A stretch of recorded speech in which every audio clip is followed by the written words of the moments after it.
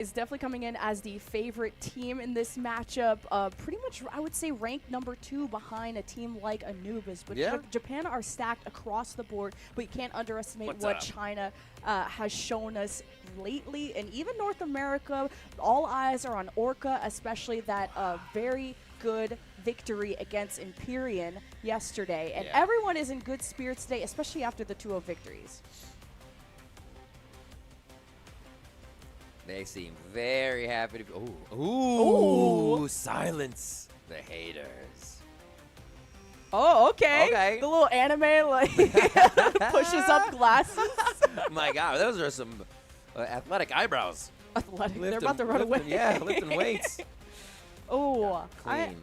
The hair game is crazy. Yo, I need help with the fringe. Do you see this? Like, just glowing. The sheen is nice. All right, we in. Hello. Yay! Content, we're just happy to be here, you know? Absolutely ready to rock. I'm also happy to be here. The jackets are so cool. Everyone's looking like pilots. This guy forgot his jacket at his room. Oh. So my bad. Oh. Hello there. My bad? All right. Hey, yo. A second striker dinner will be had. Oh, staring contest. Don't blink. Stare down. Oh. I blinked. That threw me off. Dang it. They seem like they're having a great time. Hey, what's up?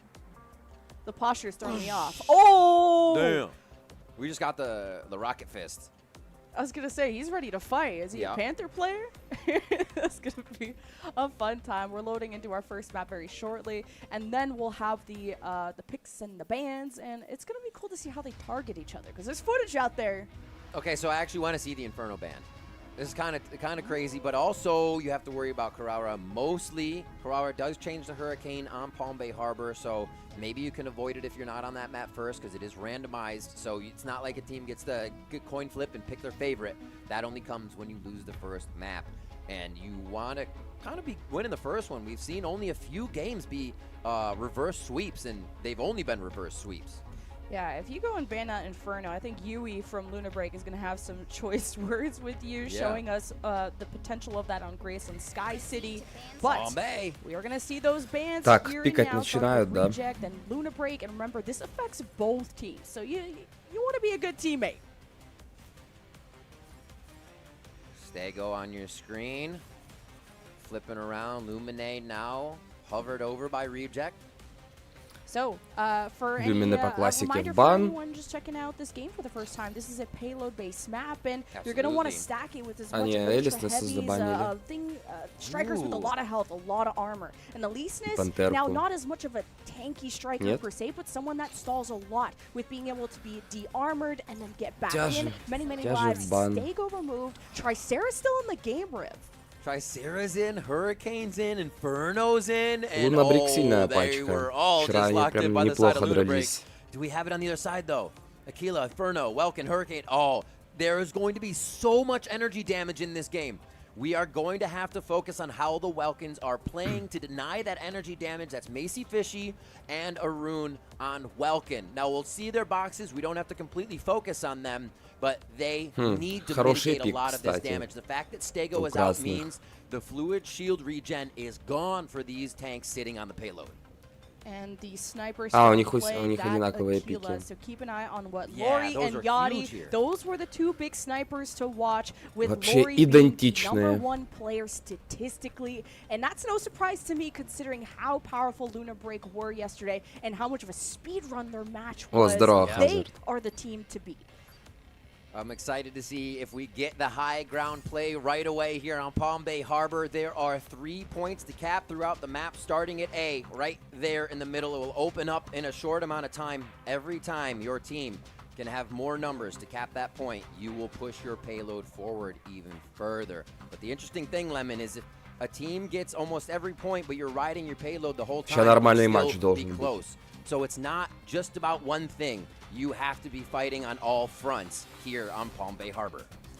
We have pretty much a mirror matchup except the Inferno versus the Hurricane, as you guys did just see. But this is a clash of the best Japanese pilots that we have. Reject versus Luna Break in our first quarterfinal of the day, beginning on our payload escort map. It's going to be so fun. Palm Bay Harbor Ну, was the most лично я exciting map орков we жду. saw yesterday. Yes. And it's about capturing your payload, pushing it. You can capture the enemy one and reverse that progress. There's consoles that spawn that can accelerate your payload's progress. And Luna Break instantly high, up on top. But now we see this kind of trench being used as defense too to block over that damage coming from on high. You see a few of those drones, those triangles there from Hurricane. They're drawing fire, kind of protecting the team on that top side. But this is big. They do not have to get down into the pit, into that fight until A point opens up. Yeah, Yui on the Inferno. And usually the flyers, the ones in the sky, your Falcons and stuff, are going to be the ones that call a lot of the shots. They get a lot of information being up in the sky, while this Inferno is going to want to do the same thing. So much vision up here is going to be calling the team of Luna Break to start collapsing on Reject. A just about halfway up. Yeah, you can see Yui moving to position. They drop the high ground, and now it's going to be toe-to-toe on A point. The welcome got very early going down. I think this means they're just going to run it on the side of Luna Break. Чисто Hurricane и Inferno прокасты дают вообще ничего не this roof and this console is being highly contested. Reject are so close to capturing it, and Luna Break after send what their Welkin. Бля, вчера такие катки на Велкине попроебывал. 2 катки подряд, 2 эйса в ряд дал и проебали. На этой карте проебали 98-100. Это вообще просто ужас какой-то был. Only 7% behind. This is interesting. We didn't see Luna Break go for A at all. I think they're knowing that they can maybe get same payload at B, and that's where the fight is really going to take place. They keep themselves up. I mean, look at Reject, 5 down.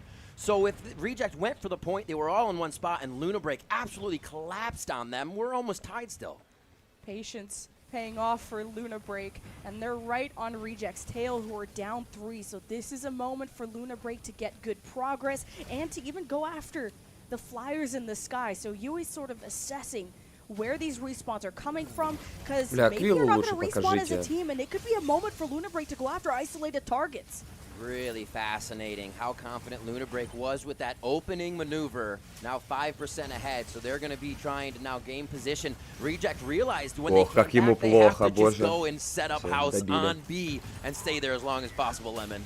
Oh, and now you're going inside of buildings where it's going to become a melee playground. Пошла карусель просто в никуда. Хоть кого-то увидеть. Now the box is down, waits for the entry, and it's just box v box. You can also use it to stop people from getting through the entryways. I like the way he's using it. It is getting taken down sometimes, but he's also bringing that cooldown. The welcome box 1-to-1 if you're the one activating it, so you get that cooldown right away. And now they just continue to go for the fight. Yui with the Inferno on the back line. Oh my God, just raining down hell, and this is the narrow passageway. You won't be able to escape Luna Break at this moment, as Yui's just unleashing. They're trying to answer back. Look at this, back and forth. Now we're watching Carrara try to do the same thing. Блин, такое место хорошее, да, для Inferno прокаста. Hurricane taking the damage instead of the strikers, and it is just not working out for Reject inside right now. But Luna Break have a 10% lead at the moment, able to ward away the storm. That is Reject. We have a console that's about to spawn again. This will accelerate the payload, and this is such an important win condition. And Luna Break have all the kills and the number advantage to lead even more. Yeah. You're seeing the fights much more, especially without the Stego here. Железно, я думаю, красные выиграют. The Tricera is not really trying to fight in one spot. It is mobile all the time. So they're getting fights when there's not members of Вчера смотрел, думал, типа, сегодня ставочки поделать. Ни одной БК не нашел. This is just chaos, and Arun is having such a hard time at the moment. Doubling though, Luna Break in such a commanding lead, and now it's time to deal with the Reject Flyers in the sky. Видишь, у них даже пик идентичный, но дерутся вообще совершенно по-другому. Красные как будто бы слаженные чуть лучше.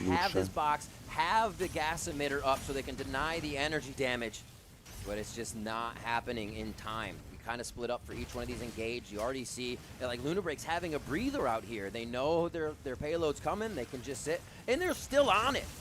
They're still on the other payload. Ебать! This is just turning into a hemorrhage. Luna Break are commanding this map, and Reject were able to keep Если бы это не Hurricane, а Inferno был, там бы урона, я не знаю. And now you have this Tricera that's isolating, and raining down is Yui, but there's some backup. There's protection from Reject, but Luna Break will still break through their defenses. Oh my gosh, there's so much raining down into the hallway right now where Reject's trying to get their payload out, up to the air, a box into the air. Can they get the Inferno? Maybe not enough juice on this one. Туда, на землю. Knocks it down with the assist of the team. Папе.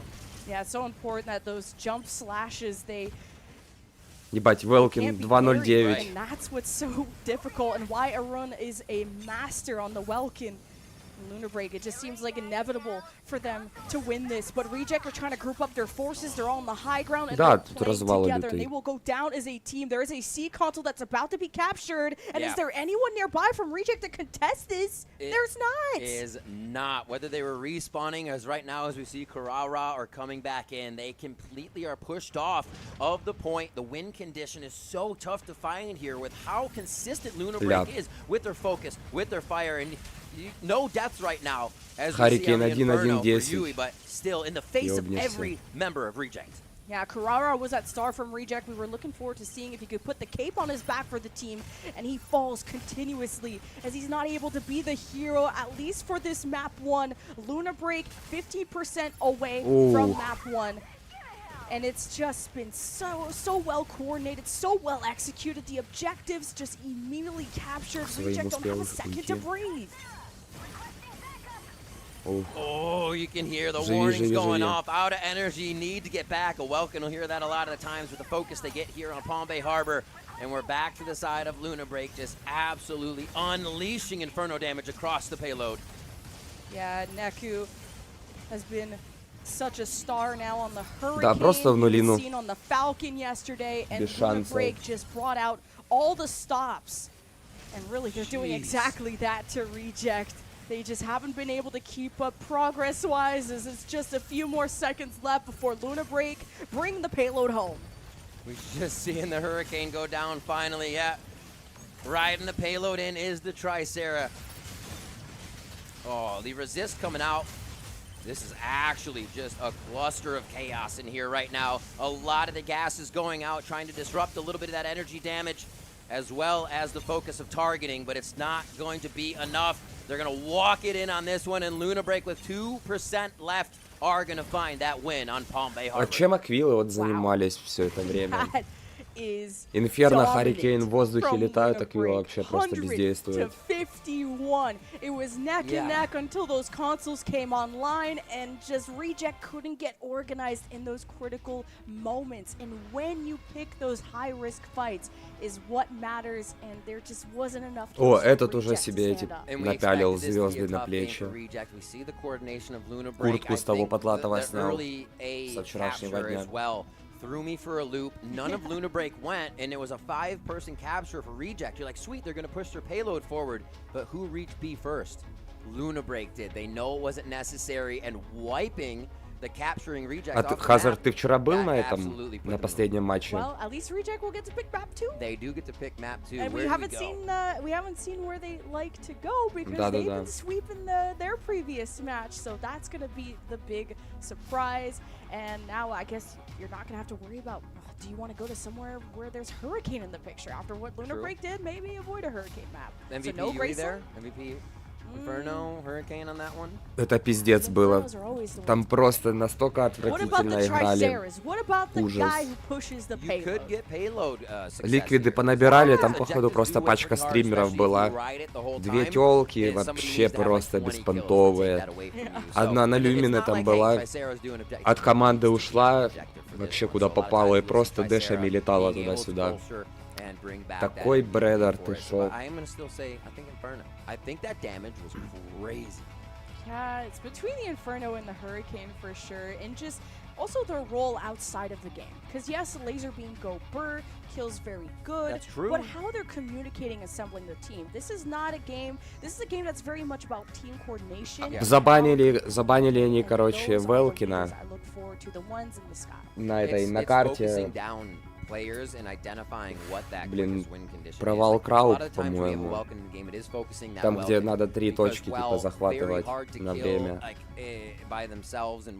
Короче, забанили они Велкина, и сами Велкина не взяли, блядь.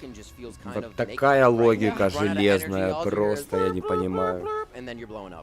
Так, народ потихоньку потягивается.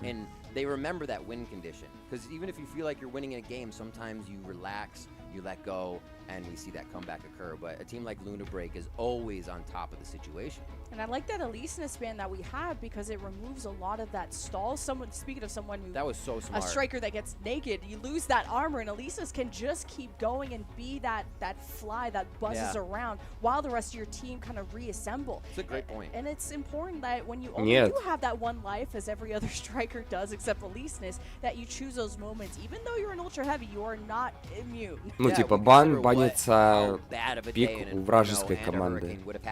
Ты-то можешь взять. Was let through, so I love that point limit. It was a really good ban to come through, so Luna Break could do what they needed to. And we were watching a lot of Inferno and Hurricanes, but then probably off in the distance is like an Aquila. That's just like the low-key the MVP. Oh, that's so true. They're just off, like, and that's exactly where Aquila wants to be. Away, out of sight, out of mind, but living rent-free up here with probably the shots they вроде как не, были же вроде катки там, где банили Фалькона и сами Фалькона брали. Turning the corner to come to see, and they were all just family photos staring down the corridor. Unleashed, like that was just nuclear power coming from them. So I expect to see big damage numbers there. Могу ошибаться, I don't конечно, think но there's вроде too much так for работает. the side of Reject to consider that they did wrong. I think they were outpositioned and just outplayed there in the idea of how to win against Luna Break on Palm Bay Harbor. So no worry, they played their game. It just wasn't to that level. Yachty versus Lori was the matchup I was looking forward to on the Aquilas, and it is very close in terms of damage. What, 159 to 153, like super close of what they're able to provide to your team. But it's not just about these numbers, it's when those kills Опа, happen. Турик, опа, да. Yui and Второй день. both doing 2 million damage. Direct damage as well, 500,000. So like you were saying, the Aquila was absolutely piercing those health bars down. 2 ляма. Нормально. 2 ляма, 1,5, 2 What we ляма. love about the YouTube channel is that you get to see the multiple POVs. So if you're a fan of Reject, if you're a fan of Luna Break, if you want to study, and that's so cool. And shout out to Mecha Break for making that happen. So you're not missing your favorite team in any of those moments. So hopefully we got to see more Lori and Yachty in those moments. And it's the Inferno. You called it. Woo! Bringing the heat. Look at that. 2 Не, ну Инферно хорош был. damage. В такую пачку позаливать кучу урона.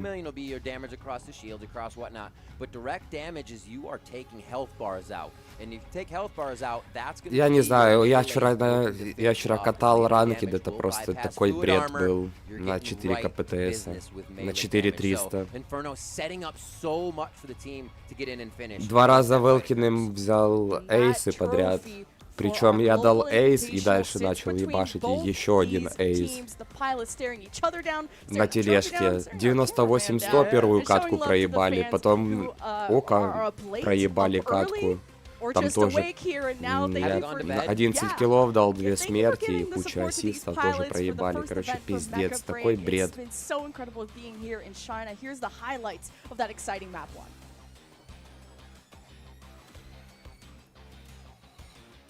Great kills. Great This is where they were just firing down the corridor, bringing the pain, and basically winning the game on that one. Я не знаю просто, типа, как в голову вбивать этим додикам, чтобы они не файтились, а занимались именно поставленной задачей, которую на карте нужно выполнить. Просто я не понимаю. Play on the playground with whoever we wanted after they were safe, because at times we saw 4 or 5 members of Reject down, and Reject will choose to go for the all-out brawl here.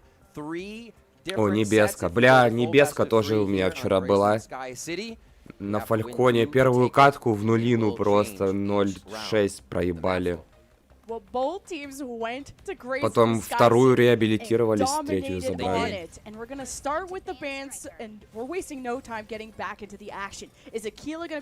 Я уже не знаю, что там на Фальконе можно было делать, чтобы выиграть. Ну, нормально, кое-как справились. 2:0-10, по-моему, на остатке. Или 2:0-9. Then you have the two sitting tanks on elevation. Сюда, Фалькончика. Что, будете, нет? It's probably not going to happen. It looks like we might get air superiority taken out. Будете so the банить. Aquilas can start doing a lot of damage here. If this Falcon is banned, that's what they're looking for. Я бы Инферно какого-нибудь лучше забанил.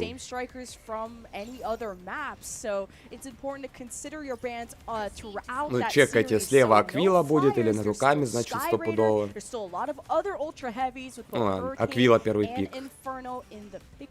Люмин, Эстега. На руками, Харрикейн,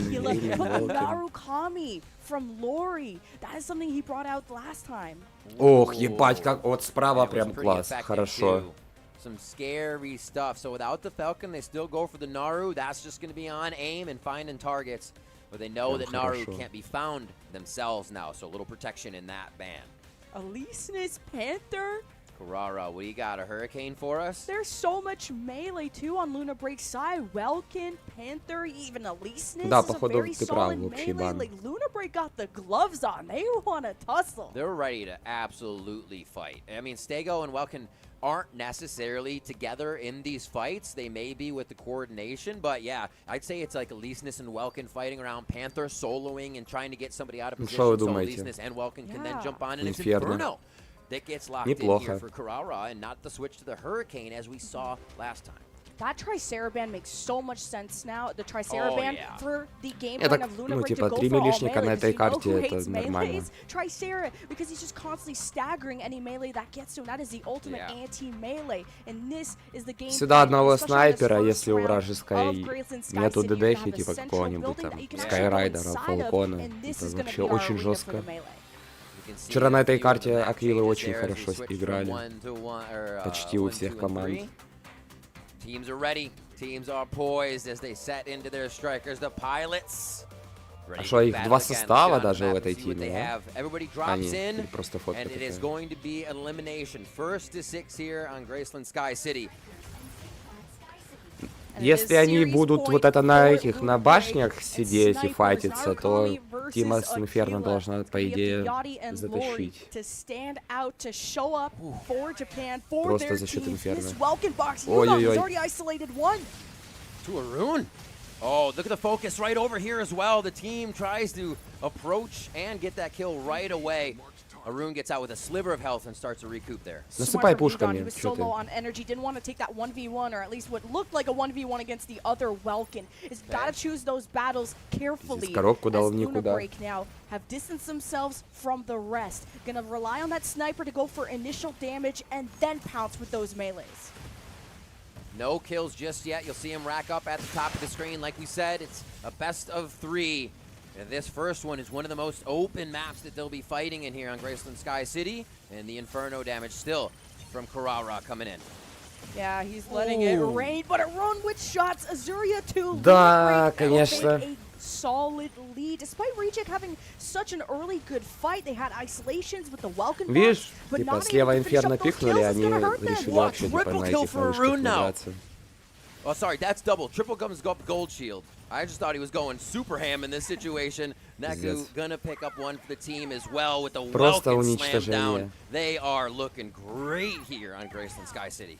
Yeah, and maybe that's the beauty of the самое главное на башню тяжу подняться и все туда же стянутся. And speaking of perfect, this is a pretty flawless round 1 from Luna Break. 1 kill away from getting that first round. It's a first to 2 to win not only the map but the series for Luna Break. Ой, на руками. And there it is. Chaos. I love that. Banning out the Tricera means the entire map is mobile.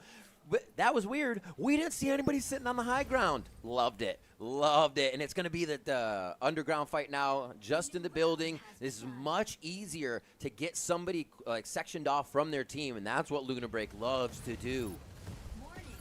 Yeah, without that Tricera, how can you really be comfortable building up a base of ultra heavies? Yeah. When Tricera is the main pillar of that. as Luna Break now taking Давай the третью. skies to assess the Ай-яй-яй, positioning, but ой. Yudon is going to get caged by Neku, who's just dancing around. He's low on energy, low on health, and is going to choose that moment and call for some reinforcements from Luna Break. Yeah, get the emitter jammer out, so welcome boxes are down. Oh, I thought he was going to go all the way down there. Didn't realize they were so close. So not a problem. Love the Welkin fight, though. Both managing their energy very well. All right, let's see what Yui can do. Now just running into his own teammates' Welkin box, but Luna Break looked nicely grouped Пантерка up. что-то тоже Yeah. Now with the такое. Panther, this does direct health damage, so ignores that armor, looking for low health targets. I think what Reject's doing a really good job of understanding when they're locked on and just quick jumping. Yachty or Yaroon's having a hard time getting this Panther on people with the initial dashes, which is not normal. So Reject is definitely trying to kind of dip, duck, dodge out of these situations. It's working for now, but 3-1, they need to get some more. Arun was able to at least finish off Yachty, and that is one of the stars of Reject. You get rid of him, it seems like the deck of cards falls for Reject. They got one kill, but it's 2 away from Luna Break to win the map in the series and to go to the semifinals, and it's Arun clashing with Ewan to deal with the stragglers of Reject. They haven't been grouped up for quite some time. 1 kill away, 1 flyer in the sky, and it's Luna Break on a mission. And we wanted to see the Narukami, Lorax going in, fighting almost melee with the sniper, and we're getting Там красная тима вчера, помнишь, Пантера хуёвый был. Орали. Потом катка была, он прям очень хорошо себя показал. And Reject chose to go to this map, but soon to crumble. They are surviving quite long. Пантера просто на Моуз 2 летает туда-сюда. Quite yet, but Reject's kill only came in the middle of that round, and this is all she wrote. Luna Break to the semifinal. The GG in the chat from the pilots. Striker high fives, and просто две карты в ряд в нулину отправили. Another opponent, and in such strong fashion. You're going to have to watch each VOD on these guys, but I don't know if it offers you much because they are adapting and figuring out what they need to do in every moment with the strikers they bring to the table. It's going to be tough to take this team down. Да, бывает просто вот не идет у тебя катка и все. Просто бывает даже как назло за тобой чисто 2-3 типа по КД ходят.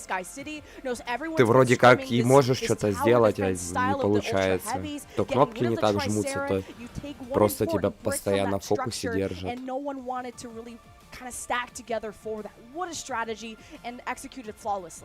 I take this as a favorable move that most teams might start to consider the Tricera ban on Graceland Sky City. Им надо было как вариант с Инферно драться в тоннеле под вышкой там. Просто держаться кучкой, а Инферно со спины насыпал прокастами. Here is Luna Break. A victory, a lineup in front of the trophy that they have a very good chance of lifting later in the week. Yes, they move on to the semifinal to face the winner of Orca versus Anubis. We could be having a Luna Break Anubis, not to jinx it yet. Don't underestimate what Orca can do, but Anubis Luna Break match in the semi is like sort of a primer for the grand final, in my opinion. It is true. It is true. Those two teams coordinated the most, I think can quickly adapt the most. Mainly because the hours they've played, but the striker pools, they don't feel uncomfortable, it looks like, on anything that's happened throughout these maps. And that is scary. That is definitely scary. But watching them, you learn so much. You understand. Да, пиздец, вообще ни одной БК нету с туриком по мехабрику. Сейчас бы бабок нормально можно было поднять. It almost plays like, I can't, this is just boom. But it's like an Elyseness because you go in, but you get out. And you cause somebody to look at you, and then like, oh, well, they're kind of invis, so I can't do anything. And that's kind of what you do at an Elyseness. You're like, I'm going to fight you, and then I'm going to leave. And I'm going to fight you, and then I'm going to leave. And it just, with the Elyseness band, Naru kind of just wreaks havoc, too. Yeah, Reject had a good effort. I mean, capturing that first console Чё за on the касатки? payload map, they had a good start. Maybe not a good start on the first round because they did get 6-0'd on Graceland Sky City on the first round, but then They had kind of that early initiation of being able to box someone up, but just not able to finish off those kills, just not getting the chase downs. Да, орки хорошо очень. Там, блин, там саппорты лютые, ну, точнее, саппорт. Там девка типа у них. Очень хорошо на люмины катают. И хилит, и плюс урон еще нормально наносит, и просто по карте летает туда-сюда люто. The moment you're pushing that person, like staggers are short, but that push keeps them in sight, allows the team to readjust for that entire lunge of your lance. So really effective if the Welkin's there to jump on that. Then that person has now been locked up for at least 2 seconds, a few more seconds in the Welkin box, and then you're stunned because there are drones in the box that stun you, as well as Welkin swinging around. So it's just like you are locked up for life. Sleep paralysis right there in the game. Yeah, and a different look at a Luna Break to show us that you don't have to just run all the ultra heavies and just have this forgivable lot of fluid armor, a lot of health. They showed us the capacity of a triple melee. And imagine Блин, это сейчас они интервью опять, наверное, брать будут. Almost gonna have to go to every map that is available in Mecha Break. That is gonna show us who is the best team in this tournament. А шарит кто вот это за Alienware?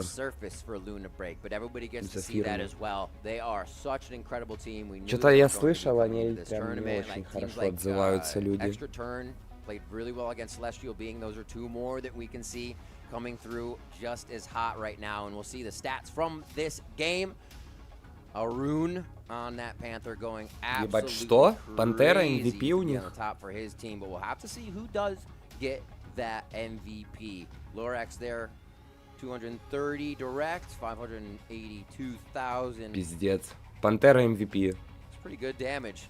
Yeah, it's hard for me to pick an MVP because it was just such a team effort. I didn't see too many 1v1s. It was a lot of almost avoiding those 1v1s and going for the guaranteed win of involving a second or third teammate. No matter how good the was, they were never dumb about things. They were never overconfident, and that's what I love about watching this team. Check this out. Look at over on the side of Такое ощущение, что вот эти реджекты просто боты. Damage actually for Kurosa there a little bit. We see Sara staying completely in the healing form except for a few bits of damage. So interesting to see the Luminays play different there and actually switching forms. But it is going to be Arun dashing people out, getting that early initial damage, but helping to get that early double kill and solidify the game. It's tough to be a Panther player because, like we said, it's direct damage, so really no one can follow up except another melee. And a lot of times we saw Arun kind of hunting for those low HP targets, the ones that would be without energy or low on energy, the ones that were trying to escape from the Welkins, the Elysinus, and everybody else. And Arun would never give up on those kills and made sure to close things out. And that's something Reject lacked in that finishing power. They did. And I think Arun, I think the Panther, you play it right. Будет cooldown 15 минут, one of the strongest, but I don't think people know how to play around their Panther as much. A lot more have to go in. The coordination has to be there for Panther. He's kind of just solo pushing people around, which can win if your team is fighting on a different front for that win condition. Otherwise, your Panther might just kind of be out there always searching for a kill, but not Arun.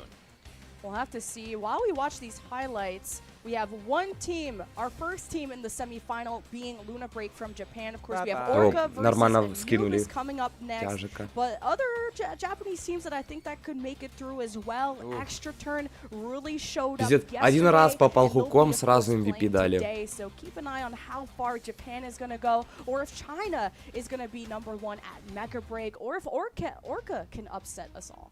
Yeah, it's incredible. We're going to get to have a quick interview as well with Luna Break to see what the players are feeling about that. And I hope they ask about the competition in general because they look like the strongest team. When you ask a player, they're like, everybody's good. But I want that definitive answer, like we can cook anyone here because it really looks like Luna Break has the lockdown on the game. What do you do against a team that can play everything? You made such a great point for the best of fives where their striker pool is going to be enormous. So it's kind of almost you want to fight them instead of fight the objectives on every single map. Yeah, I mean, you tried to ban Aleseness against Luna Break, then when you let it flow, it came out on map number 2, and there are so many threats, whether it's Yui on the Aleseness, who wrote that is their bread and butter striker, you have Lori on all the snipers, so I like that Блин, there's я вот enough вообще, я Aleseness variety не in Mecha понимаю. Break, where, Чара let's say, этого. Falcon gets banned, you have Sky Raider, if Narukami gets banned, Вроде у тебя и you have фишки Aquila, типа свои there's есть some прикольные, там вот backup эти с plans, and контрхитом, everyone came so well щитом, prepared for this tournament. It was типа so жизнью, interesting that they banned the Stego перерождение. this time in the previous Что-то я round сколько when they там did не win their пробовал, Sky City прям match. They мучение allowed для the меня Stego какое-то. through, but just Кого не inferno the ударить, Stego постоянно on в top of the high контрхит иду. structure. So like you can Просто set up the постоянно, death bomb каждый tanks. удар. We are just going to melt it with Inferno. So interesting to see they said we don't even want to deal with Tricera in the tank composition, the 3 Единственное, что, ну, типа, он такой мерзкий, что его даже бить неохота. Типа, весь проказ даешь, всю энергию тратишь, он просто перерождается и все. Don't worry, they drop to the lower bracket and they don't have to play again today. So you have the rest of the day to look over that match and look forward to what's going to happen. I look forward to this interview though. Let's check in. 现场与屏幕前的驾驶员们，大家好，欢迎来到赛后采访环节。我是今天的主持人之夏，站在我身边的是上场比赛的胜者。Справа как будто, знаешь, с Северной Кореи. 跟大家打个招呼。Перебежчица. Это эта малая вчера, которая в джинсах, наверное, была и куртке. Hello everyone, I'm Aruno from Luna Break. 那其实，在今天的比赛赢得还是非常漂亮的。 You win 第一个 this 问题想 match 问一下， quite 就是 easily. 其实你的对手 And my 在 first 昨天 question 表现得也非 is 常的出色。 that your Ну да, opponent Энергиен. performed very Кстати, well вот yesterday. как раз когда он в этой форме, у меня Do any лучше specific всего preparation before за this него и match? получалось играть. Просто стрелял, насыпал. ですので、今日の敵がした後、どのような対策挑戦がありますか？ Включите им микрофоны. という方がとても強いアクリル扱いなので、そこをチーム全体としてどうやって抑えるかというのを主に対策として練って戦ってきました。对，就是对方队伍当 Yes. 中有一个成员他非常的厉害。 Your team from the opponent team is very good. 我们也做出了相应的一些 So 调整。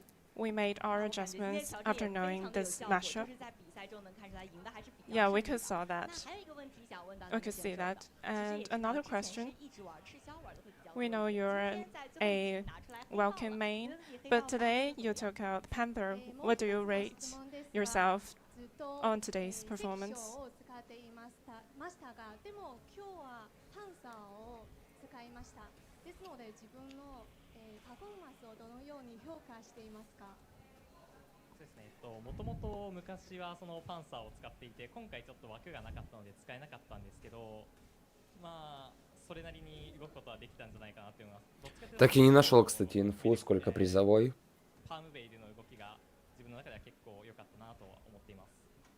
是的，我在 Я надеюсь, хотя бы там Yes, полтосик I за was первое welcome место main. дадут команде. And I, По today десятке. I 有一 used the 些 Panther. 吃的一些操作呢，我今天没有办法使用，但是呢， And 我觉 I 得今天 won't be 使用 able 黑 to 豹 do 还是 something when I 操作 could 非常的 use 顺利 Welcome.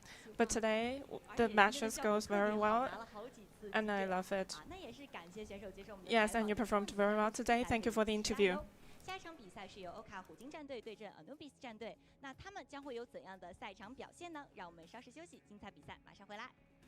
一戦目乗り越えられたことに今はホッとしてますあります。感觉挺好的，然后挺开心的，能一起，我觉得区别还挺大的。然后线下可以更加就是直接的去交流、复盘，然后去聊一下这个比赛的战术。怎么说？ Ля, на второй день все-таки додумались сделать, пока вот этот кандаун 今天调整 идет. 一下，明天的话 Хотя бы ролики 还是 какие-то 要打越来 подставлять, а не один и тот же по 还挺 КД 好的 крутить. 然后靠海住着比较舒服，伴手礼拆了之后还挺满意的。そうですね。まずは会場が本当に豪華で、もう入った瞬間、うおーなんだこれみたいな。 Чувак, тебе аниме まあ надо そこが第一印象で озвучивать. すね。あとはまあ実際ですね、まあ対戦相手とか見てちょっとやっぱやる気出てきましたね本当に。はい。もうぜひとももう潰したいと思いますね。はい。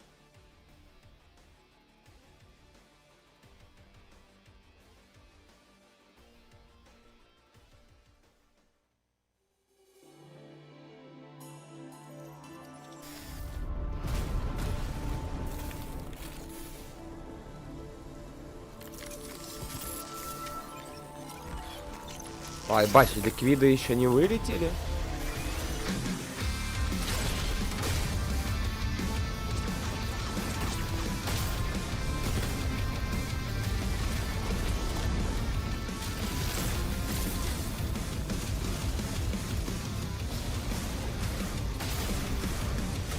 О, сейчас касатки будут.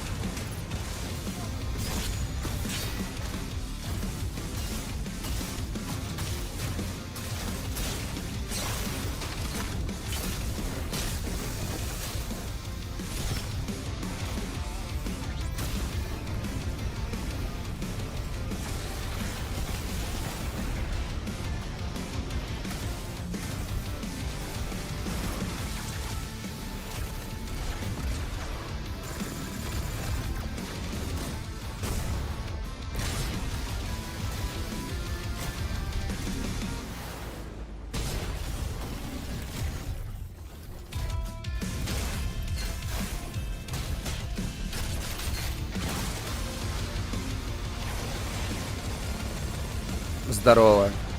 Да, второй день турнира.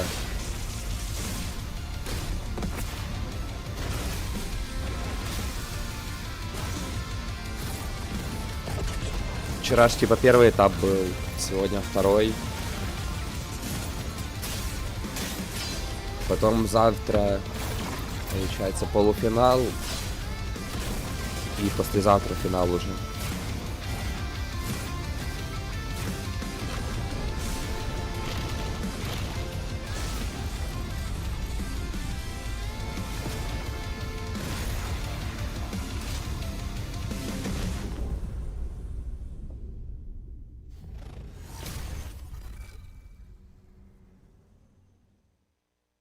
Mecha Break Pre-Launch Global Invitational 2025 is here. From March 13th to 16th, 16 teams from China, North America, Japan will battle it out in Zhuhai, China, taking mech battles to the next level. А вот Ева еще сильная, вспомнил. 6v6 Operation Verge mode with a double elimination format. Ева тоже хороши. Round 1 kicks off on March 13th, with matchups decided by random draw. Teams that lose in the upper bracket drop to the lower bracket for a second chance. Так. Ага, вот вчера был первый раунд. Это сегодняшний день, получается.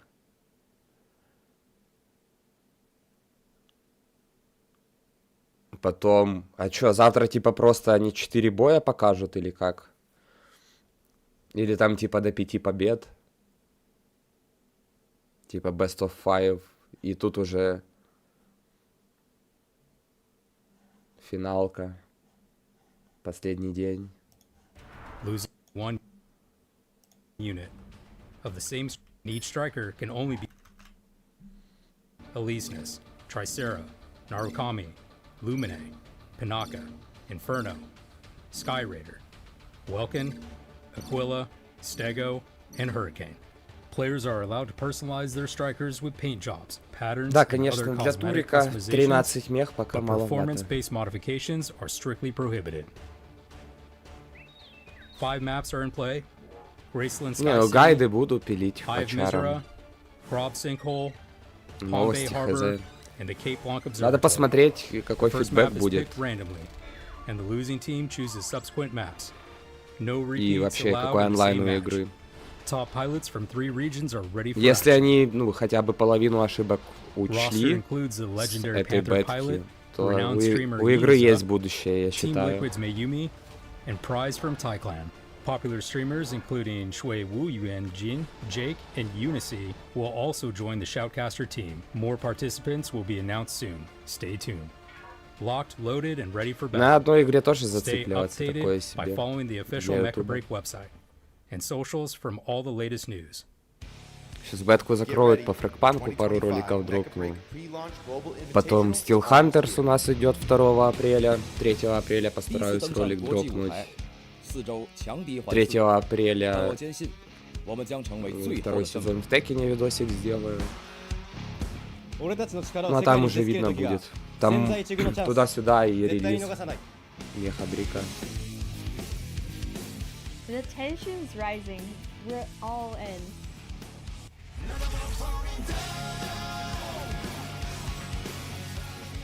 matter who's in front of us, we're bringing the heat.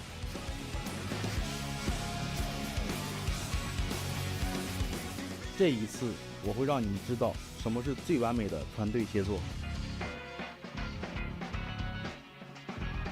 Красные прям типа такие, знаешь, мужики из компьютерного клуба вышли. С детворой полупиться. Да ты что, такой парень. どんな困難も最後まで戦う。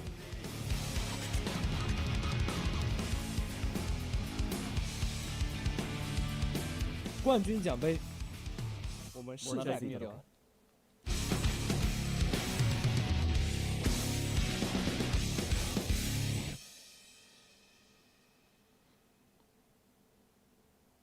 はい、おはがるどうも、小丸セブンでございます。I'm DJ Knight with Team Liquid. My name is Dante. I'm from Chicago, Illinois. I'm Encilia. Hi, I'm Charlotte. Блять, мужик-то все-таки, ебаный в рот с крашенными волосами. Пиздец. ルナブレイクのラウリアです。自分の名前は夏宮って名前で、ゲームプレイさせていただいておりますと。永田です。チーム NGT で頭やらせてもらってます。我是天人战队的安暖，来自 MDY 的飞居，我是老李，我是来自斗鱼的39，是来自 Chef 战队的好奇瓜，我是来自极限战队的七野。My favorite striker is Вот это Snoop Dogg. Hurricane from North America on Team Empyrean. Play Luminate. 第はまあステーゴ。ナルカミですね。 Кстати, хорошая мысль. Сейчас даже заскриню, чтобы не забыть. 我主玩的机兵是卢米纳尔。赤霄这种。I look forward to play against Team Anubis from Japan the most. Apparently, they are the strongest team in Japan, and apparently they beat the strongest team in China. So we're here to beat them. 日本のアヌビスっていうチームがあるんですけど、あそこが本当に強敵だと思ってるんで。 なんとかしてあそこと戦って勝ちたいですね。アヌビスと一番最後にやっぱり当たりたいなって思います。もちろんその中国の選手、チームとかとも戦ったことがあって、すごい強かったので、そこももちろん楽しみなんですけど。和仓鼠特工吧，因为我个人挺喜欢银子的，所以想暴打他一顿。其实我挺期待跟影子他们 交手的，因为我平时也挺喜欢看他直播的。然后很巧的是，我昨天抽签好像正好抽到。Бля, вот пиздец за БК обидно. Сейчас бы могли столько бабок народ поднять, просто жесть. Ultra heavy I can to make sure that my team does as well as they can in this tournament. I am here to revive North Бля, какой он もちろん優勝です。 инклюзивный какой он, да? 優勝したいなと思ってまして、それとは別に日本チームで1、2、3全部取りに行くぞ。 继续蝉联冠军，目标夺冠吧。虽然我段位不是很高，但队里有大腿，应该是没什么问题。目标是先保一场胜利。I don't want to trash talk just yet, but I will say that we're going to see you on the court. We're going to be the best team. Вот эта девка на Люмине очень сильная.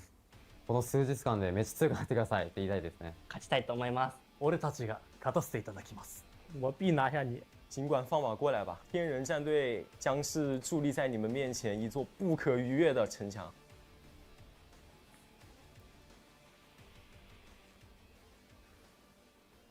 И сейчас ролик, да, под конец. А не. А не.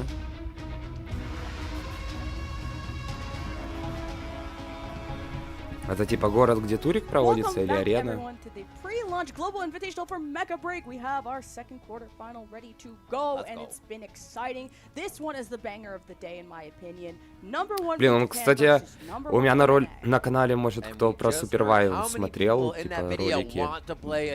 Так жалко, что игра померла. Просто жесть. Охуенный батл рояль был, типа, с видом сверху, как в дотке. That is a tough opponent to go up against. Even heard Но слабовато его запушили. Number one of Japan, Anubis beat the number one from China. Japan is the region to beat, and we're gonna see if Orca can shake up those feathers. I was talking to Orca. I was like, "How GG is this?" They're like, "No, we think we can take a map." Здорово, Нека. That's some confidence. It is, it is. There are some easy things to focus on Orca, though. NDBO2, one of the best Inferno players worldwide. So we might see Inferno getting taken out. Народ, скиньтесь по лайку на стрим. Пускай хоть чуть-чуть пропушится трансляция. yeah, it looks like everybody's moving very fast, but it is punishing if you miss your abilities, and even more so on some strikers. We'll talk about that as we get in the game. Yeah, and we just had здорово, take Маким. a 2-0 victory, so our semifinals Да, has сейчас one касаточки team будут. from Japan. Will it be Так это ж to бетка, North America камон. get to the top 4? That's the big question on my mind. Понятное How дело, far о игре can мало Orca кто еще take будет us? знать. Because they seem to be North America's biggest hope.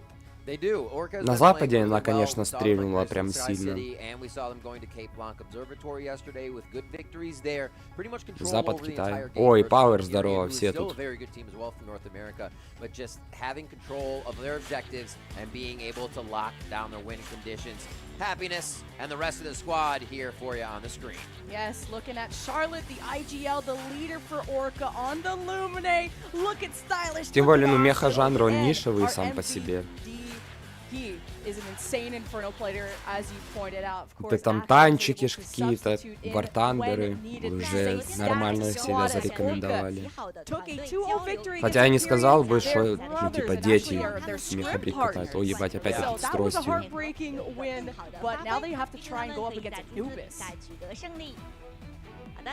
Ready to play. We'll be looking across at their opponent shortly. Now, as Anubis prepares to take the stage, so fierce with everything that they play. How can you break it down? Can Orca do it? Have they done their homework? Yeah, I'm looking at Kishinma, the Inferno Hurricane, bringing out those special picks. You got Syrian on the Aquila. Всё для вас. Played it on both maps yesterday in Minima, the Illumine, the Commander in the skies that can direct and also keep everyone together. Ну, сейчас надеюсь на нормальные Loading out файты of the хотя бы pilot посмотреть. locker rooms to their strikers. You can see, I love the light going around too. Call to action. Главное, чтобы не тележка. Gotta make it to the battle. Особо интересного нету I ничего. love his thumbs up. В той карте. Get in your striker. It's time to roll out, boys. And look how confident Orca looked too. I'm seeing Axel subbed in as well. And Orca, I just like that they showed up on day one. Yeah. We were thinking Empyrean was looking stronger than Orca. They were supposed to be the Видите, number тоже, one типа, team, but after sort of a wobbly говорят, day что one, Орка вчера Orca's прям been сильные taking the были. helm as North America's strongest team. Yeah, especially when seeing Empyrean, I think there was the last few things that kind А of чё с Ютубом? gathering around the objectives quick enough, or having that last moment where enough people were alive that they weren't getting kind of scattered thin throughout the map. And it becomes tough if you're just losing fights by a little bit. It's 15 seconds is a world of difference to be off the map. And I know Orca, a team that study a lot. They've assessed the entire community. They are watching tape like crazy. Yeah. They got a whole coaching staff that is directing them of what are the possible weaknesses in a team like Anubis, because you can exploit that in the ban system. Absolutely. I mean, you look at how they played Cape Blanc yesterday from the side of Anubis. I'm sorry, from the side of Orca. They were doing really great at having John Welkin with good focus on and off the points, which is what you need on Cape Blanc. You can't just have your Welkin going for extraction. Ну да. You need that Это, assistance ну, as я well. So думаю, your ability что to в decide Нараку what Blade Point target they катал needed to go кто-нибудь. to Вот Orca was история huge, and I примерно think та же that will будет. apply greatly to Anubis because they are going to try to make you pull your hair out by Типа attacking. будет онлайн неплохой, но And there's типа some в teams that СНГ were не особо много invited народу. because like content creation are pros from other games and like teams that were invited to try out as upcoming talent, but teams like Anubis В are Нараке really ночью, dominating допустим, там у них for as long as the game has been 30-20к out and available to в them. СНГшный So, прайм. will Anubis be the winners of this А там с tournament? 5 Now, I утра think this уже will be и a way часов more до even 3 до matchup 4 for them. дня у них We'll там за really 200 get to assess, переваливает. Is Anubis a beatable team or not? I mean, if you can kill Kishinma, maybe. Deathless over 2 maps last game that he played, so if you can get this Hurricane out of there, it's Ну not да, really у doing вас as much беда, damage, but конечно, things like всё в that этом are плане. crazy. You have players that go in Пиздец, deathless between maps, исполняют seeing everything, долбоёбы, блочат communicating everything, ютубы. and that uptime, like we just said, is the utmost importance to go in. So knowing to back out of the fights, I think, is good. But again, Welkin in the squad. Да, я on the side of думаю, Orca даже was больше really good at deciding не when to go интеграции for a там solo на target, ютубах, when ну to я get имею в that виду, off, когда but ты ролик very смотришь и important просто aspect реклама to have само as собой well. включается, а именно Стримеров закажите, обзорщиков, и все у вас будет в порядке.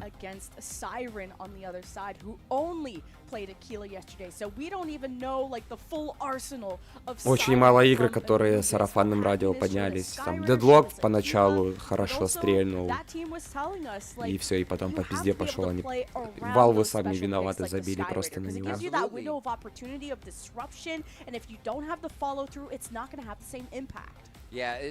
Супер дура, какой-то сирен, ресет 3-2-2.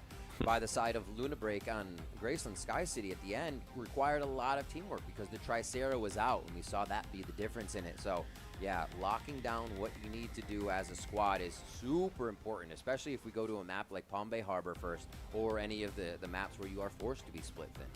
Yeah, and Charlotte's going to be the main IGL, the one who communicates a lot of these plays as the Lumine player, getting to sit back and assess. And she is such a passionate player, one that brings the confidence and one that keeps the team's vibes up in these super tense moments. Because I could not imagine a more tense moment than to go up against the #1 team of the tournament. Yeah, both teams really focus that Lumine as priority for Anubis as well. I don't Ебать, ля какой. One to push the supports on a Panaka, but I feel like there's just more they want to take away from these teams. Maybe Kashinma's Hurricane is something they want to take out because we're seeing upwards of millions of damage there coming onto the scoreboard. So it cannot be in with without Sky priority, without that elevation.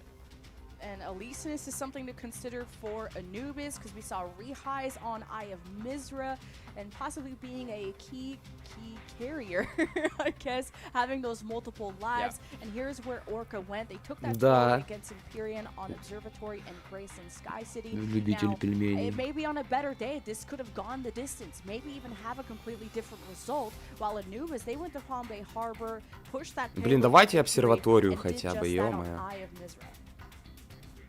Seeing Anubis's stats a little bit before we go to the picks overall. I'm gonna see that again. That's so good for Palm Bay прям вообще самая неинтересная карта. What they are piloting, I should say. В плане, ну типа, в плане наблюдения. Onto each map. And again, the bans will be coming through shortly after we go down the rosters one more time.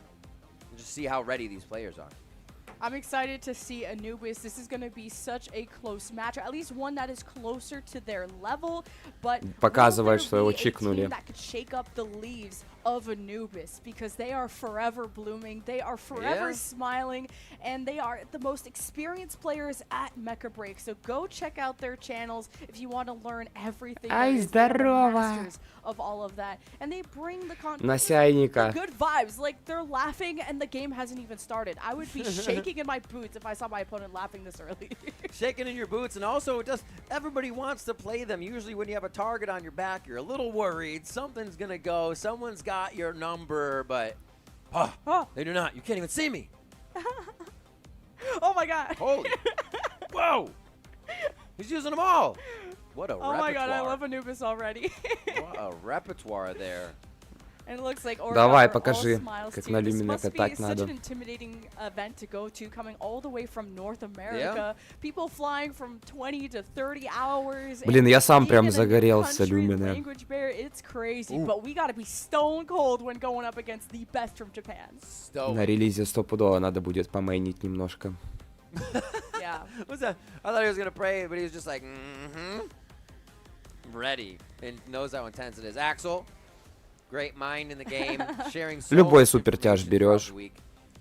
And Axel, such a great content creator in terms of analyzing all the different communities, but especially a tournament organizer when it comes to North America. Shout out to the work that Axel's been able to do to get the scene growing. Я на прошлой бете прям с руками сразу начал. So this has been a squad I'm looking forward to watching more of. I like that. Inferno. I'm gonna call him Inferno. А вообще, ну, типа, супертяжик какой-нибудь, Инферно как вариант. Если, ну, типа, лавеха есть, там, на релизе вкинешь пару рублей.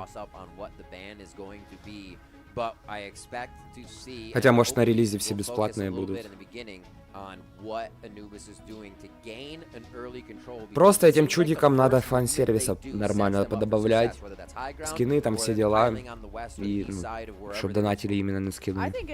Тогда все у них будет. Орка, Анубис. It would be MDB's Inferno. Okay. That is the #1 Inferno player in North America. I think if I can strike Я, at кстати, a не помню strength Анубис of вчера, Orca, чтобы I would go были. for it. But it all depends. If Anubis are confident in the Inferno mirror, then let it float. Eye of О, Mizra. Камисры, пойдет. 3 points to capture the keys, bring them to Правильно, the правильно, shuttle, правильно. extract them Пиздец, successfully, молодцы. take about 3 Просто of those не plus думая. kills, adding to your score throughout. And there's a Welkin gone. And Anubis played Eye of Mizra yesterday against NGT, sporting the Tricera, Aquila, Stego, Если Люмина Inferno, забанят, Elysis, плохо and будет. Lumine composition. But with the Welkin out of the Пинаку. picture, this shouldn't affect them, but it's the ban out of Anubis. Are they going to want to change the strategy from what they did against NGT? That's what I'm worried about. Pinaka becomes a bit of a throwaway because Lumine is there for both of them, but this might ensure the Lumine. And Пинаку Pinaka забанили. will not be able to deny with walls, but also just taken out. So Lumine is guaranteed to be in this one now.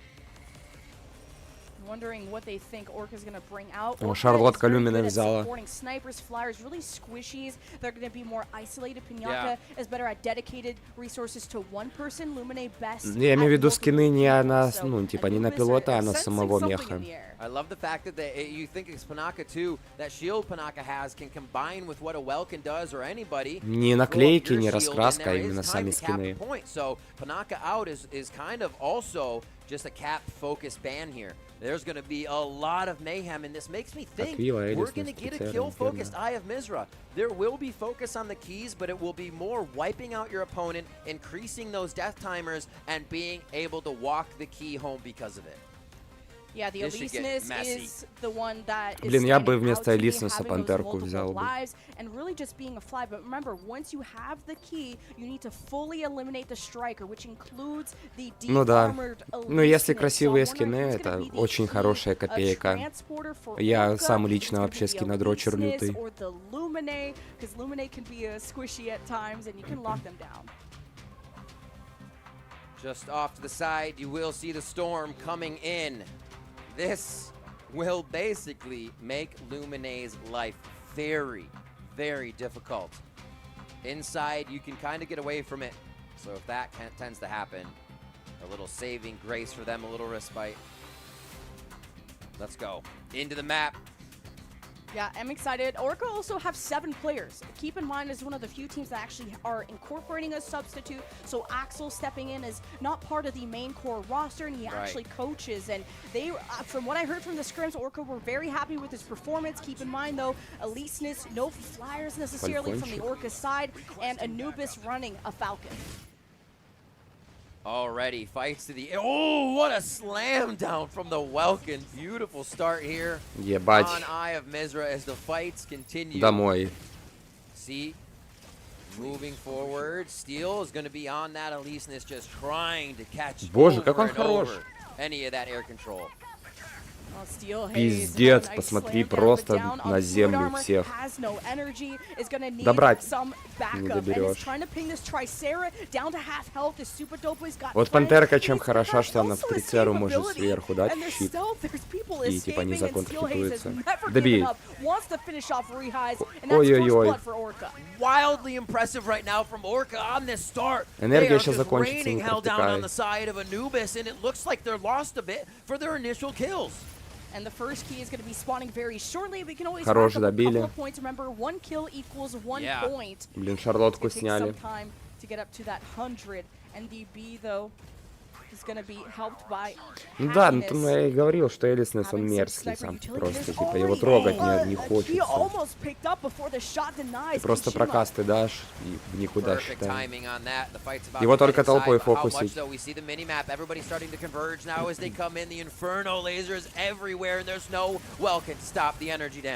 But Anubis operating a Falcon, they have one of the fastest strikers in the game, and to deny that key capture is huge from Orca. And there's so much disruption. Who's going to get the first kills? Orca already down at half health. Anubis missing fluid armor. The range damage from Orca is very solid, but the Lumine heals from Charlotte on Orca is what's keeping them Фалькончика healthy and никто не steady. зафокусил.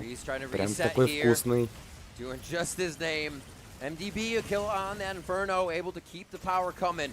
And it looks like they are getting this A spot, but Kishinma's doing his damnedest to stop it from happening. They're ignoring Kishinma a lot and killing everything around it. Kishinma's waiting for the window to grab the key and fly away. And A has spawned and C's going to be coming up soon. And Orca was able to get some early kills, but you need to fully wipe Anubis if you want to hope to not be interrupted while picking up the key. It's not impossible, but it is rare to see the second key spot before the first one is capped here, so you can see just how neck and neck these two teams are, but they're going to have to separate their forces soon if they choose to go for C. A double kill from Anubis. Orca had such a strong start in this fight that seemed to never end, but Anubis have taken over, and it's become an avalanche as Orca will be forced to retreat and maybe guard the doorways to try and stop the key carrier, or they can also use the strategy of dumping damage into the objective to deny that. That will interrupt the key to be grabbed. MDOB doing what he can, 3v1 Inferno inside A alone, requesting help from the team, and he's still alive somehow, denying this key. A does get captured up. We can see it in Minima running now, and it's just going to be shifting for the Lumine, and an absolute capture here to start catapulting for Anubis. Wow, so fast with the mobility too that Lumine is able to provide to itself and everyone around. The rest of Anubis will assist the key to be fully uploaded. 5 points per tick, 15 total for the upload. Добери его на Anubis with the lead, but Orca follows up with the kills, and that could be a window where the C key is already up. Orca could try to tie. Oh my gosh, the Aquila just absolutely focusing down Charlotte, and that you could see trying to put the heal gas out around the point so the team could survive. The Storm's going to be rolling in, and there goes the targeting. A bit of chip damage always on the fluid armor, and it is chaos. Lemon. Such an unfortunate time for this pulse storm to hit because there's no lock-ons. You can't tell who's a friendly or who's an enemy, and it's going to drain your health slowly but surely. Надо держать. Варианта нету. Пока Люмина придет, Элисниса надо захилить. Hits, damage. Who are they trying to focus? They see, look at the Inferno is just sitting in the sky now. This almost just helps them so much. Another grab from Minima, the Lumine. I'm calling MVP right now, 2 caps. Пиздец, просто бесконечные дэши у Чара. Да что вообще у орков тут не пошло?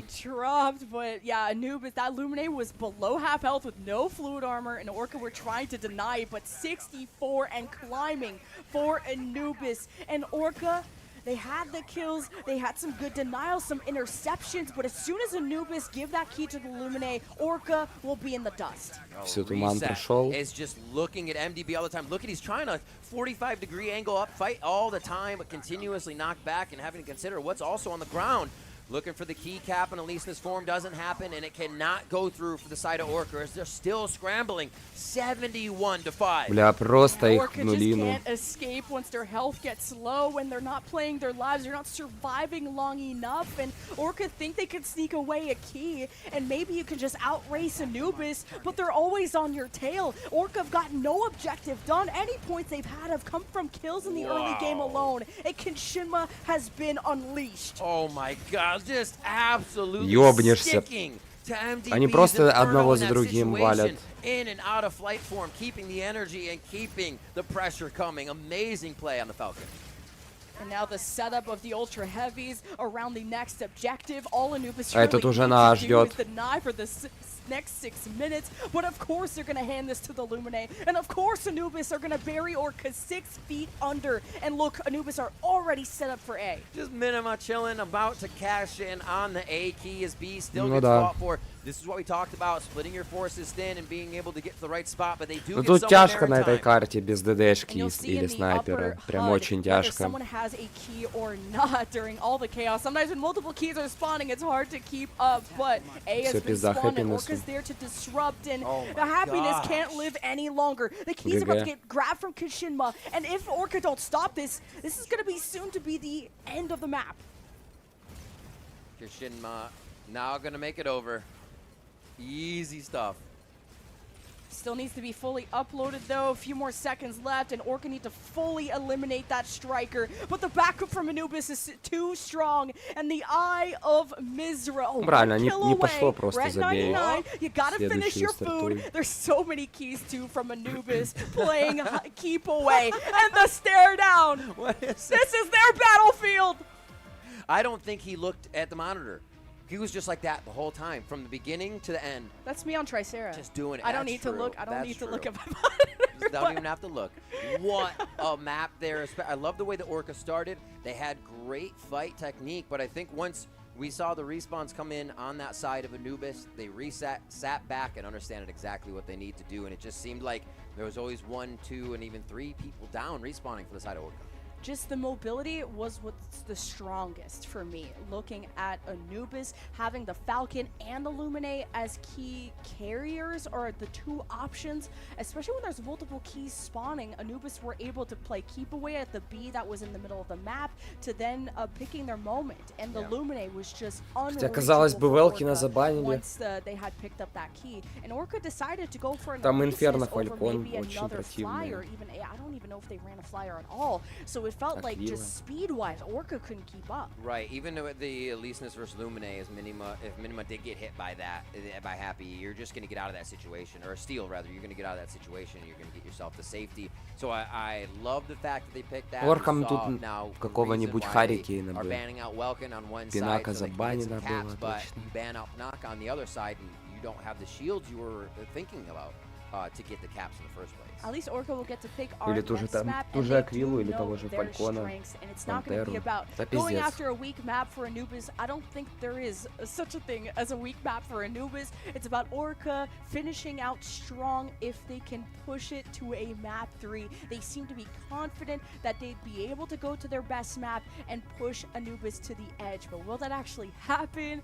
We will see, because that was still a very one-sided Eye of Mizra. I know Luna Break is watching this match like, okay, this is what they do? All right, because it might be Luna Break versus Anubis after this one, but Orca, like we said, still have a chance, and they still have the prowess to be able to bring us to a map 3. I fully believe it if they can get under the skin here of the Japanese team on the second map. And to mention the rules, because I guess Orca are one of the few teams that actually have a substitute that are playing with the substitute. You can change players in and out between games, which could be a consideration if you have like a specialist on your roster or someone who's like an Aquila one trig. I don't know, but I'll be right back. We gotta get in there. Let's get in there. This Welkin guy will come bring you guys some victories. And then they ban me. I'm like, okay, I'm back to cash. Okay, Never get mind, back here. I got banned. Боже, как вы уже Almost every time. заебали, честно. Yeah, I need to put something else in my striker pool considering that. So yeah, looking at what the second map can be, we had Palm Bay Harbor for Anubis at one point yesterday. Cape Blanc Observatory and Graceland City played between these two teams. So looking at really what happens here, I would say Graceland might be the best bet, seeing the initial fight from Orca that we got there on Eye of Mizra. Yeah, because a bleed turns into a hemorrhage on a map like that. If you can start with the first blood and push your 6v5 advantage, things can really tumble over. And I felt like Orca had strong advantages early, but weren't able to keep up the survivability and sort of the long fights when things really broke down in the chaos. So if Orca goes to Graceland Sky City, they have to have a strong start. Minima with almost a million hair, 15 while also ассистов, being on хорош. objective control. That is wild. So really doing the work before Minima needed to leave and get some objectives, putting those heal drones on and saying, all right, I'm going to go off and do my own thing. You guys keep fighting. Really interesting stuff to see their happiness on the other side, able to pull up the top play for Orca. But we'll have to see your MVP. I am going to go with Minima.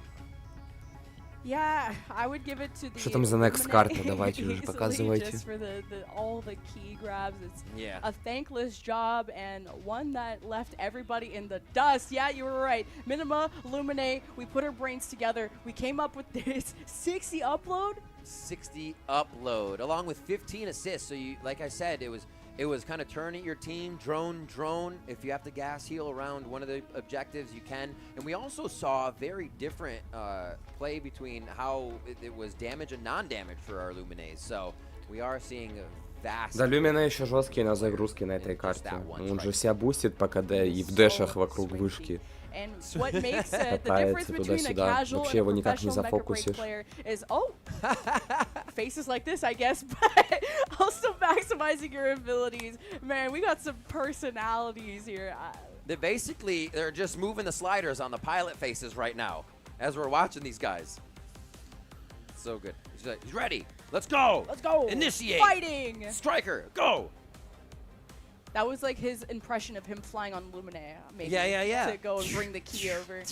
Flying forward, I like it. Steel Haze with a great start here. Reset. I think we saw MDB staring up at Reset almost the entire game. If it wasn't Lumine and Shinamon in the caps, it might have been this guy with the MVP because he kept an eye on the battlefield the whole time, and Reset was able to do just that to Orca quite a few times.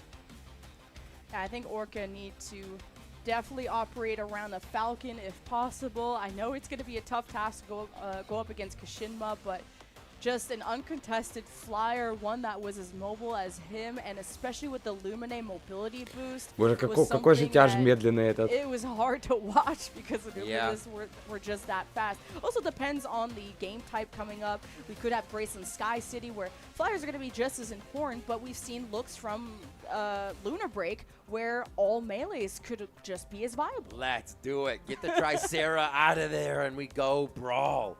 Please and thank you.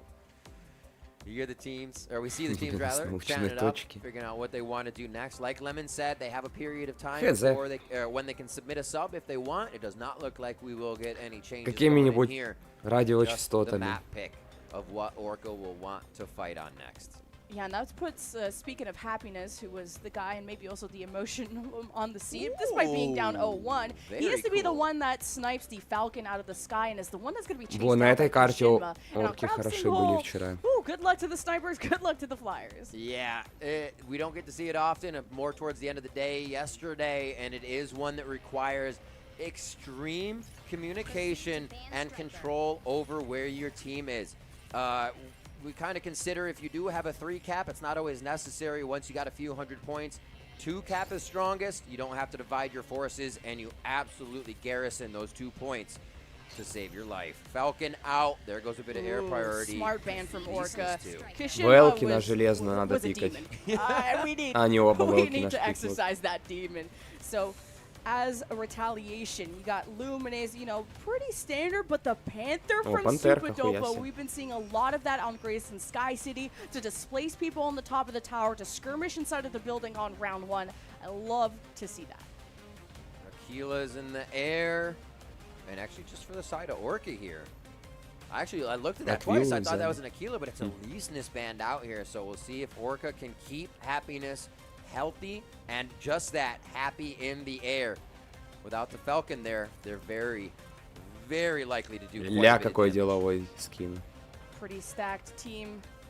Will Anubis take the Swift 2-0 to be our second Japanese team to go into the semi-finals? Orca are trying to deny that. They were confident they could force it. This is their map pick. They came in with their game plan, and to deny the Falcon is a good starting point. But Anubis took care of the Aleseness, which was utilized by Orca last round, so it's going to force Orca to adapt. On to Karab Sinkhole. A, B, and C captured straight up and down the gut of the map. You have a chance to go around the outside and create flank positions, and can also, as you see, fall down into the depths for a fight almost underwater if you're running out of energy and stuck in that area for a bit. A lot of different positions to mobilize and set up on this map as we get into Orca versus Anubis in game 2. Yeah, Orca, North America's strongest hope until we get to see Empyrean and how they've turned around their day. I'm looking forward to seeing if North America can stand up to Japan, or if it's going to be up to China to take down a team like Anubis. Let's kick things off. Series point for Anubis. Look how fast that Welkin is. Take note. All right, we're going to set up on A. It's halfway up. This is the first point, and B and C will not open for a while, so this is going to get all the love to start. Box is high, Inferno's even higher here to start doing the damage, and you can see instant decel to the ground as the damage is just too much. it's important to note that Orca are operating. Кто первый сейчас скиллы сделает, тот и заберет. It's going to be up to that Panther, the melee, the up close and personal. A big strong hug from Anubis if they can gap close. Ебать, да вы шо, просто забей. In the middle as Orcas start to surround. The kills are pretty even on both sides. 2 points now ticking up for that 1 point. 6 for 2, 10 for all 3 as it is a brawl. Welkin in a bad spot now. He's trying to get his. У них на обсерве комп даже фризит, это пиздец. And here comes the armor. Oh, to take that second to wait for the heals, it's still better than the 20-25 second kill respawn timer. Ooh. But man, Kishinma now goes uncontested in the sky. He's good at dodging some of the shots that go his way. Rehigh's ну что ты крутишь, ну что ты крутишь? Ты не можешь коробочку поставить на и крути дальше, и параллельно отжимай. I need to see Aquila shooting the Kishinma out of the air on that Inferno Один на real С иди. soon. Welkin Howitzer just absolutely firing cannons off, doing upwards of 10,000 with just that right click. And we got a box battle going on here as it's broken out quickly. Kills coming in, though, for Anubis. And we have B and C that just spawned. And Orca are setting up over at C, but maybe are prioritizing that middle fight first. Anubis have already started to disperse to the perimeters, and no one's really captured yet until Anubis have claimed C. And this is already a 100-3 lead. Orca have not captured anything yet. Great movement by Charlotte to deny the Welkin getting in. They may be able to take him out too. Rehigh's Боже, in a что bad происходит? spot, but this is a lot of focus over here on B from Orca, so you can see Anubis with the 2-cap. Very happy with this situation. If Orca are not careful, it's going to be a triple cap, and we saw a lot of this yesterday from the most dominant teams. That is how you suffocate and drown a team.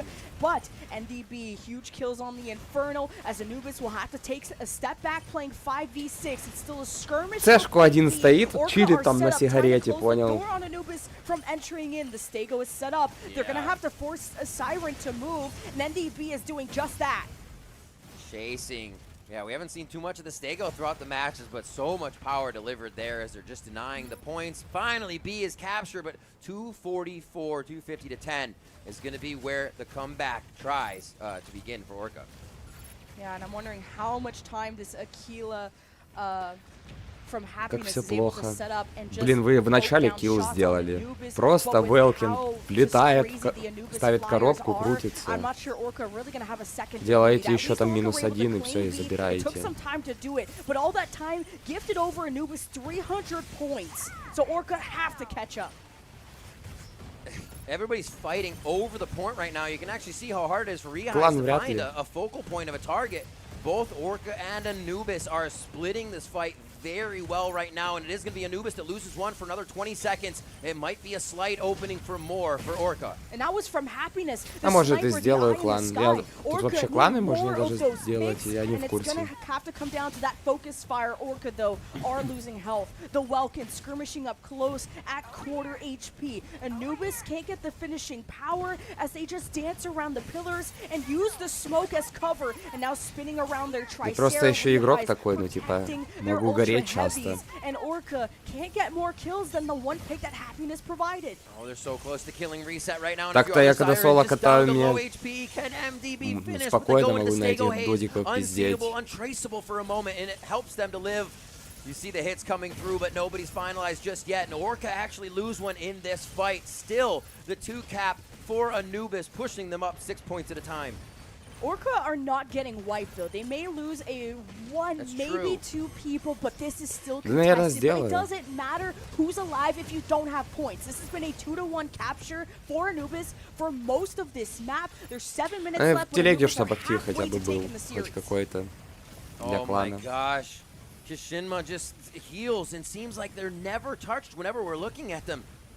Wild for the freedom that this Inferno is grabbing so high on the Я раньше Хок, когда стримил, типа Honor of Kings, у меня в телеге в основном, типа, челы собирались, пачку себе искали. Orca not having a flyer means they probably can't split up and try to wrap around, maybe even sneak cap C, because Orca are playing as a team around the Lumine, but they're not winning the fight. Where is plan B? What is the solution for Orca? I think at this point, have they just given up? Anubis are just tearing them apart. Super Dopa is making John Welkin's life a living hell right now. The Panther almost inside the box. A little bit of a stagger there as they parry off of the shield, but it is the chase. You can see just how much Anubis is sticking to every fight and being so relentless. Oh, Siren showing us how it's done on some of these snipers. Rehigh's boxing in half health. He does not care. And NDB tries to laser him down. And Anubis just stares as he got just social distancing live. John Welkin versus Super Dopa, who's a Superman on the field. Пиздец, Пантера его тупо молотком по башке. He's a bully. He's bullying him. Get out of there, John Welkin. It's not okay. Oh, no. Gets hit again. Like I said, sticking on them. And this becomes so annoying because your energy is for you. You're not pushing that in front of the Inferno. It's not helping your team. The play is being dictated right now by Super Dopa of what John Welkin can do. And Happiness is now getting pressured, so this Aquila won't be able to stand still and provide that supportive fire. And a lot of those picks have come from that Aquila from Orca. Тут просто забей, даже если вторую точку отожмете. They're not able to drown Anubis. The heals from Anubis have been just different. The Lumine. Пиздец, как же хуёво тут Welkin igral. Orca have put all their eggs into this middle of the map war, and they're not winning it. I think with the Aquila being so strong in previous matches, it is still a correct pick, but seeing the Inferno closer to A, closer to the position of fight, and just unleashing so much more consistent damage is really throwing Orca. Тебе просто коробку ставить, ну просто кнопку 1, блядь, красным маркером наведи, нарисуй себе, и все у тебя получится. But not so much as Anubis takes map 2. So you see that? You see that, Anubis? See that? Just the I haven't even moved. Our cameraman was ready. Congratulations to Anubis moving on with a flawless victory at that. And Orca blinded by the lights and blinded by just the aerial superiority. And even Anubis showing us many looks, including the Panther on this, and dominating the middle of the map, which, I mean, Orca could not figure out how to get around. They couldn't. I think as well with the Aquila over at B, it was always sitting there just making sure it didn't get capped, but you're -1. And in a game against Anubis, you almost need to be +1 because it seems like they have more people doing more things all the time. It is just 6 pilots and 6 strikers, making it look like a masterclass, though. And Anubis showing us that banning that Elysinus against Orca was such a crutch. Like, there wasn't a lot of... Super smart. Yeah, Orca not using a Sky Raider or some other mobile option. Ну да, I хороши don't know Anubis. how deep their strategy book is, but depending on snipers to get all the picks just wasn't enough. And on a map like Crop Sinkhole, you need kind of to separate yourself away from the fight and go for objectives by yourself. And I don't think Orca were confident enough to go for the solo plays, but I know one confident team, and it's here, it's Anubis, it's Japan's #1 Mecha Break team. The one everyone wants to play. Maybe not after the fact, but the experience you get from playing them and the understanding of what they can do is huge. And we have a lot of teams like that as the upper bracket continues. Remember, Orca is not out. They moved to the lower bracket there, so they are still competing in the tournament for North America's #1 team. And the rest of them as well. Empyrean's still here. Yeah. Team Liquid and DSG. So they still have a chance to fire at these top squads who are going to probably be the ones looking to lift the trophy, but you never know. We still have a few days to go, and there's a lot of gameplay to figure out between then. Meta's changed. We are not even close to the end of the day, but I just want to point out, I hope you guys come back tomorrow because we have Luna Break versus Anubis. I told you guys this was going to happen. This is going to be so insane. Like the early, possibly #1 versus #2 of Japan. The best region and Mecha Break are going to face off in our first semifinal match, and that's, I think, going to be just the appetizer to what could be the end of the tournament. It is. It is. In Anubis, you see how they played today. The focus on the fact that I think they knew Orca wanted a little bit of that air superiority because they banned Falcon, they pick Aquila, but on the other side, it was, like you said, Elysinus. So they're happy to run an Inferno that's going to fly in the air. The air superiority starts to become very different throughout these. And we didn't see a Naru. Sometimes we see that on Karab too. With the Falcon out, that becomes a little bit more effective, not being able to be radared out. So really, I think Anubis has a lot of avenues that they haven't shown us yet that makes them so powerful. Yeah, Orca definitely got hit by those bans, but we'll see if China will be able to hit back. They're on the bottom side of at least the upper bracket. We have EVA versus CSTG coming up as top teams from China, and Celestial Being versus DSG, possibly North America's last hope in terms of the upper bracket, and that's going to be a fun match to watch to see. That'll be probably one of their first times facing such a strong team. Dago, what are you doing? Almost 2 million for just under 400,000 direct. Yeah, okay, Syrian. A little bit under the radar there as we were watching others fly around, others do damage.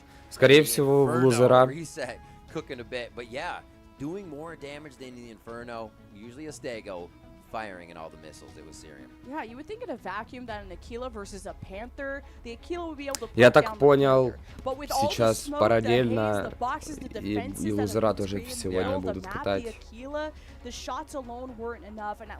То, что ликвиды тоже тут. But the Anubis are such a well-rounded team. There is no weakness. They were to support each other, and Anubis only ever lost like one member in a fight. They were never really at a weak point where they had to lose any real estate that they had. Yeah, look at that. 2 kills, Kashinma. 2 kills, Super Dopa. 3 for Syrian up there, rather.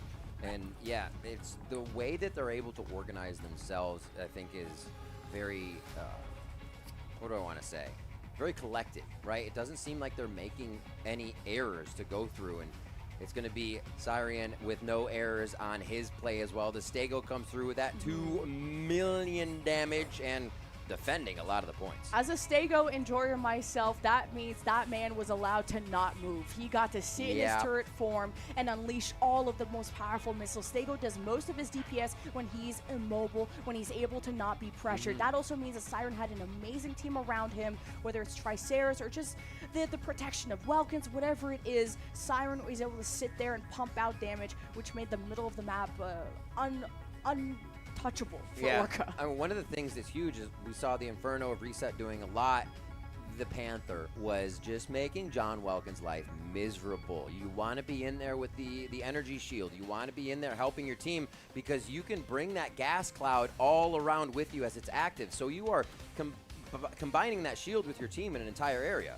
And just looking at NDB, North America's #1 Inferno. Look how he has to move so much. The pressure from Anubis to constantly make that glass cannon have to shift around. It means that NDB was not able to output as much consistent DPS, and that's just the threat that Anubis puts out. Oh, Super Dopa. I see you in my nightmares now. As a Welkin main, that is just so frustrating. Да, Шарлотку слили, но они в лузера. They're ready to come in, and I think it's an expectation for them to win, and that's also a confidence that they come in, they know they're making a mistake, they are going to instantly adapt and change because that is not something that they are going to allow to happen at this point.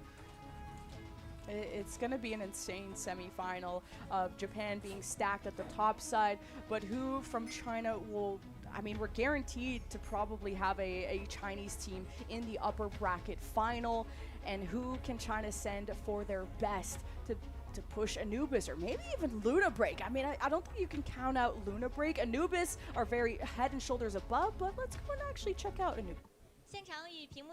Welcome to the post-match interview. We are joined by the winner, Rihais from Anubis. Please introduce yourself.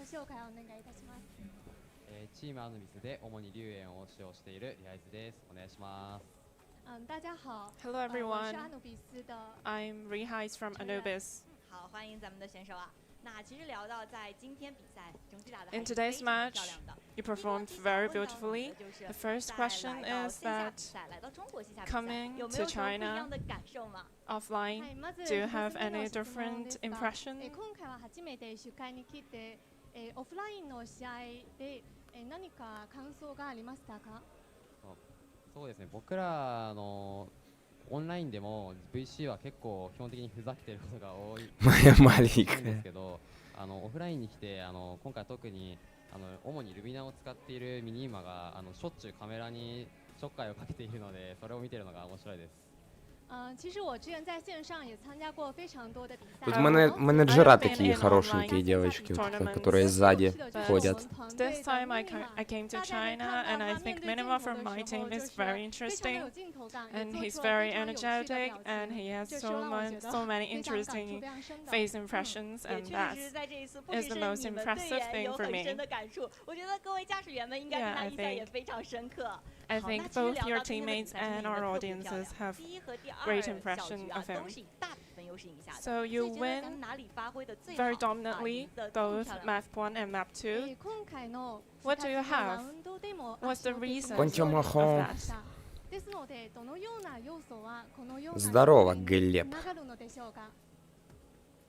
僕らが強みだと思っていることが基本的にバンピックに強いなと思っていて、Гуся заранее надо ломать. 使える機体はもう使えるものとして置いておいて、2機体目や3機体目いろんな構成の組み合わせを試すことによって、そうですね、どんな番が来ても対応できるようにしています。我来总结的话，就是我们队的优势 If you let me 是 to say 我们 that, 能够提 I 前 would say 预 our 测一下 strong 这个我们被 point 禁的 is 机 that 兵是什么， we could 然后我们也 predict 能够 how 根 the 据 ban 每 pick 个 goes, 机兵的这个优势来进 and 行 we 组合 would， 我们能够很好的应对每一个机兵， construct 这 our 是我 comp 们 Сейчас, по идее, вторая тима должна файтиться. and this is the Без biggest перерыва. strength of our team. Yes, I think your prediction and Да, your починил. on-site Можно с Украины через performance is very Донателло good, and thank you донатить. for your interview. 好的，那也是下一场比赛将由 EVA 极限战队对阵 CSTG 仓鼠特工战队，他们接下来将会有怎么样的精彩的赛场表现呢？让我们稍事休息，精彩比赛马上回来。まずは初戦を勝たないとお話にならないと思うので、無事勝つことができて、ちょっと一安心してます。あります。あなたたちのリスポーン時間を3年にします。いや負けちゃったんですけど、めちゃくちゃ Я 楽 с しかったです。 Украины, с Сумской области. なんかこう隣に Сейчас не в 仲間がいる Украине. 状態で戦うのがやっぱすごい良かったなって思います。オンラインと全然違ってもちろんあります。次の試合は絶対に勝とうと思います。かかってこい。こうやって海外に行って何かこういうイベントに出て実際に大会に出るってことが初めてなので、何が良かったかという、今ここにいてなんかこういうのに参加して、今から世界中のそのトップランカーの人とかと戦うこと自体が楽しいことですね。そうですね、嬉しかったこと、自分今回日本から中国に招待いただいたんですけど、初めてのその海外旅行、初めて日本から出てきたので、もちろん、異国中国でゲームやるのも楽しいし、単純に中国に、旅行に来れたって、しかもいいところに泊めてもらって美味しいご飯もみたいな感じで、今現在進行形で嬉しいことが続いてます。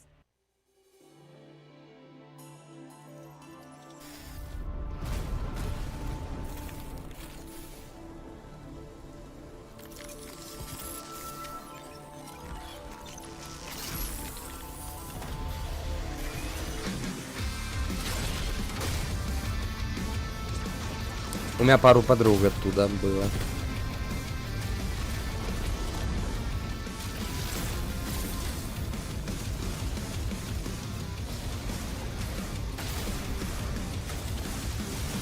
В Харькове у меня сеструха с братом двоюродным живут. Мы сейчас переехали домой. Больно у вас там сейчас. Движняк.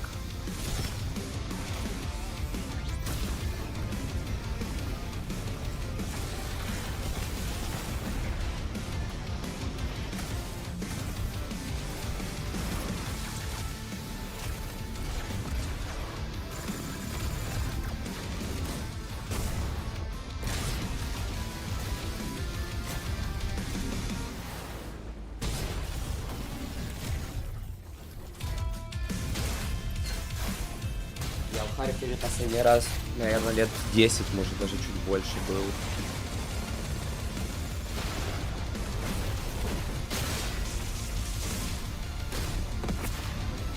Там парк у вас охуенный. Помню, меня малого водили, там и тир, и все, что хочешь, и сладкая вата, блядь. Еще и приехали в лето, там плюс 40 жара. Тут этот X-фактор параллельно, там что-то у вас отборы проводились. Да, скорее бы все закончилось уже.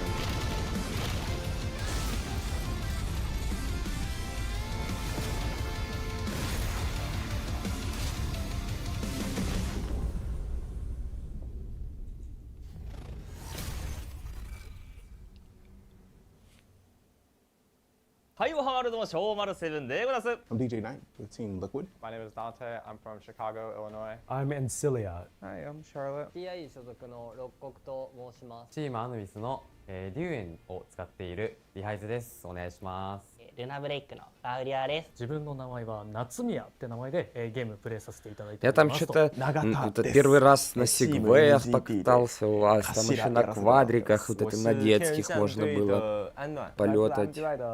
我是老李，我是来自斗鱼的39，是来自 Sheffield 战队的好奇瓜。我是来自极限战队的七野。 My favorite striker is Tricera. The Hurricane main from North America on Team Empyrean. Play Luminate. 期待はまあステーゴ。ナルカミですね。ナルカミが一番得意です。ハリケーンでして。ヒーラーですかね。我主玩的机兵是卢米纳尔。赤霄。赤霄这种。 I look forward to play against Team Anubis from Japan the most.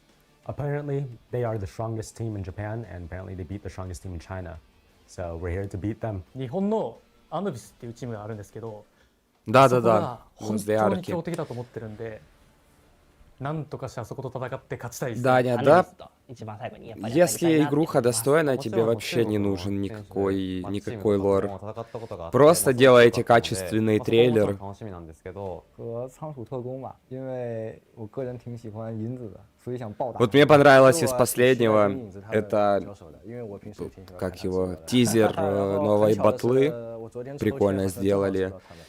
И вот прям мультик нарисовали на 7 минут в CGI-ке на фрэгпанк. И все, и тебе ни лор не нужно, ни черта.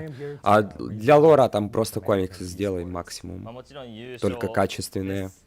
もちろんやっぱ優勝したいなと思ってますね。それとは別に日本チームで1、2、3全部取りに行くぞ。继续蝉联冠军。目标夺冠吧，虽然我段位不是很高，但队里有大腿，应该是没什么问题。目标是先保一场胜利。I don't want to trash talk just yet, but I will say that we're going to see you on the court. We're going to be the best team. ひねり潰す。絆の力で勝ちたいと思います。この数日間でめっちゃ強くなってくださいって言いたいですね。勝ちたいと思います。俺たちが勝たせていただきます。我必拿下你。 尽管放马过来吧，天人战队将是伫立在你们面前一座不可 Я 逾越 из 的。 реальности пиздюком так убегал, что ну на. Perfect World пролупился, наверное, лет 7, в Доту, наверное, лет 10, может даже больше. Просто мать, помню, на работу уходит в 8 утра, в школу на 8:30. Я оделся, попил с ней чайку. Все, мать на работу ушла. Я разделся, обратно спать ложусь. Просыпаюсь, ну типа такое ощущение, бля, волосы кто-то с башки вырывает. Думаю, что за хуйня? Обратно ложусь спать, опять кто-то с башки волосы вырывает. Просыпаюсь, у меня уже кенты, одноклассники на хате сидят уже за компом. И лучший кореш у меня волосины с башки вырывает. Мне КС 1.6 и Сёрска нравилось, а вот это современное CSGO, CS2, что-то мне вообще прям нет. Мне вот Delta Force понравилась, я в нее прокатал, наверное, уже часов 100-200. И фрэгпанк вышел, на фрэгпанк перешел. The tournament includes 13 available strikers: Falcon, Panther, Elysius, Tricera. Мне мехи тоже нравились, но как-то меня не цепляло особо. Сколько в стиме меха-игр, то пошаговый вот это Гандам, Параша. Titanfall и Armored Core больше PvE ориентир, мне такое не нравится. И по динамичности тоже не то. 5 maps are in play: Graceland Sky City, Hive Mizra, Prob Sinkhole, Palm Bay Harbor, and the Cape Blanc Observatory. The first map is picked randomly, and the losing team chooses subsequent maps. Apex мне более-менее зашел. Типа самому в него вообще не кайфово катать.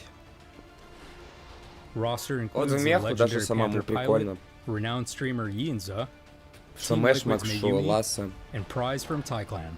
Popular streamers including Shui Wu Yuan Jin, Jake, and Unity will also join the Shoutcaster team. More participants will be announced soon. Stay tuned. Locked, loaded, and ready for battle. Stay updated by following the official Mecha Break website and socials from all the latest news. Мне понравилось на мобилах Battle Royale был, по-моему, от этих же создателей. Там, короче, тоже пилоты были. Ты сначала пилотом бегаешь, потом можешь вызвать меха и уже в мехе файтиться. Ну там пинг у меня 130-140 был. В итоге я забил просто болт.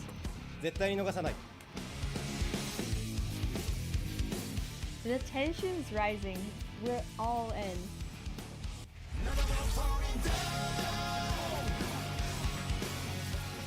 No matter who's in front of us, we're bringing the heat. Сюда в меху больше вот этих контор, игровых ассоциаций подключить, там Нави, блядь, Спириты и тому подобное, что там еще есть. Ликвидом первые ввалились из тех, кого я знаю, по крайней мере. А Шафл еще что-то слышал. There's no room for the weak. The unprepared will be the first to fall. Конструктор. どんな困難も最後まで戦う。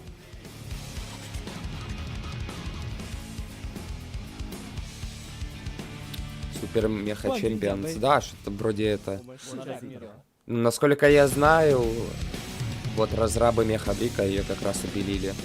И ушли потом в свободное плавание. 2 quarterfinals left, a lot of Mecha Break to go. Welcome back to the Global Invitational. I'm excited to watch our best Chinese teams here. I am super excited. We get a few more games on the day. Then there's even more after that with Jake and Dia, so don't go anywhere. Get the popcorn, get the snacks, get the everything. Cuddle up with the animals. We've got some pilots and strikers to watch at the top level here. As we get to our next game, EVA versus CSTG. It should be quite a banger. I think EVA might be able to squeak out the advantage here, but it should still be a pretty neck-and-neck game. Yeah, we had an all-Japan duel at the top side of the quarterfinals. Now we get to see what the #1 team from China is all about. EVA versus the Chinese underdogs of CSTG. A very swift 2-0 victory for EVA, but a very grueling 2-1 for CSTG against CLGG yesterday. It was. The CSTG versus CLGG was middle of the pack teams we were expecting, and it was GG indeed. GG. Brawl back and forth, a reverse sweep to take the win for CSTG. They're going to have a lot of work to do because the wins, as Lemon just said, coming from the side of EVA yesterday, were like flawless blowouts that they were able to manage.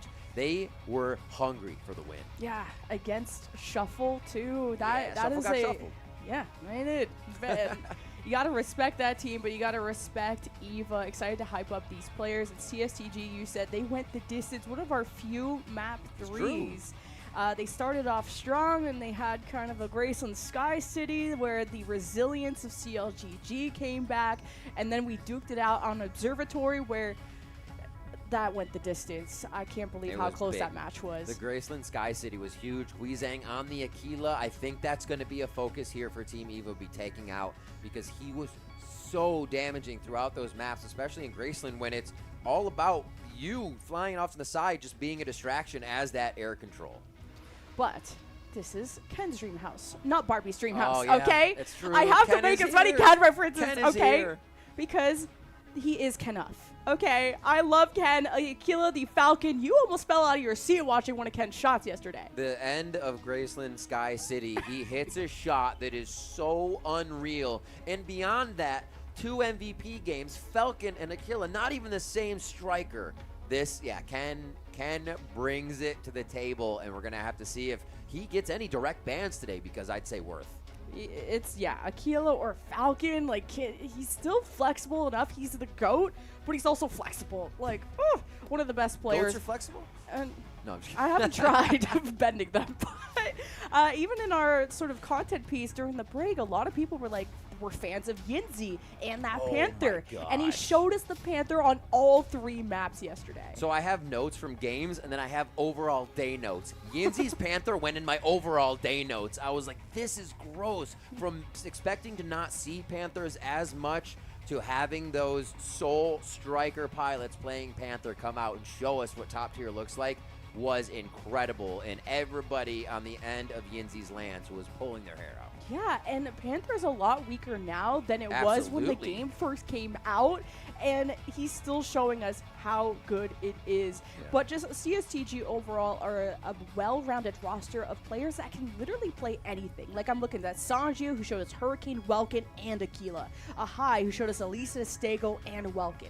Like, I don't think you can really ban against CSTG. It is going to be tough, especially going to maps where they feel like I don't think they need to have complete air control. If they have no Falcon or Sky Raider, the Aquila's there, which gives them a little bit, but they play around it so well that Aquila can almost be down towards the fight, helping the team within the battle.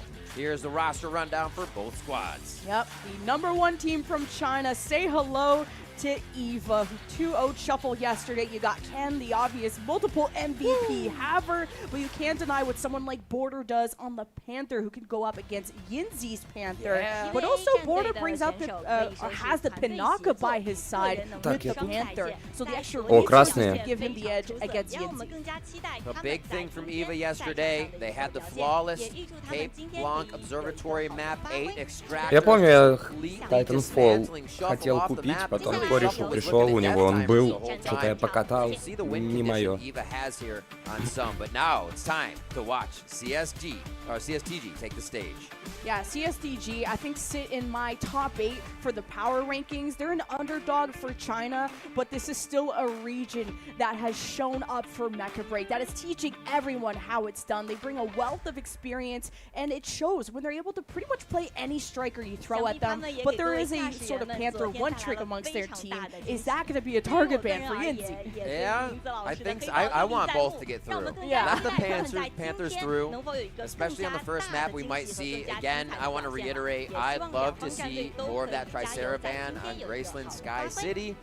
Get the map itself mobile. I feel like that'll really throw teams for a loop because they have put so much time on the Tricera strategy, it's hard to adapt for some. And that trophy that everyone's fighting for is in between those two teams, and they're also fighting in that amazing little spaceship studio. Я так понял, там 2 каста у них, один на Америку, другой на Китай, что ли. Spectacular trophy. We got a pretty hefty prize pool. We also got broadcasts in Chinese and Japanese. If in case you don't know English, I don't know why you're here, but we've got broadcasts for everyone. I just can't wait for the launch of Mecha Break. It's amazing. You can get the demo right now. Go play it on Steam. It is incredible. You see the pilots in the hangars there. You can be in your hangar, get the paint jobs on your mech. There's tons of things you can do. There's sliders on sliders for sliders. And it's free to play. Customize, and it's free to play.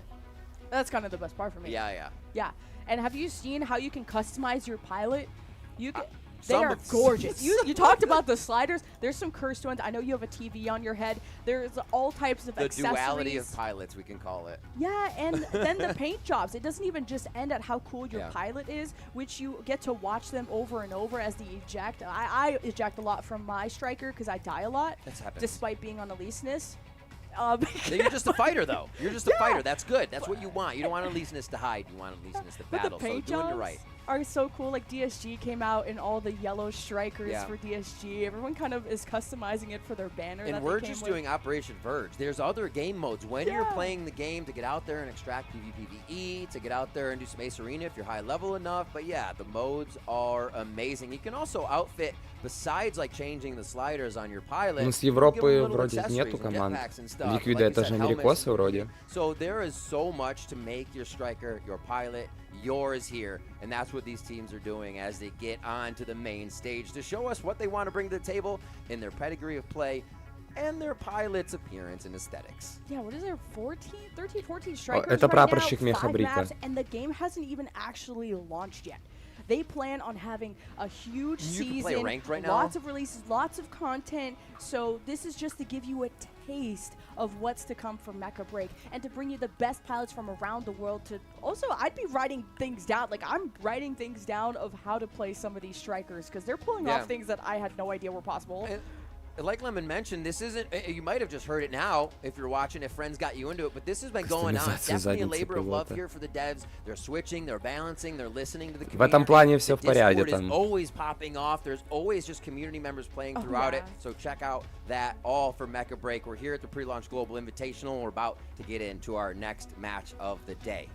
Look how serious everyone looks. Not like the crazy, funny faces and poses from our previous series, but they're locked in. They know how important this match is, not only for their region, because we are in China. It's important to represent China well, and I think this is intimidating for CSTG. I would say being at the definitely an underdog in terms of all the Chinese teams that are here, going against EVA in the quarterfinal, who is the clear #1. I'm excited to see if we can get an upset. We've had upsets. We have had upsets. It's been pretty crazy. We've had very close games. Extra Turn almost came up with a huge upset over Celestial Being. So прапорщика может наебать только старший прапорщик. Get into the bans for the, or sorry, the picks for the map. First one randomized, and then the bans for the strikers. We'll look at some statistics first, just to give you an idea of how EVA did yesterday in their Cape Blanc Observatory game and Graceline Sky City. Yeah, when it comes to EVA's observatory, they ran the Falcon, Tricera, Stego, Lumine, Welkin, Inferno. So pretty standard. Then on Graceland Sky City, they had the Aquila, Tricera, Sky Raider, Pinaka, Welkin, Panther. So we've seen some of the cards in their arsenal, while as CSTG, they also went to some Graceland Sky City, and they brought out the Panther multiple times with Yinzi. They don't have the Pinaka to support it, but they do have the Lumine on all 3 maps. And we see, they did go for 3, so a little bit more play time in the hot seat there and their strikers. But I don't know if that's going to matter. Everybody's pretty much got the time under the belt they need today. And we could see a switch up for these teams going to Karab. Боже, столько пиздежа, такое ощущение, как будто тут миллиард команд. Sky City and Observatory, the Hurricane on Pombay Harbor. That's been sort of a new strategy brought out by our professionals as of late. And then you have the Eliseness, which is picked here and there by our teams. That was brought out by A-High on Observatory. So that stall potential, pretty insane. CSTG got a lot of pages in that strat book. Down the line of players. Prepared to launch. Prepared to launch. Welkin, let's go. I hope I see it. Love it. You have such a good voiceover voice for this. Like, I was kind of ready to launch just now. I was ready to launch. I was looking for my joystick. Or, you know what? We should try to play this game on a joystick. I wonder if that's possible. That would be, like on the pilot stick or whatever? So, one of the players from Thai plays on a PlayStation controller and a mouse. So he flies Falcon with his left hand and attacks with the right hand. Оператор, ты что делаешь? Кого ты снимаешь? Чучело. But like you mentioned yesterday and today, the targeting system that is lock-on kind of break allows you to do that and focus not on so much aiming, but getting into the right position to Камеру свою убрал, ахуй. Тут видеосъемка запрещена, блядь. See it. We haven't cast Thai yet, but that is interesting stuff. We got the custom Mecha Break chairs. We got Alienware. Nice. Of course, the G4. Like, these guys are kitted out. The equipment is going to propel you to victory. Well, actually, it all depends. Now you are the problem. You are the factor, the variable, because we got the best of the best PCs out here. We got the best of the best pilots, and it's China to see which team we will send our first Chinese team into the semifinal to try and contest Japan. Waiting. Stoic. Вам, ага, в список непорядочных людей запишем. Like, I know 5 doesn't seem like a lot, but it is in terms of how long this game has been out, how many scrim partners you're able to find, if you maybe only started scrimming here, and also that there's a ban system, so you kind of have to give yourself a plan B, maybe even a plan C, depending on how hardcore you are, because just having your main ban can really throw your Пиздец, какой план Б, какой план С, если типа забанят чара. 13 чаров, блядь. really dismantle your game plan. It can, especially if you don't know how to reset that. As one of the reasons Celestial being, we heard in the interview, Если там чаров было штук 30 хотя бы, тогда понятное дело. Просто шило на мыло меняешь и все. Банят люмины, берешь пинаку там, и наоборот. Банят стега, трицеру берешь. So it's important to have mobile strikers here. The Flyers are going to be supreme. The Lumines have been so important at carrying that objective. So we'll see if Team EVA are confident against that. Now, trying to take care of some of these ultra heavies is important to them. It is. Stego's going to be the one that refreshes your shields, really makes it impossible to uproot the other. Oh my god, I thought that was a Triceraband too. Oh, yeah. Flips over to Falcon real quick at the last second. So Aquila's can reign here if we do get some of that air dominance. Inferno coming in was huge. We saw for Reset, we saw for MDB, some of the top Inferno players in the world. And we will get it again. Well, they switched off of Inferno for Team EVA. Okay, I was wondering if they were going to go for the secondary flyer. So Hunter on the Sky Raider is great. You got a sniper, so ranged and mobility from Team EVA with, of course, the Lumina. No, it's Kai thinking about the Pinaka or the Lumina. Хотя по Инферно нормально работает. Там и Аквила есть, ебать там лазерного урона у них. Or do you want to kind of assist your tanks to stay grounded with the Lumina? И Пантера, да, last pick. Of course, the mobility boost from Lumina is something you can't underestimate. Eliseness, lol. Eliseness. Yeah, taking quite a bit of time to fill out these squads. CSTG are bringing a lot of power, but Team EVA, they have this air dominance that's going to be able to have Aquila in the air, Sky Raider helping that as well. I believe it's up to Eliseness to really cause trouble for them, because otherwise the other Aquila could just easily be focused out. Да, сквозь броню будут больно шить. This map is what's kind of interesting to me, because I feel like there's just going to be so much mobility, so much flying around, and Panther has to lock down a target, and if everyone's so mobile, how is he going to do? Maybe Panther's going to thrive more once the storm comes out and everyone's kind of confused and can't see as much. That could be a fun Panther time. We did kind of see that going crazy in our past few matches with Panthers and our back and forth. What we'll have to see for EVA and CSTG as they get onto Eye of Mizra again, capping the keys, bringing them to the shuttle for 30 points, or 15 points, 5 a tick there if you are able to extract the key, but you have to get there alive. Do we see point play here for capture, or do we see these teams going for the kills on the way to the escort? Now the key will not be generated quite yet, so it's just Я бы от лазерного урона больше собирал, low health targets если from ты именно CSTG. об этом имеешь в You got виду. Ozzy, who's below half health, no armor, a double kill from EVA. Yinzi almost about to go Баллистика down не as так well. больно Gets a шьет. quick heal up there, recharges everything, and yeah, one down for CSTG very, very fast as they continue to fight around the middle of the map. We see Yinzi just trying to cause some problems here. Slow movement, he's going to release this and get himself back to safe armor. That's important to have those multiple lives, but the cooldown is so long to get armored back up, and of course you'll have that back if you do die. But remember, the respawn timers are so long, like 20 to 25 seconds. Ну и опять же, на ком ты катаешь. Если там на ближнике, ближний бой урон резист. Там скорость восстановления после атак или после блока. Down smash, but is low on energy. This stagger is so BM. So BM. He's like, when are you going to stop jumping? Just let it happen. А как не попал-то? Ой, хорошо. Oh my word, playing with their food right now. Все, закончил. Нет? Заканчивай с ним. Ебать, его скорость сведения просто максимальная. Oh, it can't be done. They're slowly keeping each other alive, and the fluid armor is back in. Туда. Ебать. Тупо жалит конкретно. Даже нет смысла его сейчас делать.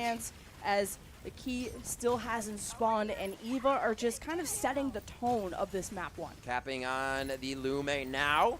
Easy point. Wait, yeah, actually in there. I thought they were in the box for a second. Huge flash coming out of Welkin as they try to get out of this situation, but still chased by baby Eliseness here.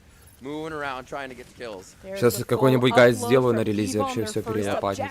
A commanding start, and CSTG are getting a bit staggered from each other, and this has not been good. They have not had all 6 strikers alive, and Ken is just picking them apart. CSTG just can't pressure this sniper back, and Ken is more than Ебать, 5-1 tип lupит. MVP snipers of this Mecha Break tournament. He's crazy. We've actually seen all of his targets trying to live with just a sliver of health behind these walls. Давай. Ой-ой-ой, как не вовремя. Beautiful wall to get into the air, but that's going to leave Welkin a bit out of sorts once they hit the ground, and yeah, that's going to be a chase here from Border.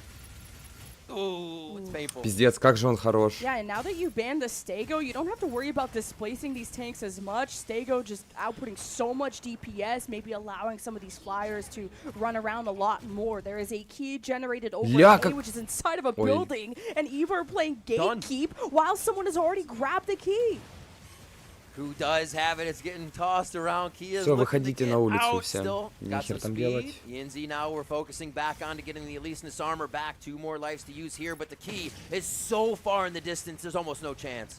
And you just won't be able to stop that if you're CSTG. Discord, I think Steam, at this Discord point, you just gotta put a band-aid on it, stop the ship from sinking. They've just been constantly staggered, and I don't even know how many kills CSTG have realistically. Поверь, типа, если они захотят прям конкретно фиксами заняться, миллиард у них возможностей есть инфы на этот счет. Они уже в Дискорде писали, что типа, все читают, все видят, уже занимаются решением вопросов.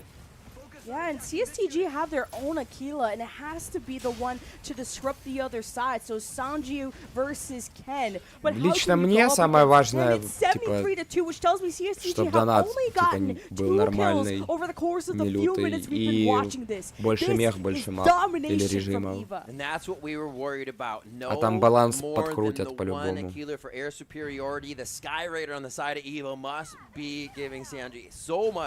In the air, and damage-wise, and just making them have to reposition, which is not what the Aquila wants to be doing. That's a good point about the Sky Raiders. Just so much disruption, so much to look up. Как же на Скайрайдере плохо вообще катать, ты не можешь под себя над собой лупить. No fluid armor. It's exactly like you called it. It's CSTG are running for their lives, but there's barely any shelter on this map, and the sandstorm would be the only thing that could cover CSTG's tracks. And now with this final upload, this will be Eva absolutely slapping the heck out of CSTG in map number 1. The storm doesn't even get to come in. Keep your umbrellas and your jackets in the closet. Not needed here as Eva screamed through Eye of Mizra. Да и самой рекламы мало. Uploaded and extracted, and really smart play to the points first, and I think clear air superiority ruled this match. Yeah, and CSTG having a lot more forgiveness, utilizing the Elysinus, but having to get back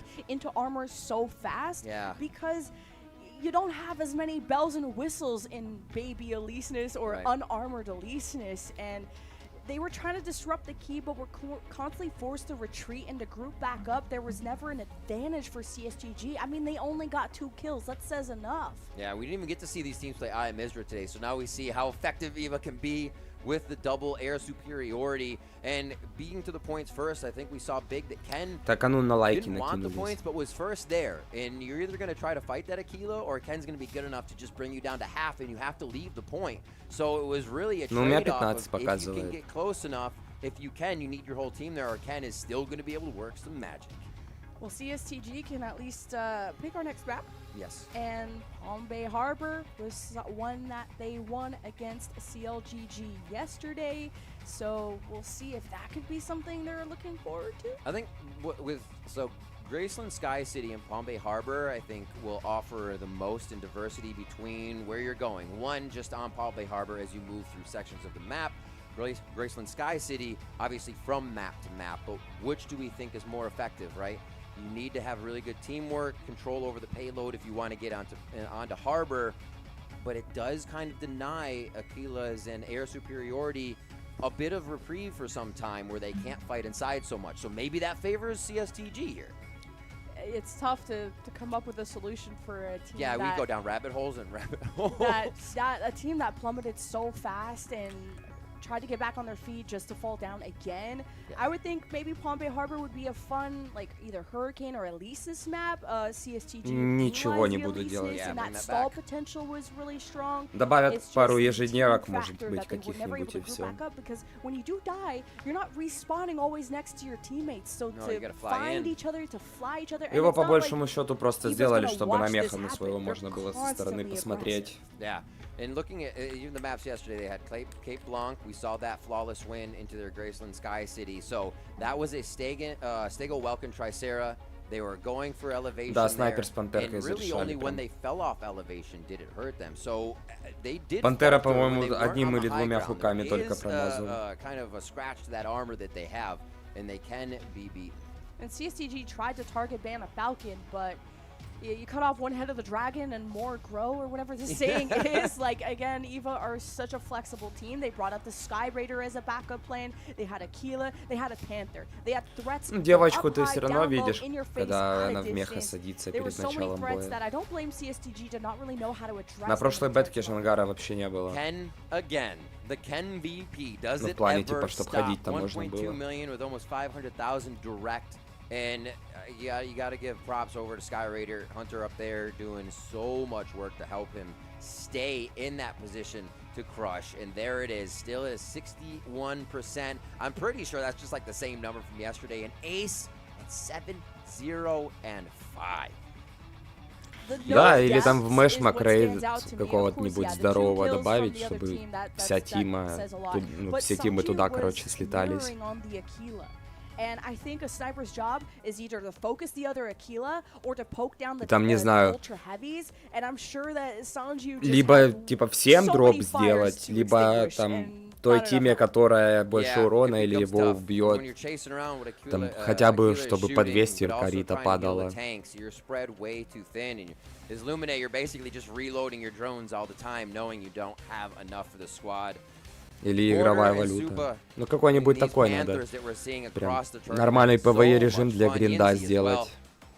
Уже коль, если тут боятся, что донат типа лютый будет, просто сделайте гринд хороший.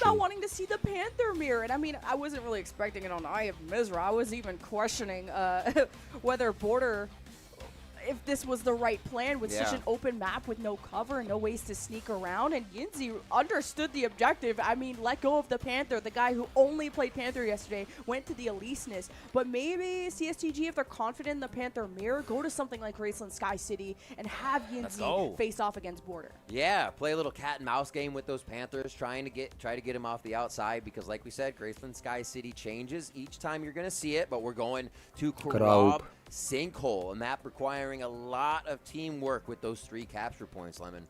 And maybe CSTG can thrive in that chaos where kind of in comparison to our previous series, you don't want to always just all fight 6v6 in the middle of the map forever, especially if you're losing. There's got to be a backup plan. Start pressuring the perimeter, send your flyers, send your mobile units. You got to separate sometimes and maybe even divvy up your forces, because if you can have EVA really trip up over their laces, that could be a moment for CSTG to come back. I feel like the Aquila gets banned out here. They have to destroy some air superiority. Бля, смотрю в Steam, вообще новинок никаких нормальных не выходит в ближайшее время, просто жесть. Something has to give here if CSTG wants to cap this map. Yeah, EVA banned Stego and CSTG banned the Falcon. Ну, он быстро убивается, он даже в пачке из 2 его можно забрать быстро. Sky Raider, but is CSTG going to want to continuously ban the Falcon? And you give yourselves a better chance if you don't put Ken on his best striker, or do you want to try and target some of these ultra heavies that are Просто надо добавить больше лута в мэшмак и сделать мэшмак там 6, ну типа в команде из 6 и в команде из 3. And a Panaka? Everything Ебать, is basically open, ladies and gentlemen. This is going to be a brawl with no sustain unless you're looking for a Теперь у кого пачка жирнее? Yeah, pretty much all damage is going to be permanent. It's going to be unforgivable, but also a less mobile side for Illuminate because it also does provide that movement speed. Pinaka really enables those flyers and those more isolated damage dealers. So limiting those options means Блин, а чё, что Инферно хорошо заходил сюда? Или ты типа Харикейна забоялся? What is the last pickup? Just watching the other team select the Elise needs from Minsk. Inferno gets locked in. Ooh. I like that for CSTG, actually. Inferno can always control A if you get the right positioning on that with a few teammates, and then you just need to get one more. So I'm actually giving this early fight over to CSTG. Panther Mirror. Yes. Let's go. Yinzi versus Border. I am so ready for this. I'm so ready for this. It is sick. They're two of the best. Блин, я бы все-таки еще какой-нибудь на руками взял. Respect the 1v1 in the middle of the map. Oh, Gladiator for A. Yeah. Да, мне тоже правый больше нравится. You only dive in. And the Welkin boxes both of them in, so they Yeah. The Welkins are the refs. Nobody inside the boxes. So maybe CSTG, now that they have one of their best players on their best strikers, will we have a more even matchup? But this is not about what striker you use, but how в один глаз тип играет в полтора. Because this can just make you go cross-eyed trying to like figure out where everybody is and who's pushing what point. It was interesting in a few of the scrims. We saw some teams going once the map was already open on a few points, really trying to get. Блин, ну вот эта красная пантерка, она такая. У нее катка нормально идет, катка хуёво. Вот этот желтый прям хорошо. We'll see if that's the play this time. Already going to a few of the side points just to get the fights. Did you get what you asked for? You get what you asked for? Yay! Oh my gosh.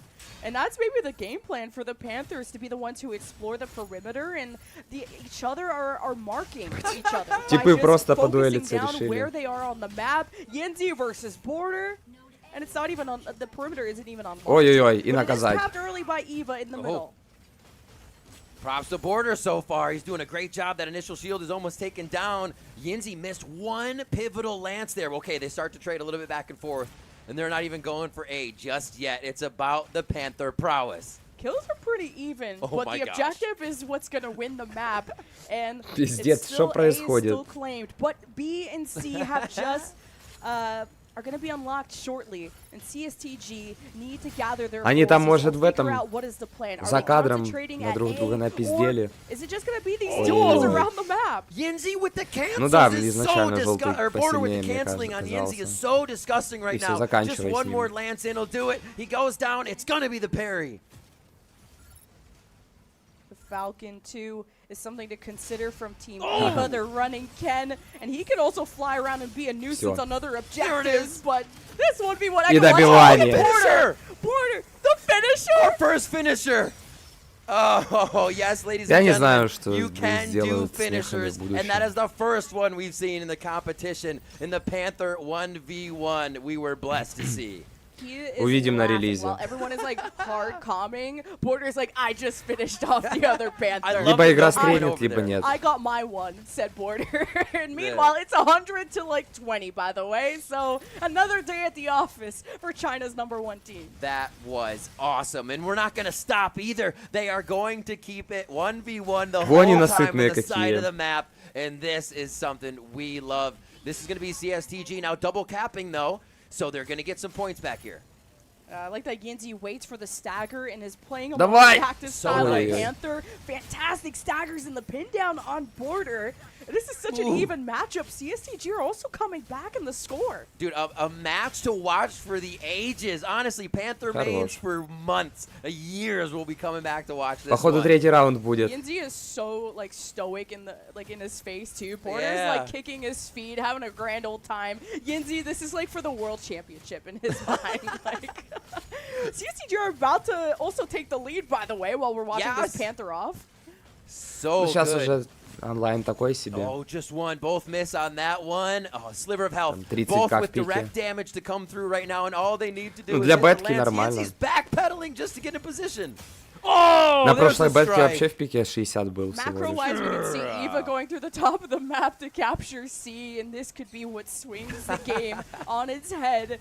I'm surprised Eva have let this happen for this long. Finally, it's a double cap in favor of Eva. There we go. We get back to the action. Senju now firing in on the Inferno from just over the fight to make sure they are raining down damage on the point. Да, нос в нос идут. And now we are just about all even with this cap coming in from Eva as the points start to tick up. Man, and this is why you can't let the Falcon float. Ken, you can't box him. You can't stop him, and he's out. Perfect. You can see him hanging out, regen up on the crystals. Ну да, некоторые ж просто там, знаешь, почекали, что за игра, все, ушли, буду релиз, типа ждать. I don't know if we'll get that this time with all the pressure Border's putting on, but he is wreaking havoc on the Inferno around Senju right now. Look at these loop-de-loops. Ken is just untargetable. And he's also getting so much information around the map, even if it doesn't look like he's outputting that much damage.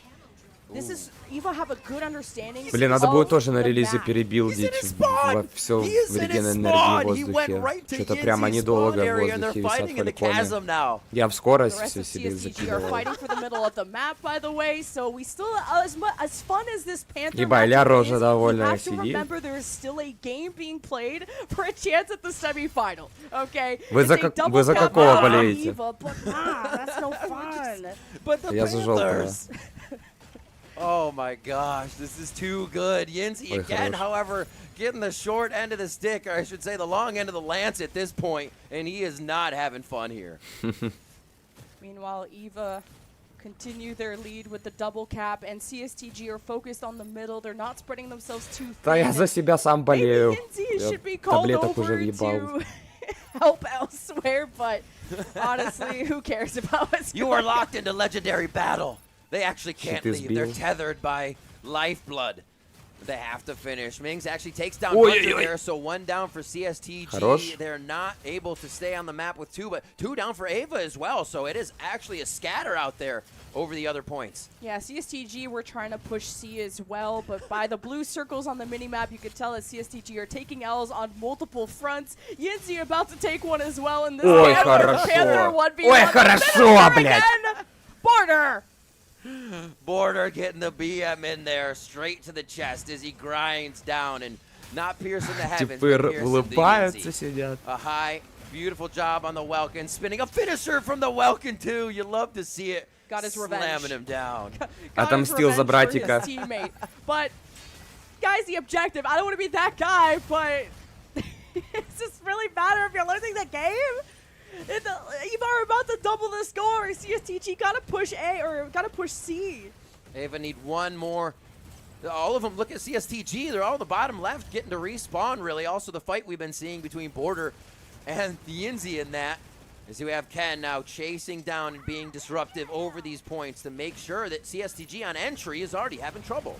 Ken is harassing anyone who even thinks about the middle of the map with this Welkin box. If you can dodge a Welkin, you can dodge a ball. And Ken finally gets locked down with a slam dunk from A-High. Yeah, some of those are going to hurt. Welkin is eventually going to find that lockdown. Да, но я бы хотел, чтобы Mecha можно было кастомить тоже броню ему, типа, скины вешать. Coming up on 900 now for Eva. And they are about to double the score. Have already doubled the score, rather, CSTG. Чертяки. This is pretty GG, but you know what? We won. The viewers. The viewers won hard. We're entertained. I'm only looking at the stats between the two Panthers. I kind of almost want a solo stat of like who won the Panther matchup. I didn't want to write down all the kills, but Border and Yinzi are having such a fun time. Yinzi is even cracking a smile. They gotta be lonely right now. They're not even near each other. This must feel so weird for them. CSTG just remembered now to double cap. It's kind of Jover unless you triple cap. But hey, Мэн, тебе надо уходить срочно. If they could lose anyone, it could be their brethren from Я не знаю, China. там вообще понты остались по очкам. Вообще вывозится такое или нет? У меня лично не было ни разу, чтобы с таким отрывом можно было This is actually what we asked for. A fight in the center from the Panthers. Spotlight on.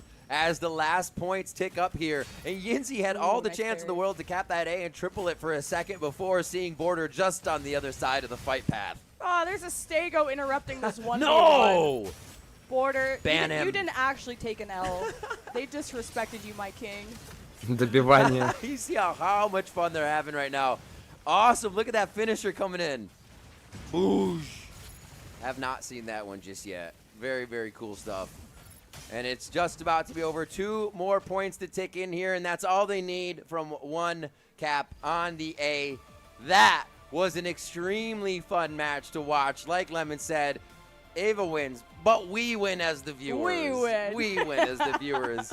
I wanted to MVP, you we should have guys. started this on Eye of Mizra. Да не, because я it's не even думаю, more что типа... huge of a map than Crop Sinkhole. Там Just the новичкам Sandstorm разве comes in, что. 2 Panthers facing Все равно off. ты Make a movie, каток a 10 montage сыграешь, about уже that. будешь But понимать, yeah, кто Eva как move on to выглядит. the Тем более, semifinals я to думаю, face на the релизе, winner of может, 2 меха Celestial добавят. and DSG Плюс. coming up next. CSDG is not the end of the road. They'll have to, though, endure the lower bracket. Oh, I need a breather. This is getting way too Им бы этих fun хотя бы забалансить. for these teams. The pilots and the strikers are having a blast here at the Mecha Break pre-launch global invitational. And as well for 2 high-class teams to face off here, giving us such a great match and a beautiful Panther showing. We do see that Eva moves on, and they have been pretty dominant in all their matches. They are really one to watch now because they're going to make it to the uppers. Yinzi and Border hugging and laughing about that Panther 1v1 at the end. That was the handshake I was looking forward to. Oh my god. So awesome to see. Such camaraderie, so much respect as they take their rightful place here in front of the trophy and maybe even a few days just behind it to lift it high.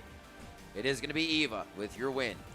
No Lumine, no Pinaka, just vibes, and 2 Panthers duking it out for the win, the loss, but ultimately a good time, which is what we wanted being here in Zhuhai City, China, for our Mecha Break Global Invitational. China sends their best team forward to the semifinal, but who else will be joining them? Will it be North America or another Chinese team? Like CLGG was also a match that showed us things we haven't seen before on Cape Blanc Observatory, where we had our extractors disappearing from the map because the teams were so strong at denying each other extractors. Блин, я So провтыкал. whenever we see these teams go into a map, Забудьте we Рами. know different stuff can happen. And seeing Ava do things like that, having so much control over maps, it really means that we're going to get to push the maps to the limit.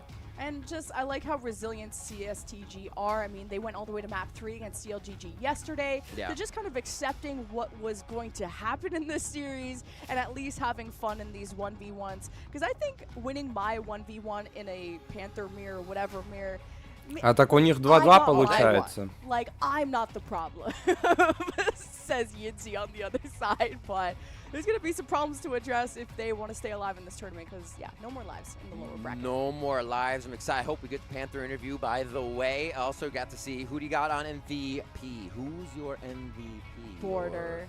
Border? Not Ken. No, I don't care about this Falcon. I care about the Panther. I care about the superior Alpha Panther, the Giga Panther. Give it to Border. True. It was a Giga Panther. I don't know if Border doesn't. It'll be interesting to see if you can 1v1 yourself an MVP because he was also toward that point. Но разница в том, что желтая команда того похвалит, а красная команда тому напиздует. All of you guys played really well. Whoever won, Eva won. The rest of you did great. Got the points, did your job. Your dots on the mini-map were fantastic. Yeah, I'd be in the comms like, guys, we got a cabin. It's like, okay. But they're all just laughing and no one can hear each other because it's just Border saying, I'm finishing him, I'm finishing him. Like, even to break that down a little bit, we did see Border actually be able to kind of fake out with cancels Yinzi's attack and primarily be hitting the lances like one after another. So watching from Border's perspective there because you can get red and blue POV on the сейчас YouTube один чар намного сильнее, чем другой, нет плюс-минус одинакового to go and see уровня. it from a specific side, and now we see the specific stats on our screen. You know what Mecha Break needs? Different finishers.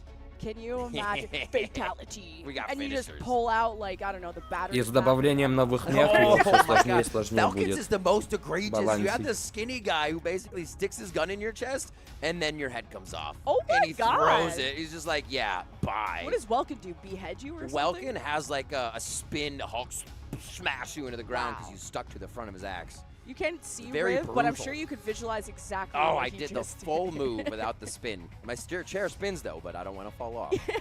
So that's huge from Hunter on the Stego, looking at 1 million damage of what they were able to fight. Same thing from me, Ming Ziming. Really good stuff. Border versus Yinzi. I'm seeing 500,000 versus 300,000. The Stego. The Stego. You know what? That's the most logical answer. It is true. The fun answer would be Border, but the most the most correct answer would be Stego.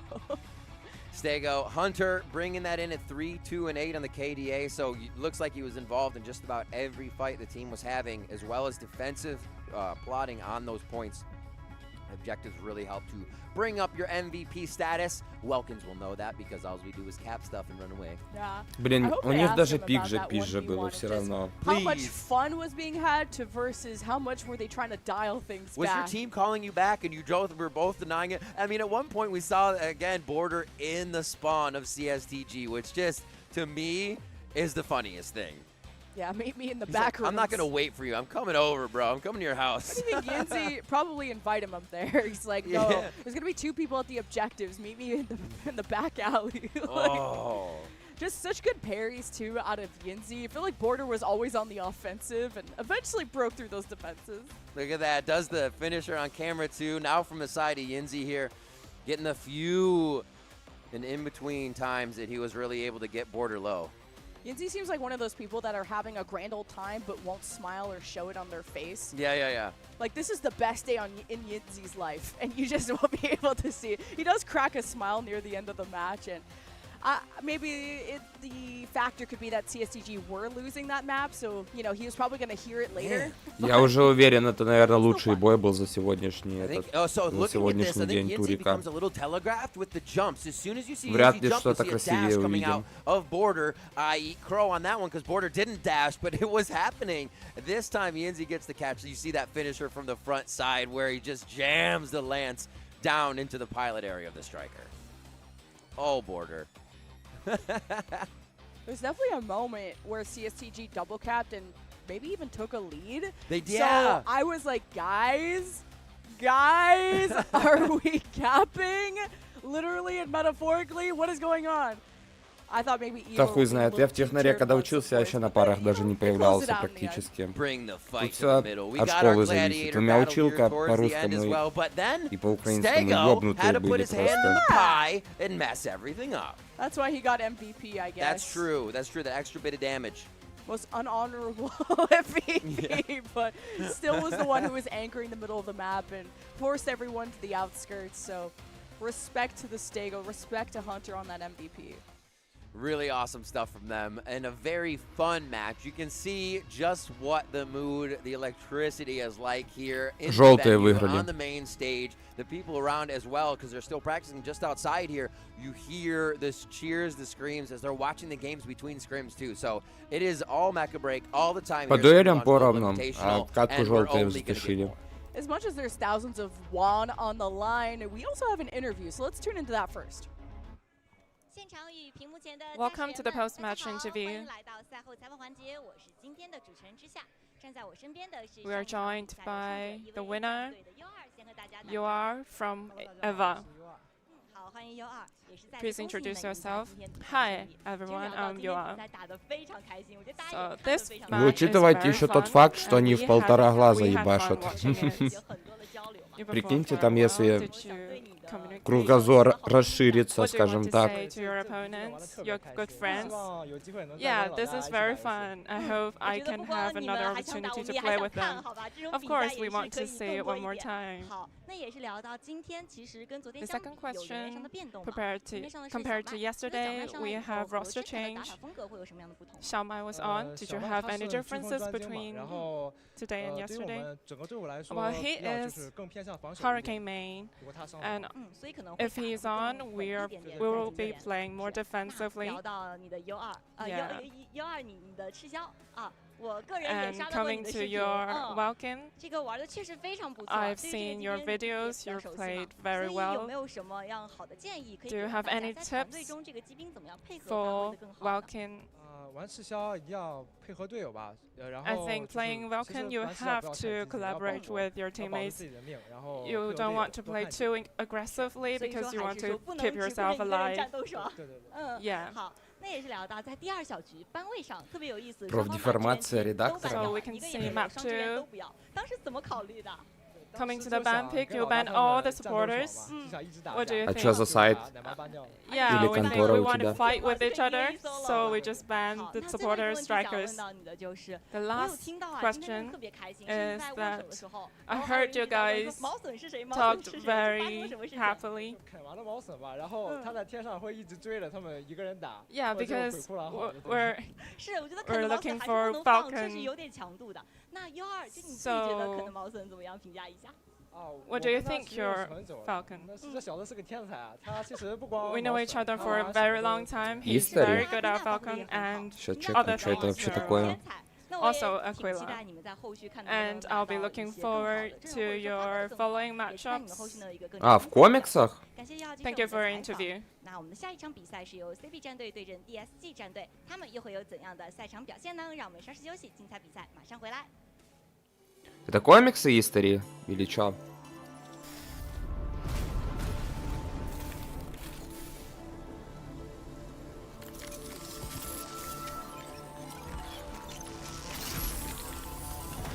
Крутяк.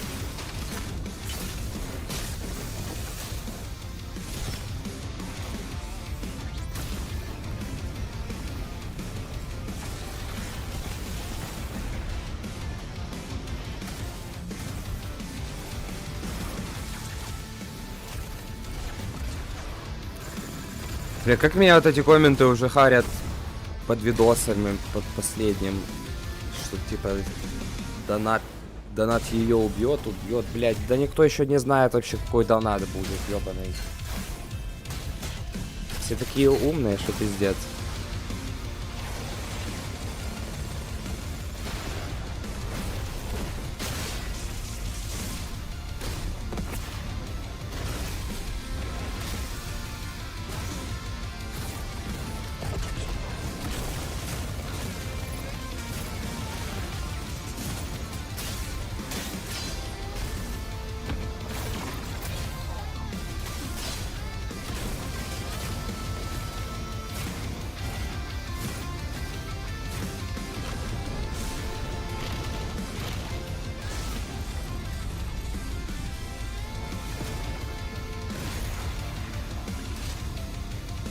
Бля, просто сделайте не pay to win и все, это не так сложно на самом деле. Тем более вы сами, ну типа, как разрабы, зачатки сделали все для этого. Чисто упор на фан-сервис. Это, как по мне, самое идеальное, учитывая, насколько сейчас, блядь, и игры инклюзивные идут. Что там мужик не мужик, делка не делка. И ну, типа, с нормальными тёлками и мужиками вот, мало игр выходит. Особенно, тем более в плане кастомайза. А тут еще и мехи. Тут вообще можно столько всего придумать, просто ужас. И внедрить.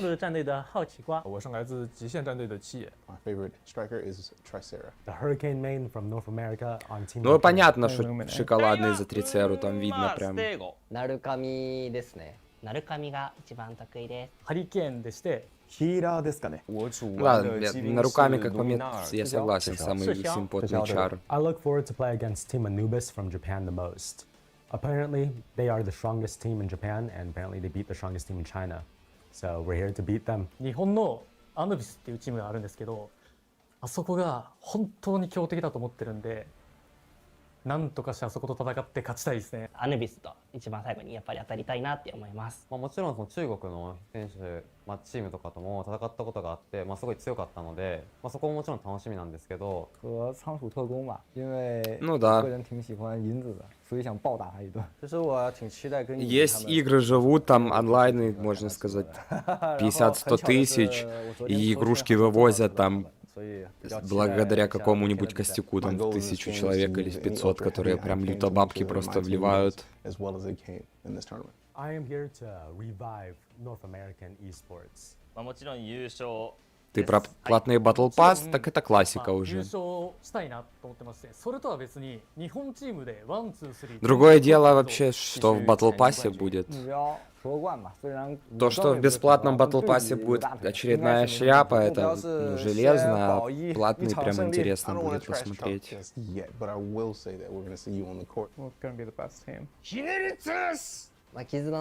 Я тоже думал вчера, что эта девка сегодня, типа, у его интервью взяли, немножко выпал. 尽管放马过来吧，天人战队将是伫立在你们面前一座不可逾越的城墙。 Там вчера бы 2 тимы дралось в каждой команде по девчуле, прям такие неплохие были. И у ликвидов там неплохая черненькая. From March 13th to 16th. 16 teams from China, North America, Japan will battle it out in Zhuhai, China, taking mech battles to the next level. The tournament features the 6v6 operation. По-моему, сейчас вообще любая игра, которую Китай выпускает, сразу нормально становится априори. With matchups decided by random draw. Teams that lose in the Не upper зря bracket Tencent drop to пол the индустрии lower bracket for a выкупил уже. second chance. Lose again, and they're eliminated. The upper bracket final, lower bracket final, and grand final are best of 5. All other matches are best of 3. The ultimate showdown between the final 2 teams takes place on March 16. Striker selection follows. No duplicates in squads rule, meaning each team can deploy only 1 unit of the same striker model per match. Each side bans 1 striker per match, and each striker can only be banned once per match. Banned strikers cannot be banned in later rounds of the same best of 3 or best of 5 series. 10% The это уже 13 успех. available strikers: Falcon, Panther, Elysinus, Tricera, Narukami, Lumine, Pinaka. Тем более баба куча, они туда-туда вкидывают. Welkin, Дай бог, что-нибудь дострельнет. and Hurricane. Можно сказать, как Players are allowed to скриптой. personalize their strikers with paint jobs, patterns, and other cosmetic customizations, but performance-based modifications are strictly prohibited. 5 maps are in play: Graceland Sky City, Hive Mizra, Grob Sinkhole, Palm Bay Harbor, and the Cape Blanc Observatory. The first map is picked randomly, and the losing team chooses subsequent А maps. вот сейчас, походу, будут No тимы repeats с allowed in the бабами. same match. Top pilots from 3 regions are ready for action.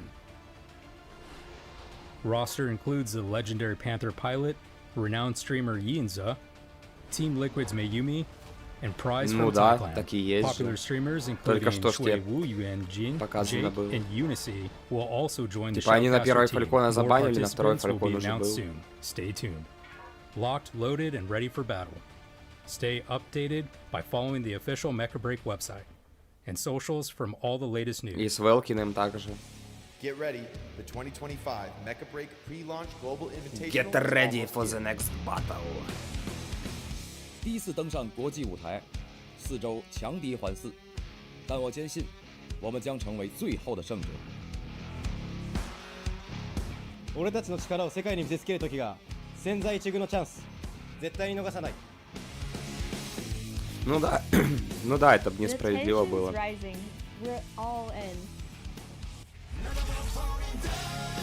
Это же не дота там, что, блядь, миллиард чаров у тебя и можно одного и того же банить. Когда там типы могут 10 чаров мейнить по КД. 这一次我会让你们知道什么是最完美的团队协作。会場に響き当たる戦火の中、この手で勝利にをつかり取る。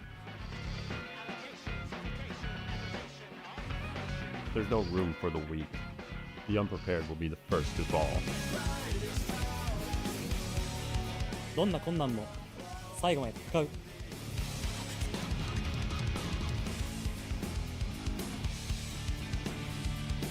冠军奖杯，我们势在必得。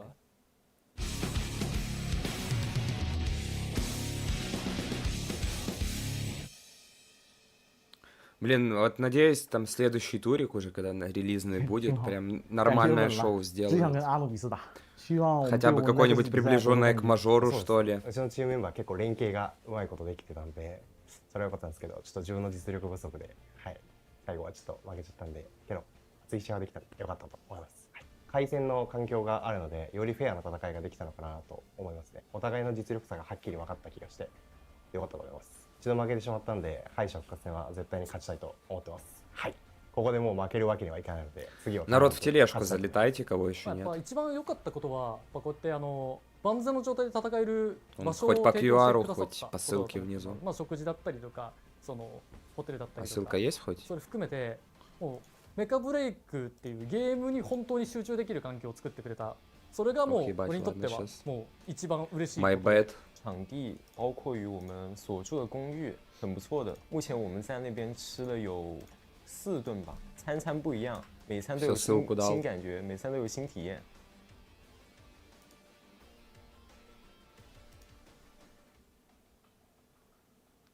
Welcome back to the Mecha Break Pre-Launch Global Invitational. We are О, это нам она here ручкой for one помахала. more match before we turn it over for the next 4 games of the day. That's right, we still got 5 left.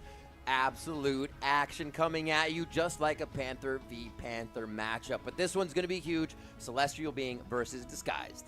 It's gonna be a fun match. It'll be a fun match. It'll be fun. I don't know about close, but fun. That's true. And we've had fun but not close matches. We actually just casted one. So I'm hoping to see what DSG have. Я бы за наушники подержал бы, конечно. There are a bunch of professional gamers from other games that have been invited to check out Mecha Break to see how their mechanical skill can transfer to such a high mobile, I don't know, crazy game that is Mecha Break. And they're going up against Celestial Being, which is a top dog. Celestial Being gave us one of our most exciting games yesterday versus Extra Turn, down to the last few percent on the payload of Palm Bay Harbor, as well as the other maps. We got one of our best of 3 series to go all the way between Extra Turn and Celestial Being, but Disguised was able to take their series in 2. So feeling confident because really no pressure there is on them. They're here to play, they're here to learn, but they're also here to have fun.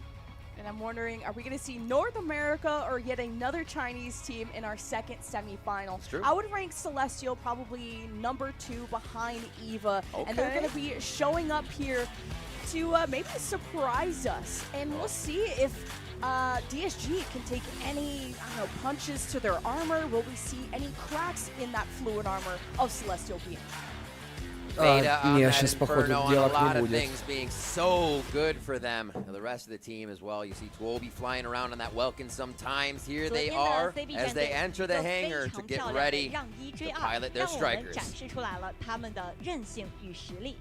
I'm excited to see Celestial Being. And these are just like my mental power rankings of EVA, then Celestial Being. Then there's also Anubis and Lunar Break on the Japanese side. But Celestial Being, this needs to be a perfect and flawless win for me, or I'm going to start having some doubts. I like that. It is. They need to come up, they need to show up, and they need to just take down DSG if that's going to be the case, which is where I think DSG, but DSG could make a dent there, you know, if we see Celestial Being trying one strat too hard, not being able to identify what might be the perfect chaos of DSG. Hey, it could work. Hey, they are. DSG surprised me yesterday because when we saw the scrims between them and Неужели люди европейской внешности? But then in the official match, we watched that. It was not pretty, but in the official match, that's what matters. DSG won against Team Liquid 2-0, and I don't really find that to be a close series. So I feel like I'm underrating where DSG are at. Maybe they've made that the problem for everybody. They're like, hey guys, we actually got like 400 hours back home, and we just didn't play when we got here. Oh, there's issue, we're tired. No, we'll see what they got though. They did have good coordination from what we saw in teamwork. But they were all together, and it's kind of hard to stop a ball of 6. A few things on Eye of Mizro where they were kind of capping with the Tricera, but it still worked, no cap, so you're good there. There's a few of those things that they know they can fix. So already stronger coming into day 2 is going to be a 100% possibility for DSG. Is it the strength of Celestial Being, though?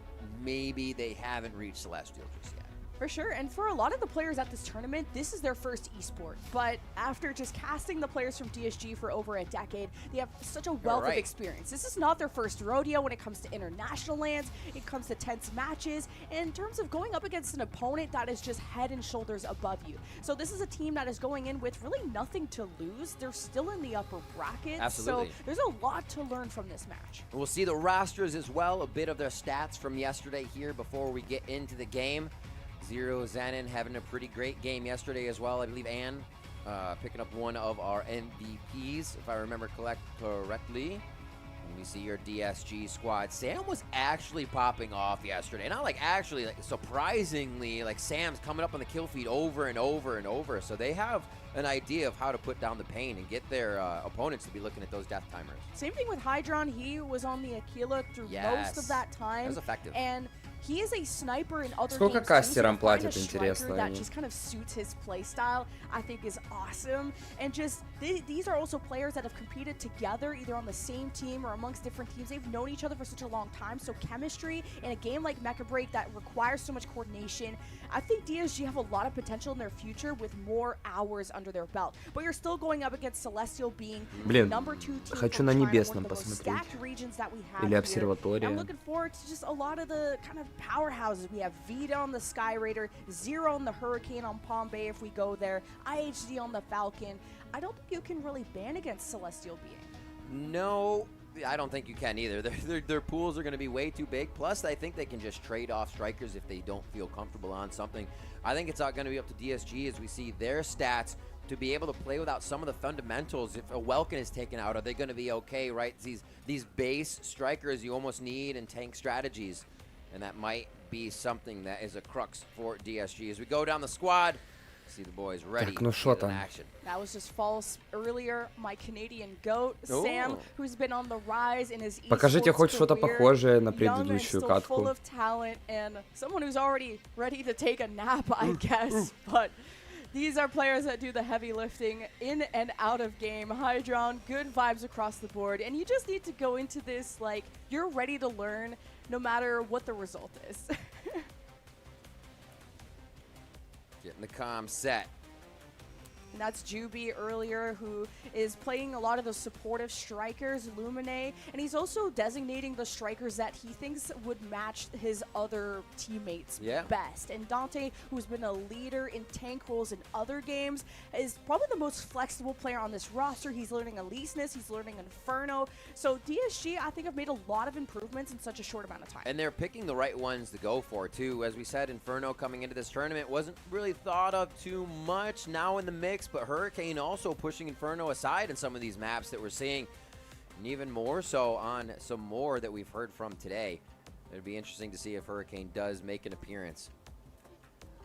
This is such a stacked roster. They still went the distance. Я так понял, это курточки сам Mecha Break выдает сразу с этими, со спонсорами.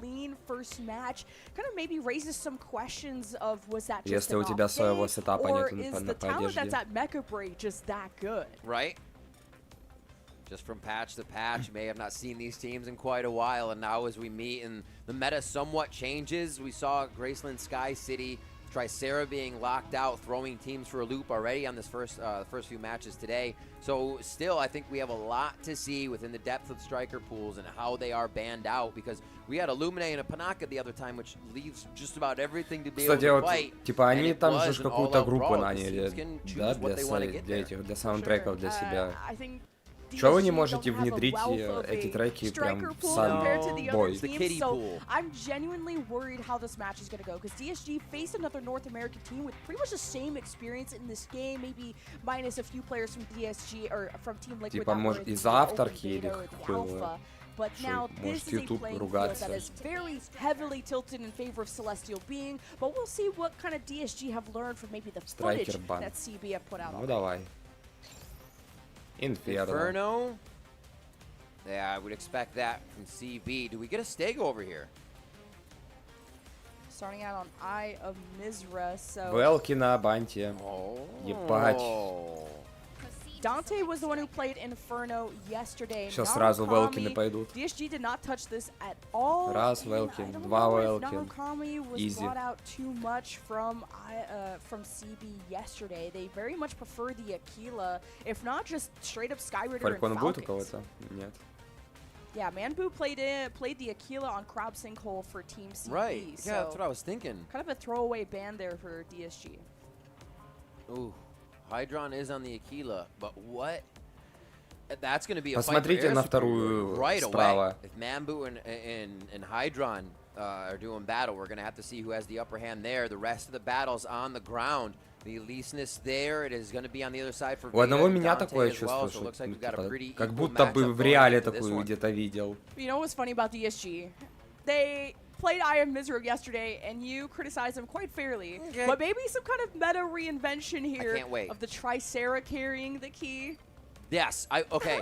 If they do it again, they do it again. The one thing I want to see from DSG is if they cap the key at A, you must go out the window. Don't go out the door. That is a win condition right now from me for DSG. Let's see what we got here on Eye of Mizra. The Storm just off on your left, ready to come in, Lemon. That is going to cause problems for our Luminays. I swear I don't fit in that window. And Riv keeps yelling at me, Go through and the I window. swear I don't fit.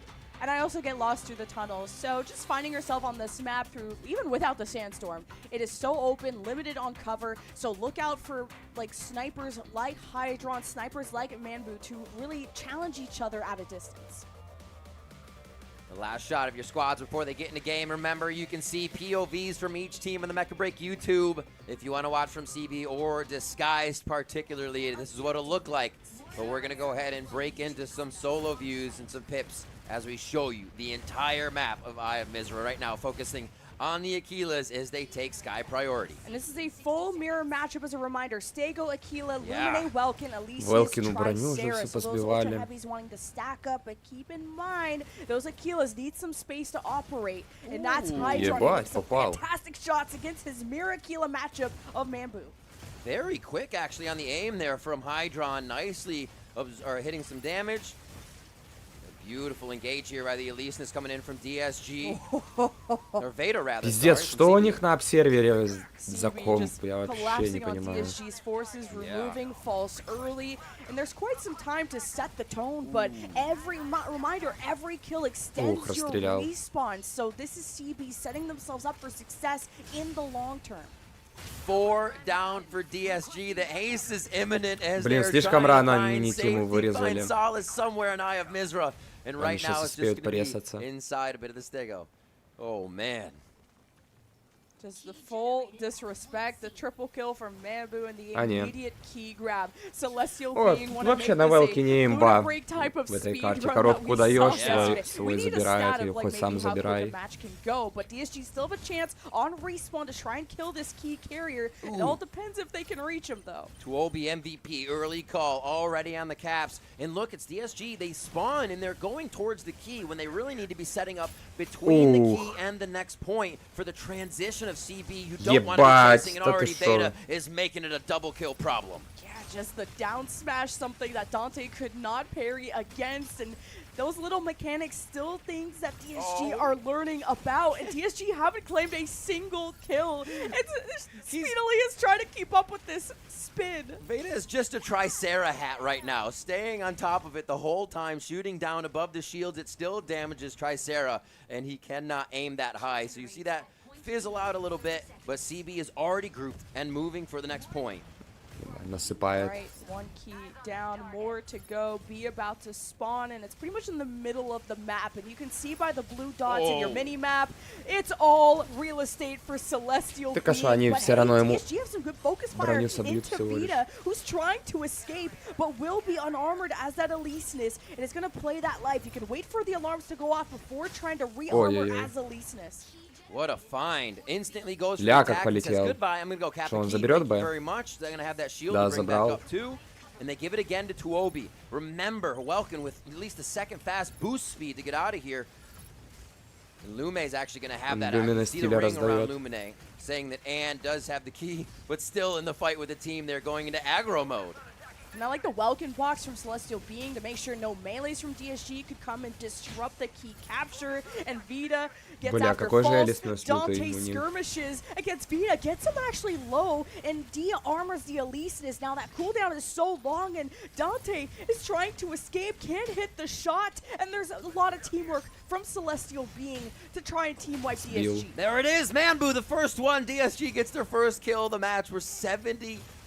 I was going to think that might be a goose egg all the way home if one more cap comes through, but they stave it off. And now they have to figure out the fight in the middle of the field. They're going to get done up here before the storm even rolls in.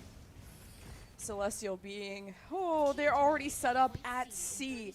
And DSG can't let this window go by. They're down 2 members and they still have to regroup. Celestial Being could just steal this away, and Dante's very busy and he's taking a risk taking this duel because he does not want to be staggered from the rest of his team. But a huge win from Dante, maybe setting up DSG for a chance to contest this key. That was a beautiful turnaround on the quick attack.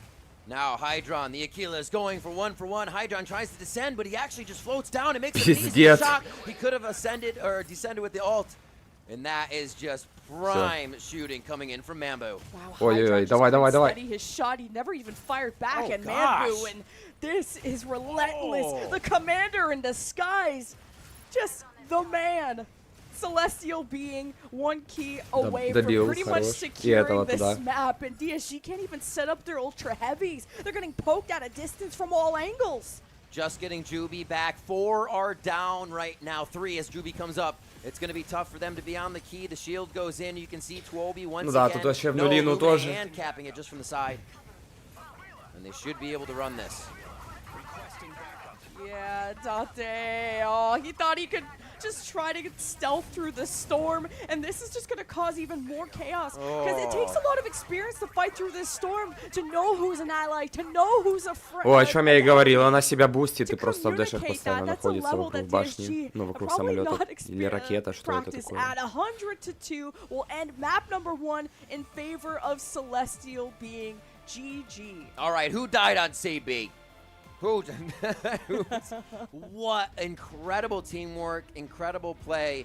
Props to the Lumine. We might get the MVP there, I think. Healing, capping, and extracting. That is huge objective and map control overall. The macro from the Lumine, I think we just won the game. I know a lot of fun tips that people were giving to the players of DSG, especially someone like Dante who's been playing the Elysinus. Elysinus has that shield, and you have to learn how to parry with it. That's that next level. And the best thing you could do is actually go in game and face expert bots, which sounds silly, but the bots in this game are insane, and it's a great way to practice those high-level mechanics. But you know what can't be parried? Like a down smash. Once you're able to jump and then strike down, that's how Dante's parries were being broken, and that way he had to learn that the hard way. It is tough because if you're doing it right, it seems like your opponent never leaves you. But if you're moving correctly, your opponent can gas themselves very quick trying to jump and get down. It's just CB has the idea. They're almost reading the next movement, knowing you're going to try to dash out. And like I said, actually, Hydron could have ult descended there to get out of that Aquila shot range and get over, but it was a slow descent. You're kind of just shooting ducks at a carnival at that point. You're just trying to hope to exchange any kind of damage, but this is not like any game Hydron has ever played. It's true. Because he is an extremely mechanical player, one of the best I've ever watched. And this is a game that I think he could be one of the best players at, but mobility adds a layer. The pace of the game is something unlike Hydron has ever played. So to add that mechanic in is such a learning curve. So aim alone is not enough to be the best player at Mecha Break. It's true. It is true. We saw it after the almost the move, the way to make your aim feel like it's always on somebody, right? Don't let them hide. Don't allow any reprieve in that situation. And Celestial Being did just that. I can't wait to see the stats on this one. I am going to call the Lumi MVP. What do you got? Lumine for me. Lumine for you. It was kind of a team effort. Lumine for me, Lumine for you. Do I give it to the Aquila? Like, that's tough. I don't know. Okay, I'll just... Ну, не сразу. Релиз в конце апреля, скорее We'll have to see if Anne gets the MVP on this one. I love the fact that we're actually seeing Anne as well. You were switching When Lumine has green box, it's healing. When you see the red kind of outline of the box, that's aggression. Через месяц. That's aggro for Lumine, and that can double up on the damage if they go to enhance themselves. But also, you're putting a dot, direct damage dot onto people, which is super annoying for capturing things because you're like, I'm not near the fight, but you have this little drone on you, basically poking you with little thousands of paper cuts to take you down. There's Anna on top. Merit points for this one. Repair, actually, I'm gonna say it's kind of low for Illuminate. The damage was being done here. I love that. Yeah, Toby, I thought he duked it out very well against, was it Dante on the Elise-ness? Yeah. I think Vita was in that picture too. I really liked how Vita played his life. I think in terms of Elise-nesses, if you want to learn how to play Elise-ness, I would watch Vita all day. Maybe that's going to be my MVP. Так что релиз еще надо дождаться. И надеяться.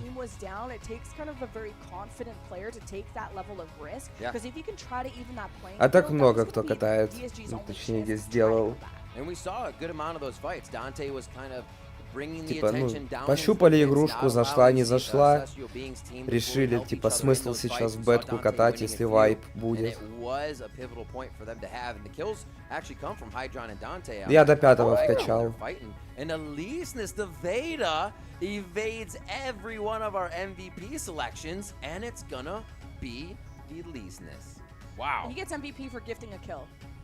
To DSG. You were wondering who are the two people from Celestial Being Kindness that died. kills. Yeah, you know what? Yeah, kill him with kindness. Vita, though, kills him with his lance. He is a deadly Elise-ness on the field. And I don't think DSG can really target ban because that would hurt Dante, and that's one of Dante's best strikers. So I think DSG may just have to accept the mirror. To explain somebody getting the MVP over someone that was capping objectives and also participating in fights is pretty incredible. Veda have to have done so much in this game with the assists that we're seeing here, the initiations that actually brought forward kills like this one on the false. You can't be understated how much Veda did in this, even though we were watching the caps. Да, Элиснес прям очень хорош был у них. Putting a good effort. You can tell that he's trained a lot on the timings of the parries because you have to do it.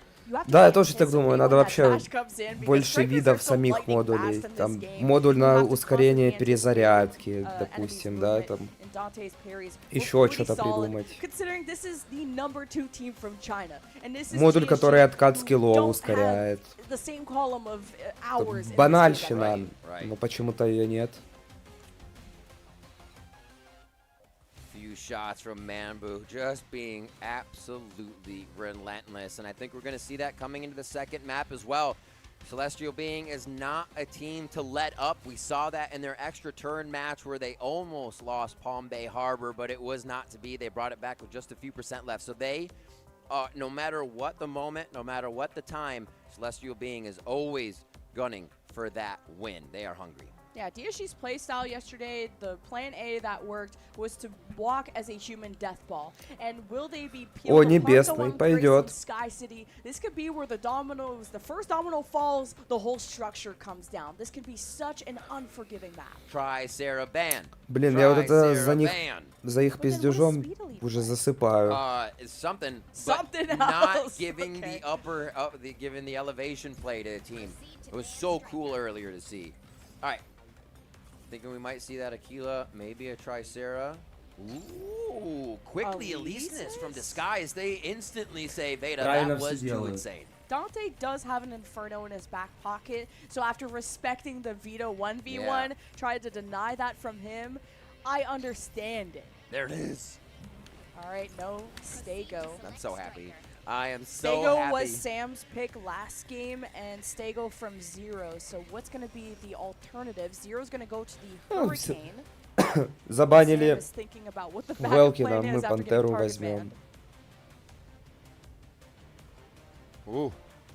Dante, I'm expecting the Inferno unless he wants to give that to Sam. О, Фалькончик. Falcon, I saw him practice this. This is a very, very tough striker to master for the mobility alone, and you haven't even started considering the abilities that this striker has. Hitting the right priority, being able to focus with the team, and now Sam actually receives more of the communication role with him being in the air on Falcon, letting people know what could be the possible focus and where they might go with a few of those. Пинака тоже, кстати, нормально смотрится тут. Это вообще пиздец, их не убить будет. What the last one might be. They don't have Inferno. Welkin. Oh yeah, they do. Sorry, False is on Welkin. But it's Inferno. I like that pick for even when the Tricera is able to set up, they can get that damage in there. But you're right, Hurricane over there on the left side.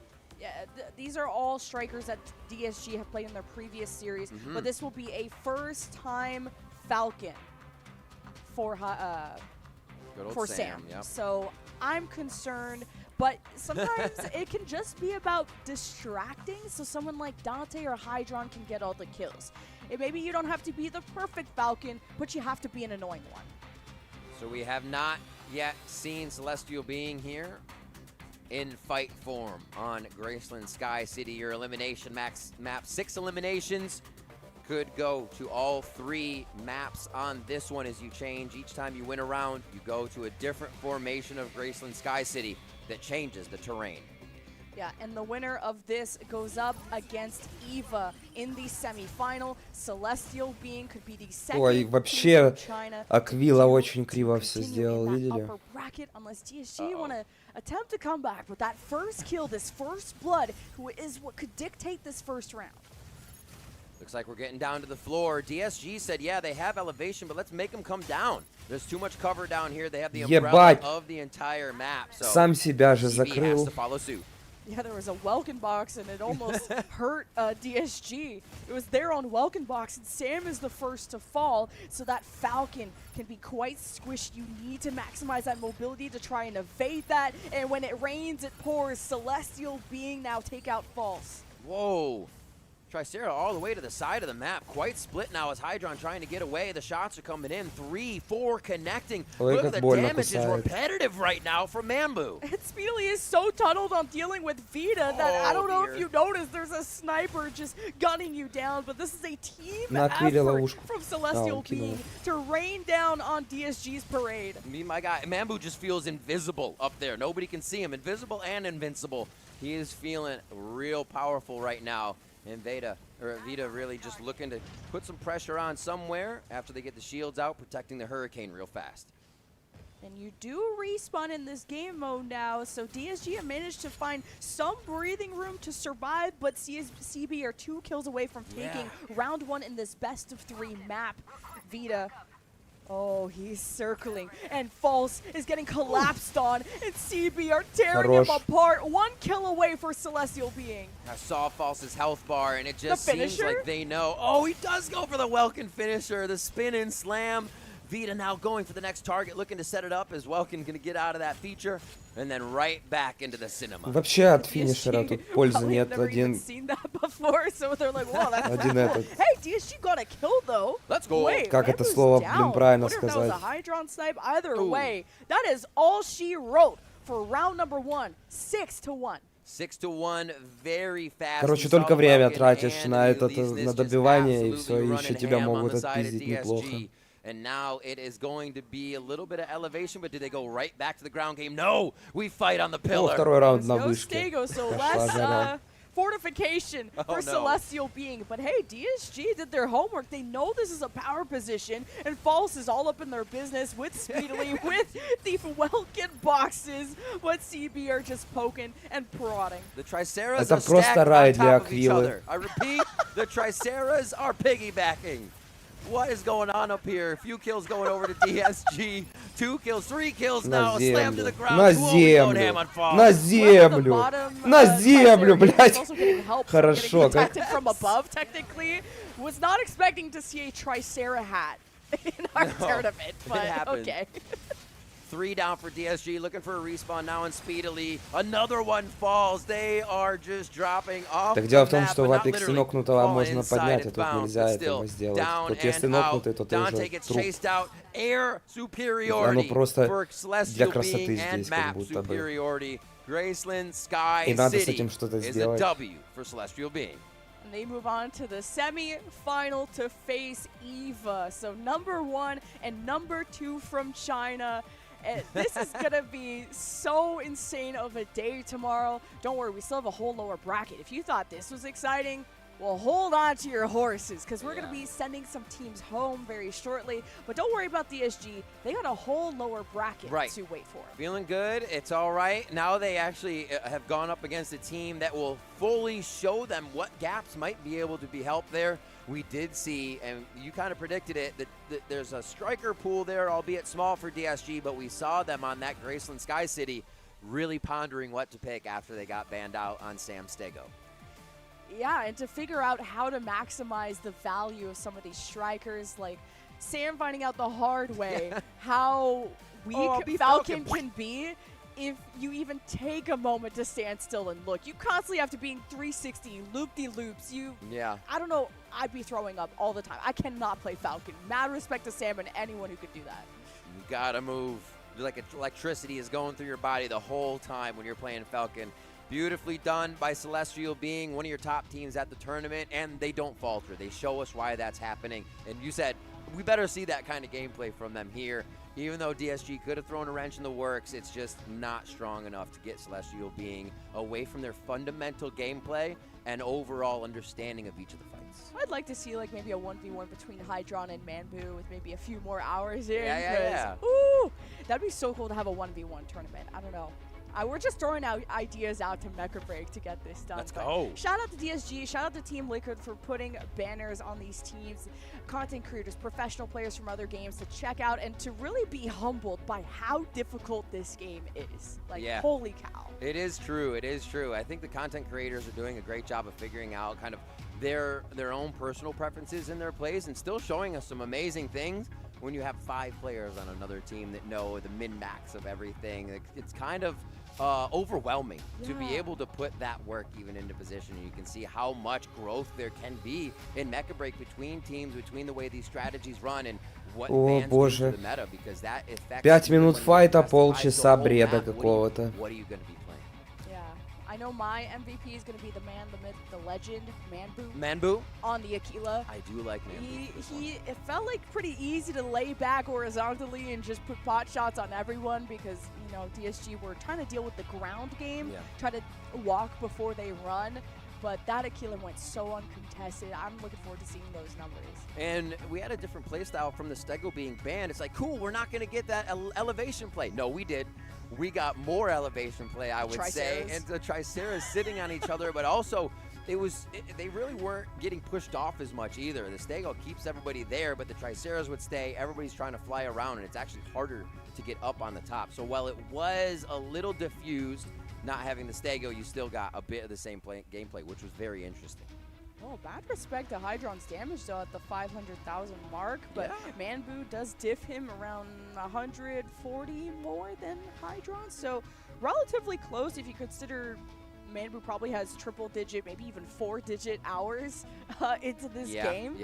And DSG were very quick to improve and adapt. I mean, they upset Team Liquid yesterday, so I still have a lot of respect for DSG to come here because Mecha Break is a game that does take some mechanical skill, but I almost compare it to like an FPS and a fighting game put together. Yeah, you have to almost understand what you want to do in each engagement, and if something hits you, you need to be able to adapt. If a Panther bus comes and hits you and slaps you outside of the capture point, what do you do instantly? Are you fighting the Panther or are you disengaging? You don't always fight everything that comes at you.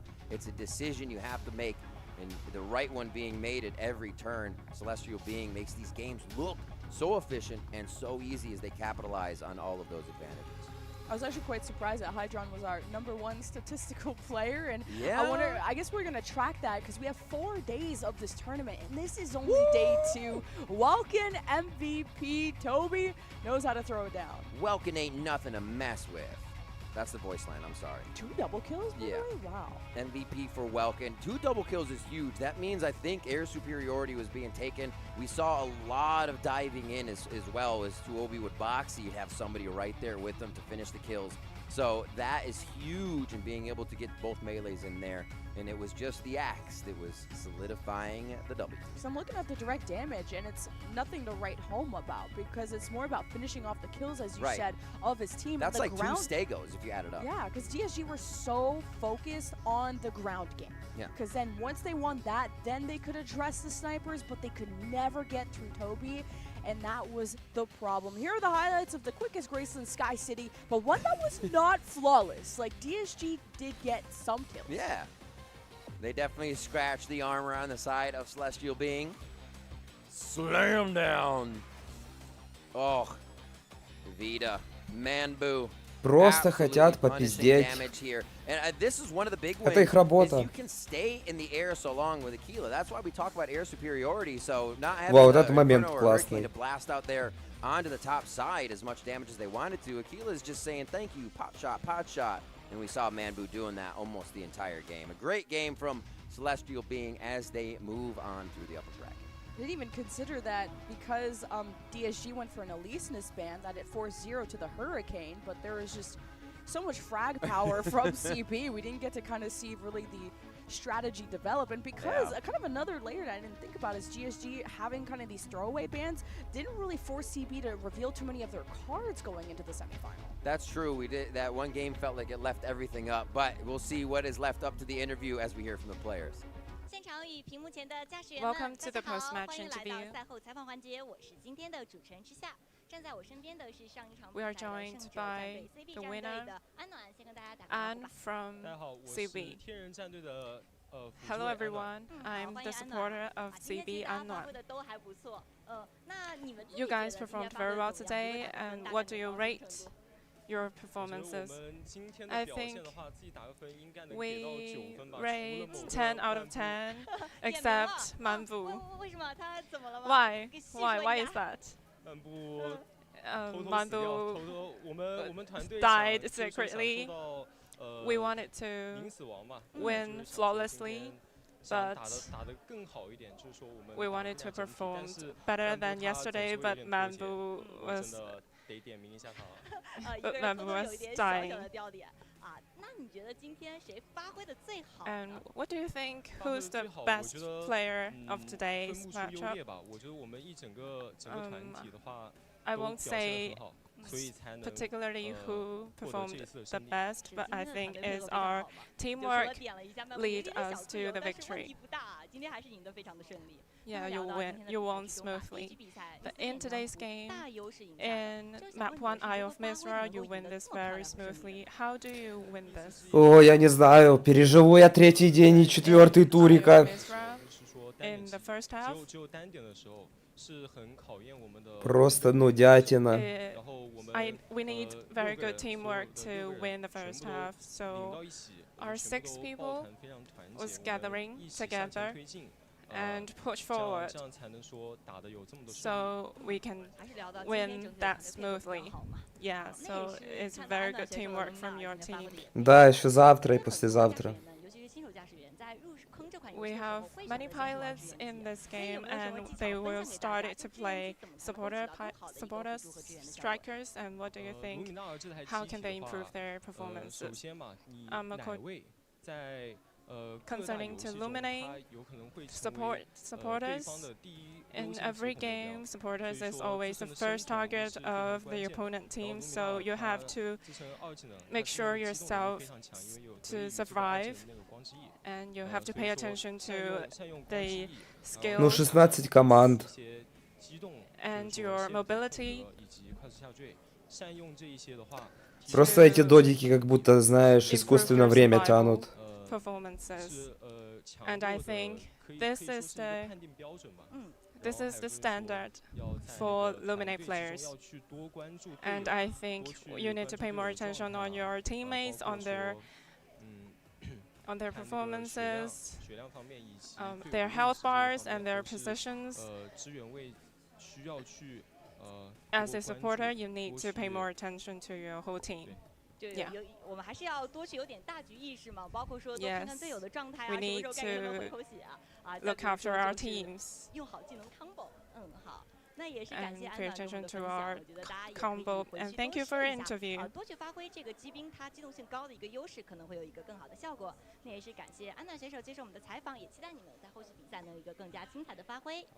MDY 对阵到 TRE 战队，他们将会有怎样的赛场表现呢？让我们稍事休息，精彩比赛马上回来。Да я уже даже не знаю, типа. 3 дня я чисто в него сейчас захожу футажей наснимать. I have confidence that I'll do well. I'll meet you on the battlefield. It's a really great feeling. Прям желание отпало вообще катать, честно говоря, когда узнал, что бетка сейчас закроется. It's a very stressful environment offline compared to online where you're not being filmed or have many. Да и вчера 7 часов стрима, просто я не знаю. Стрим закончил, пошел пожрать себя приготовил. И просто на диван увалился. Everyone from the Mecha Break team, especially Perun and Axolotl, who is our team coach. Everyone's been very friendly and welcoming. I think what I'm most satisfied with is just the general treatment from the staff. Да не, я знал, что вайб типа будет. Просто я планировал хотя бы до 5К ПТСика добить. Something very special from the staff. Перед закрытием бетки.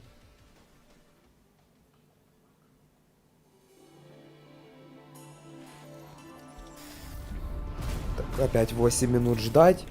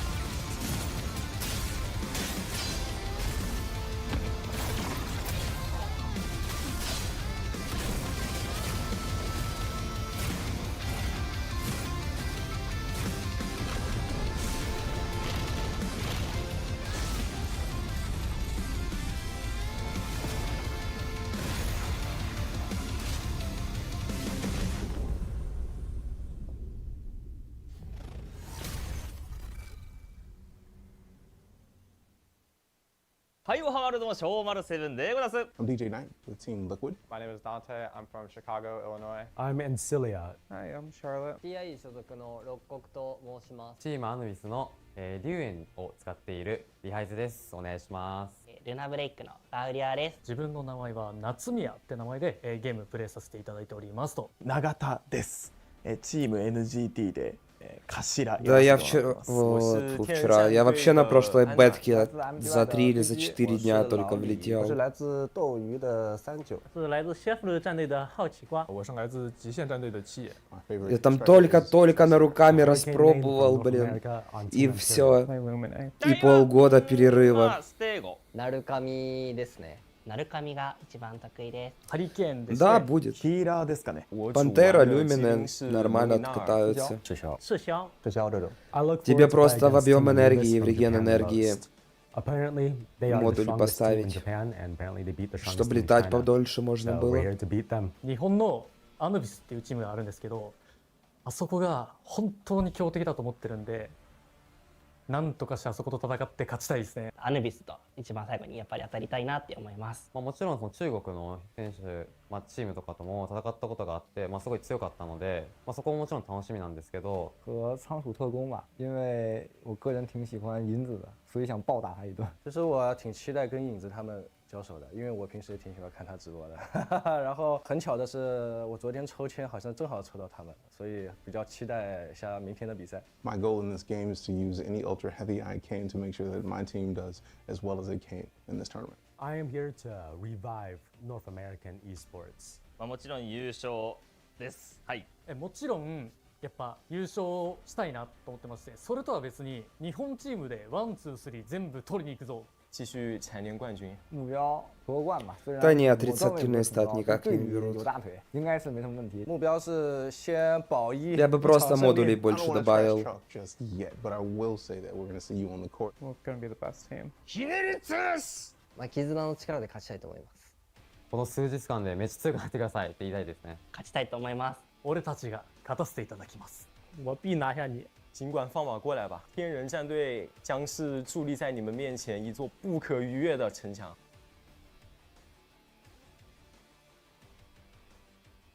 Mecha Break Pre-Launch Global Invitational 2025 is here. From March 13th to 16th, 16 teams from China, North America, Japan will battle it out in Zhuhai, China, taking mech battles to the next level. The tournament features the 6v6 Operation Verge mode with a double elimination format. Round 1 kicks off on March 13th, with matchups decided by random draw. Teams that lose in the upper bracket drop to the lower bracket for a second chance, lose again, and they're eliminated. The upper bracket final, lower bracket final, and grand final are best of 5. All other matches are best of 3. The ultimate showdown between the final 2 teams takes place on March 16. Striker selection follows. No duplicates in squads rule, meaning each team can deploy only 1 unit of the same striker model per match. Each side bans 1 striker per match, and each striker can only be banned once per match. Banned strikers cannot be banned in later rounds of the same best of 3 or best of 5 series. The tournament includes 13 available strikers. Falcon, Не, вот уже Panther, релиз Elysius, туда-сюда и Tricera, будет. Narukami, Lumine, Pinaka, Inferno, Skyraider, Welkin, Я думаю, они сейчас там Aquila, что-нибудь Stego, подкрутят, and Hurricane. добавят Battle Players are allowed Pass'ик to personalize their какой-нибудь, strikers with добавят details, одного или patterns, and other парочку cosmetic мехов. customizations, but Может, performance-based какие-нибудь modifications are режимы или strictly карты prohibited. добавят, и все.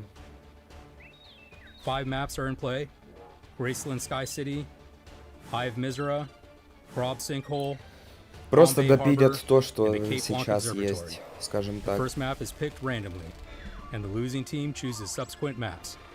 No repeats allowed in the same match. Top pilots from 3 regions are ready for action. Roster includes the legendary Panther pilot, renowned streamer Yinza, Team Liquid's Mayumi, and Prize from Taiclan.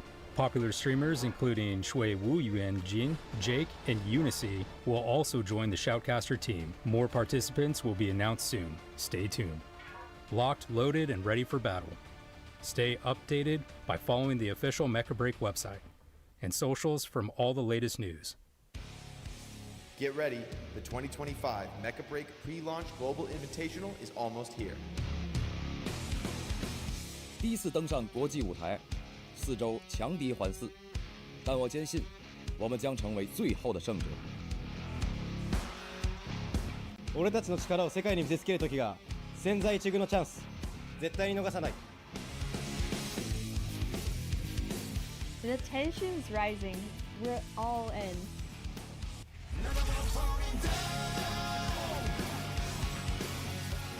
No matter who's in front of us, we're bringing the heat.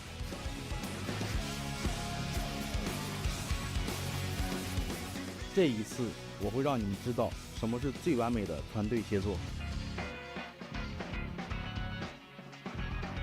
会場に響き当たる戦火の中、この手で勝利をつかみ取る。Да чё гадать, видно будет. Может, ролик даже сделаю, типа, по моим предположениям. Я бы вообще, тут кучу всего можно добавить. Скелет идеальный в игрухе, просто его надо правильно теперь мясом и кожей обшить, скажем так, мышцами. 冠军奖杯，我们势在必得。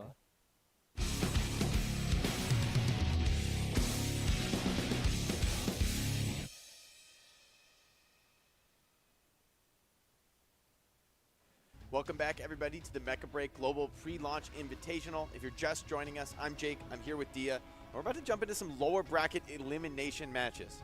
We are, and I mean, already the winner's bracket today has been very fun because we've seen a very high level of skill expression in Mecha Break. Now the stakes get raised even higher as these teams are now fighting for their tournament lives.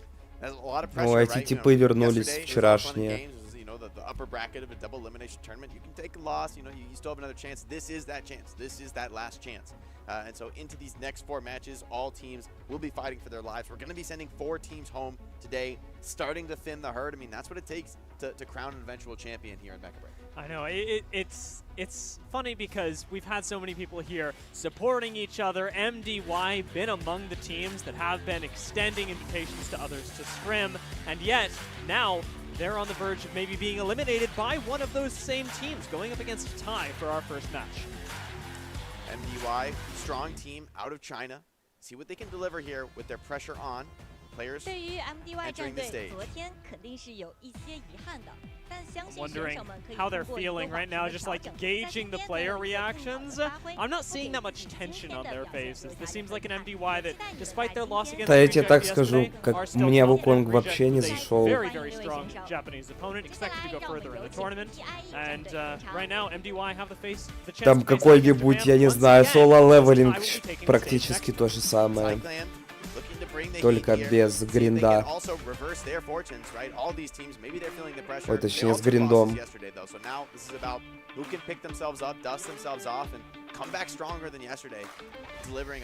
Вуконг просто вовремя вышел, когда абсолютно помойные проекты выходили. Вот эти с инклюзивностью, блин.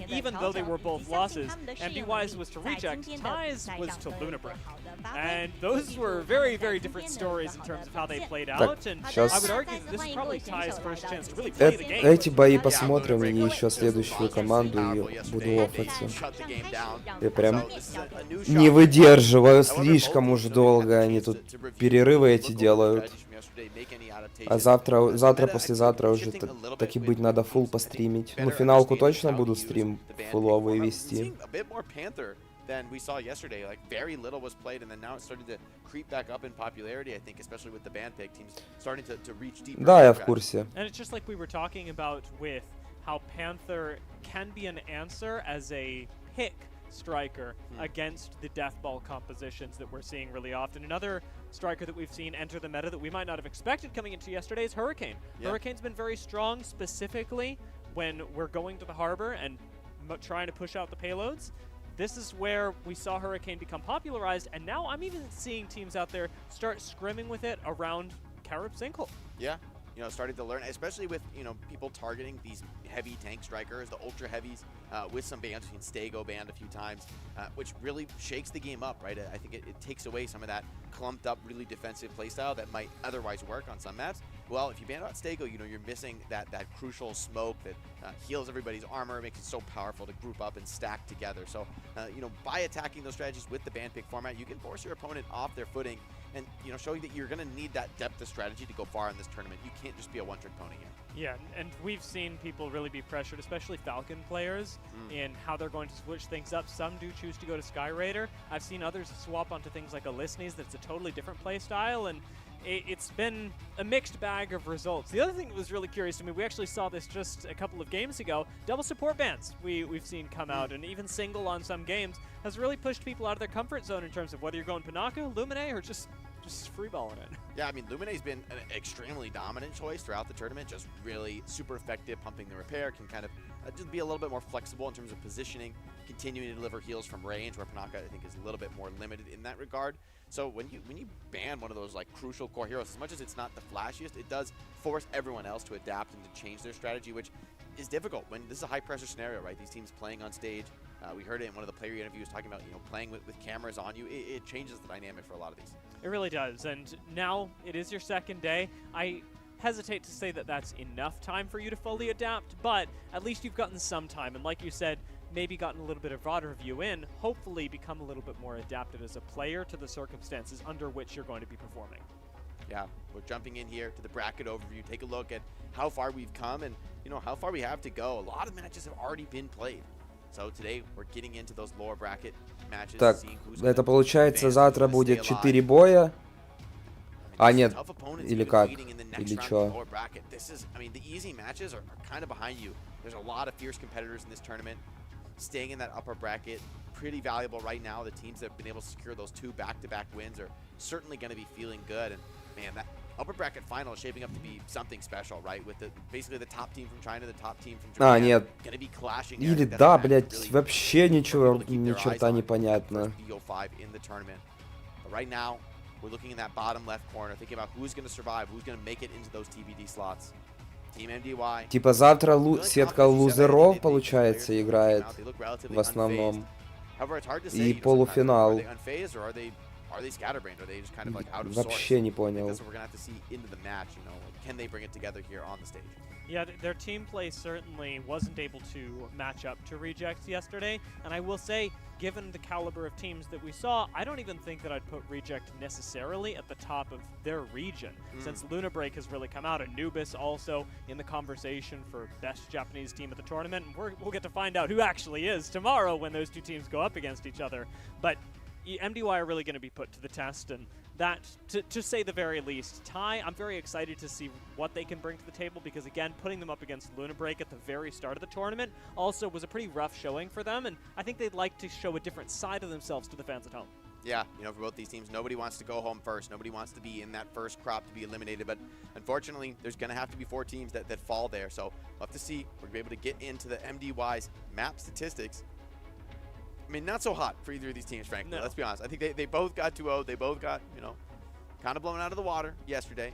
But as you said, that's just an opportunity to review, to adjust. Maybe there's other maps, other map types could be more comfortable for them. I'm gonna say small win for MDY. At least they got a single round on Graceland Sky City. They might not have won the whole thing, but they got that single round, and boy did they start off the tournament well with some well-timed aggression. So coming into this, I'm at least looking at MDY and going, if the match is even, they've got some serious clutch genes. When it comes down to it, this team can get really aggressive and rely on their own mechanics to take them maybe that little bit further. Like you said, looking over at Thai statistics, it's pretty natural that we're not seeing them be really crazy. Быть может, тут действительно у некоторых алмаз даже есть уже стримеры.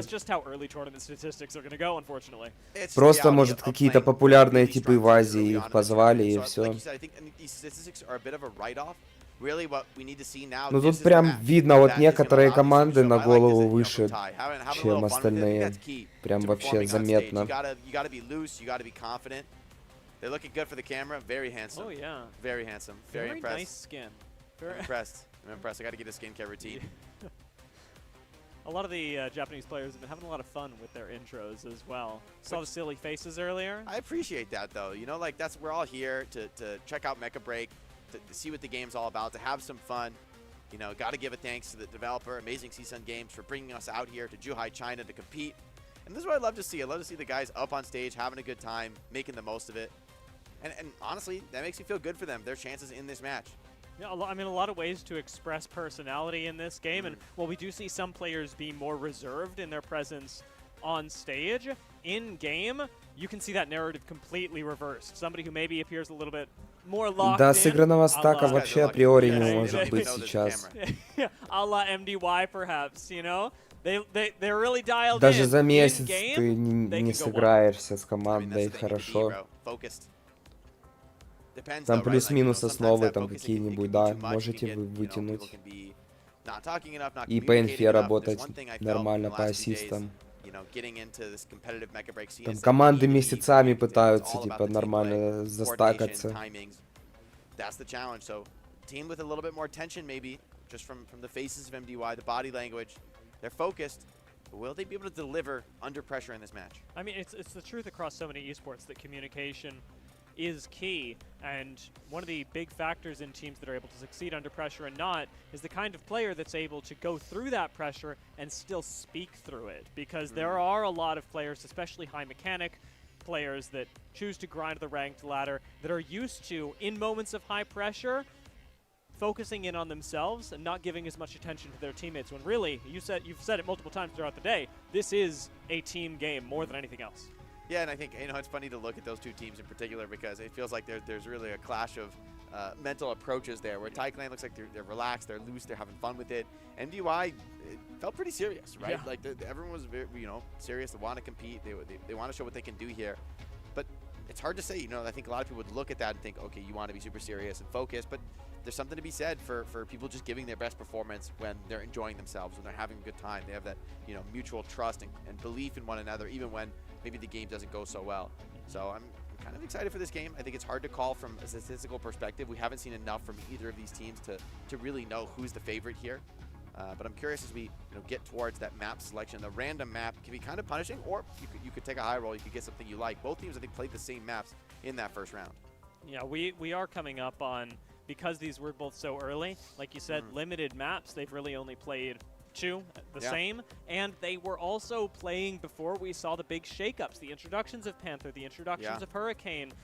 These were things that they didn't really get to experience. MDY and Thai, as the first players on stage, were playing very conservative games, and all credit to them for doing so, because it's kind of what you have to do when you're entering into an unknown format, and the first games on Блин, какие там крали у них сзади ходят, просто... are showcased by you. There's a lot of pressure in that moment, and unfortunately for them, it has only gotten to higher pressure now that they're in the lower bracket. But from that, there will emerge a good news story. As much as we know we'll be saying goodbye to one of these teams, somebody's going to be getting a redemption round. Yeah, and that's what they need here. I'm curious, which map we're going to roll first. I'd love to see something fresh for both of these teams. Maybe, take them to a new start. So the maps they haven't played would be Crab Sinkhole, Cape Blanc Observatory, and the Eye of Mizra, which are all three, I think, maybe the most dynamic maps in general in Mecha Break, where they played Graceland Sky City and Palm Bay, and I think those are, in some ways, the most static maps, with there being no particular objective other than eliminations on Graceland Sky City, and Palm Bay really focusing the fight on one central location around those payload objectives. So as we get into this map selection, Ну-ка, что там за мапа у них? They wait to see which map the system picks for them. Especially if we do go out to something like Cape Blanc Observatory, I want to see Rikoku play Narukami. This is like the focus for this player on Thai. We know that Japanese players, especially Japanese Narukamis, have an extremely high ability on that particular striker, and we're going Cape Blanc Observatory, so maybe, just maybe, I get my wish. Let's see what Team MDY, Team Thai, how they like to use this ban pick here. Ну тут easy Велкина надо банить. A lot of teams have been taken out Inferno Просто early. easy. Team MDY, they're thinking about it, considering their options. Блять, Велкина баньте, что вы делаете, еба? All right. So just not wanting to deal with that heavy melee disruptor. Diving into your backline can be, super annoying, can be difficult. Team Thai thinking it over themselves. This is Illuminate ban. They're thinking about it. Oh, trolling. Okay, if they ban Falcon, they're picking Narukami. Yeah, I mean, think about that with Elise's and potentially a Falcon out. Yeah, Falcon. So it's going to be really hard to get on. Аквилы на руками, сейчас Велкины. Yeah, being chased down by Falcon on this map is really, really rough. And I'm seeing Rikoku hover. Maybe not lock it in just yet, but the compositions are shaping up quite nicely. And looking over at the Luminays that не знаю даже, чей пик больше нравится. Amount of support. What I'm also noticing is on the other side of this matchup for MDY, Mingyue considering the Panther, also a really good map to run Panther on. Наверное, все-таки справа мне побольше заходит пик.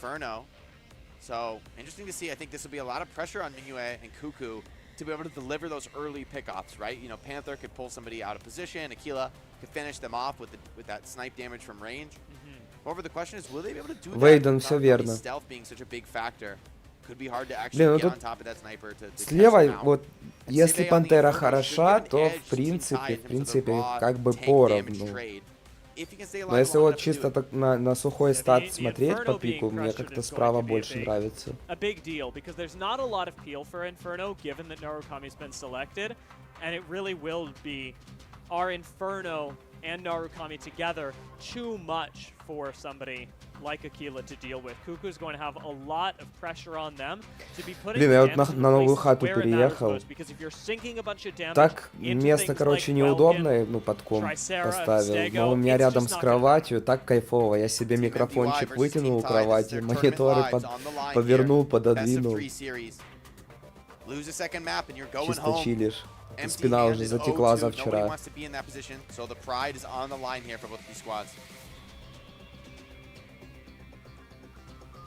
Taking a look at MDY and Ty, like you said, tensions have got to be high coming into this. But the map already having begun. Watch Rokoku on the right-hand side of your screen, already setting up on the Narukami, unspotted as of yet, but ADSing onto Kuku. The focus for Narukami. Но Фалконом Люмину тяжело забрать. Она себя бустит, хилит, пока дэшится, прям тоже мерзкая. Он Пантера на руками задрачивает. Больше некому. It may not be a Falcon, but Panther can be just as big of a problem for Narukami. Very squishy as the Narukami, and Panther can, if not one-shot, nearly one-shot Narukami. See in the box into the cap, though. This is looking pretty good. Он слишком рано нажал квадрат свой. Надо было хотя бы процентов 20 подождать и нажать уже потом.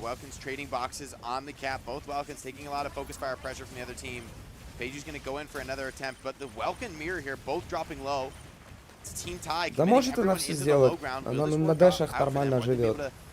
Даже если захавает, она отхилится. А у Фалькона КД будет.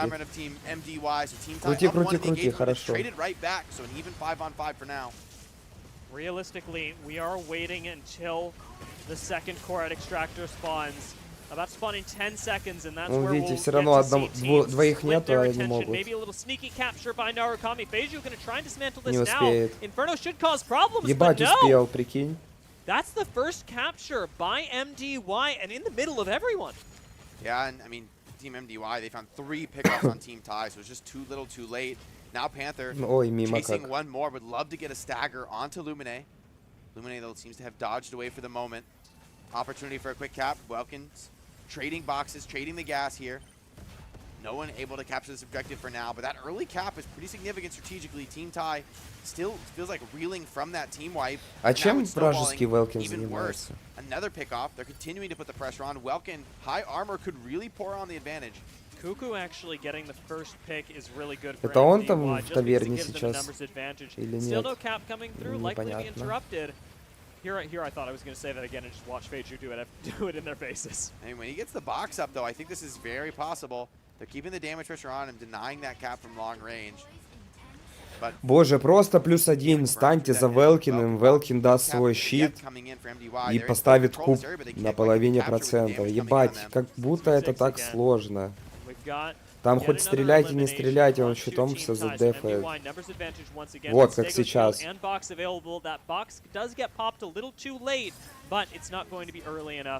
For this capture to be stopped. Fortunately enough, because 2 core extractors were available, you get that traded, so Ty keep themselves in the conversation. It is 2-1, not out of control by any means. Yeah, Team Ty are probably going to be pretty happy to grab an objective with multiple players down. They need to get out, though. They need to take the reset. Mingwei pushing for more on this Panther. Would love to get into it, a big Боже, engagement Пантера, here. конечно, Get some ебать value, чудак. but gotta be careful on the Panther. It can be easy to overextend, easy to get too deep into the enemy team where you're not able to escape and fight another day. So Team Ty stabilizing decently well here. Mingwei gonna head through these core 8 crystals, re-up on the armor. Капец, он себе все статы его в лимит до перегрузки. Видели? Там почти на половине. Suffering at this point in the game. Now with Feiju down, that's going to mean we've got no Welkin for a little while. Maybe an opportunity to claim some points back for Team Ty. А, ну хотя он же может восстанавливать себя. Все нормально. Team Ty dominating from the top of this hill, putting a ton of pressure downrange. But MDY are continuing to fight back. They're not giving up anything from 3. Kuku's a killer, continuing to keep the pressure on. And some players are dropping low for Team Ty, so it seems that the spam pressure from MDY is looking pretty solid for now, trying to deny the cap. But the cap is able to come in. Team Ty, with that Welkin box, able to secure another capture, keeping this game up 2-2. Civ A, not quite landing long-range shots either, so Опять в размен пошли. And with the real trade on the extractors there, Сейчас доразмениваетесь. these teams are at least dialed in enough to not let anybody get away with free objectives. Outside of that very first one that was taken by MDY, core extractors have largely been traded 1-for-1 as soon as 2 become available. This is a moment for MDY to rotate around the map. Mingwei setting up a very wide flank. He may not be spotted here. Using that mobility from Panther, coming in over the top, see if he can pull somebody out of position. Being a distractor. Ty has a couple players with relatively low HP. They've got to be careful. MDY starting to put the pressure on, but Feiju very low, has to be careful. Gonna go in and commit onto Akamane, even using the box right now. Spin not quite. Нормально крутишь, нормально крутишь. Ой, бля. Просто ужас какой-то. Gonna disengage, but that is his prize. And Cuckoo go down. Cuckoo on the Aquila, no longer in play as Ty. Trade 1 for 1. I'd say that Aquila is well worth it. Peju going for the box and the cap on the objective. No, just barely stopped in the last second. Peju would have loved to grab that cap for the spot, but now sees an opportunity to turn for a kill. Very low mech on the side of Ty. Being bursted down, and so Team MDY up 2 here. 1 just respawned for Team Ty, but big tempo lead here for MDY. Добить. Peju got to be careful though, under pressure himself. Huge kills, and maybe another one for Ming Yue. This should be a very clean finish onto John. Taking out Lumine would be massive, but Lumine is just so mobile, using the energy economy to constantly stay away from Ming Yue. Big threat on the Panther, and it'll mean that in this time, Ty lose Akamane. А с руки ударить вообще? Ебать! Ну что это, что он делает на Пантере? Боже, переключите на кого-то другого. Спасибо большое. But MDY has dropped a couple players themselves. Mingwei finally does shut down the enemy Inferno. So it's an even trade with low numbers. Big opportunity for both teams to potentially secure a key advantage here in Cape Blanc Observatory. This time it's not traded 1 for 1, so we are back to just having 1 core extractor left. Remember, У меня уже башка трещит просто от такой игры. They will disappear, but that doesn't seem to be a problem when Phaedra's in the lobby. Very objective-minded.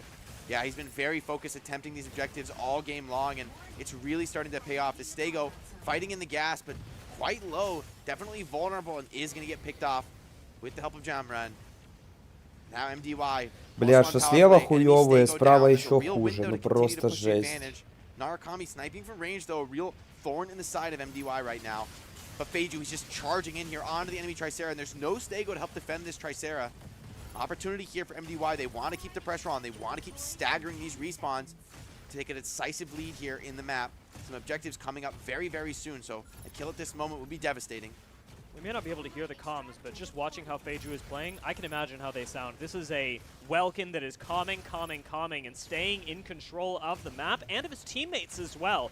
Keeping MDY all on the same page, something that they were unable to do in the later stages up against Reject yesterday. Ой, в мое время компьютерных клубов, блять, пацаны со дворов КС-ку так ебошили, что просто сцена бы позавидовала.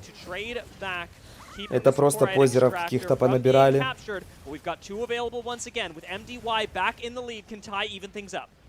Не, ну так, а что там у Трицеры брони не было, можно было и пострелять. Extractor dismantled as well in the chaos for MDY. These pickoffs are really starting to bite Ty right now, struggling to stay alive in test objectives. Mingyue wants to Ля, какой жадный, боже. Charging forward onto a low enemy Lumine, and the Lumine is exactly the player you want to stay alive, but no, can't escape with the help of Cuckoo sniping it down. And Feiju, we've seen how aggressive he's been previously. Looking forward, but staying objective-minded here. Clears a Narukami drone, looking for his next target.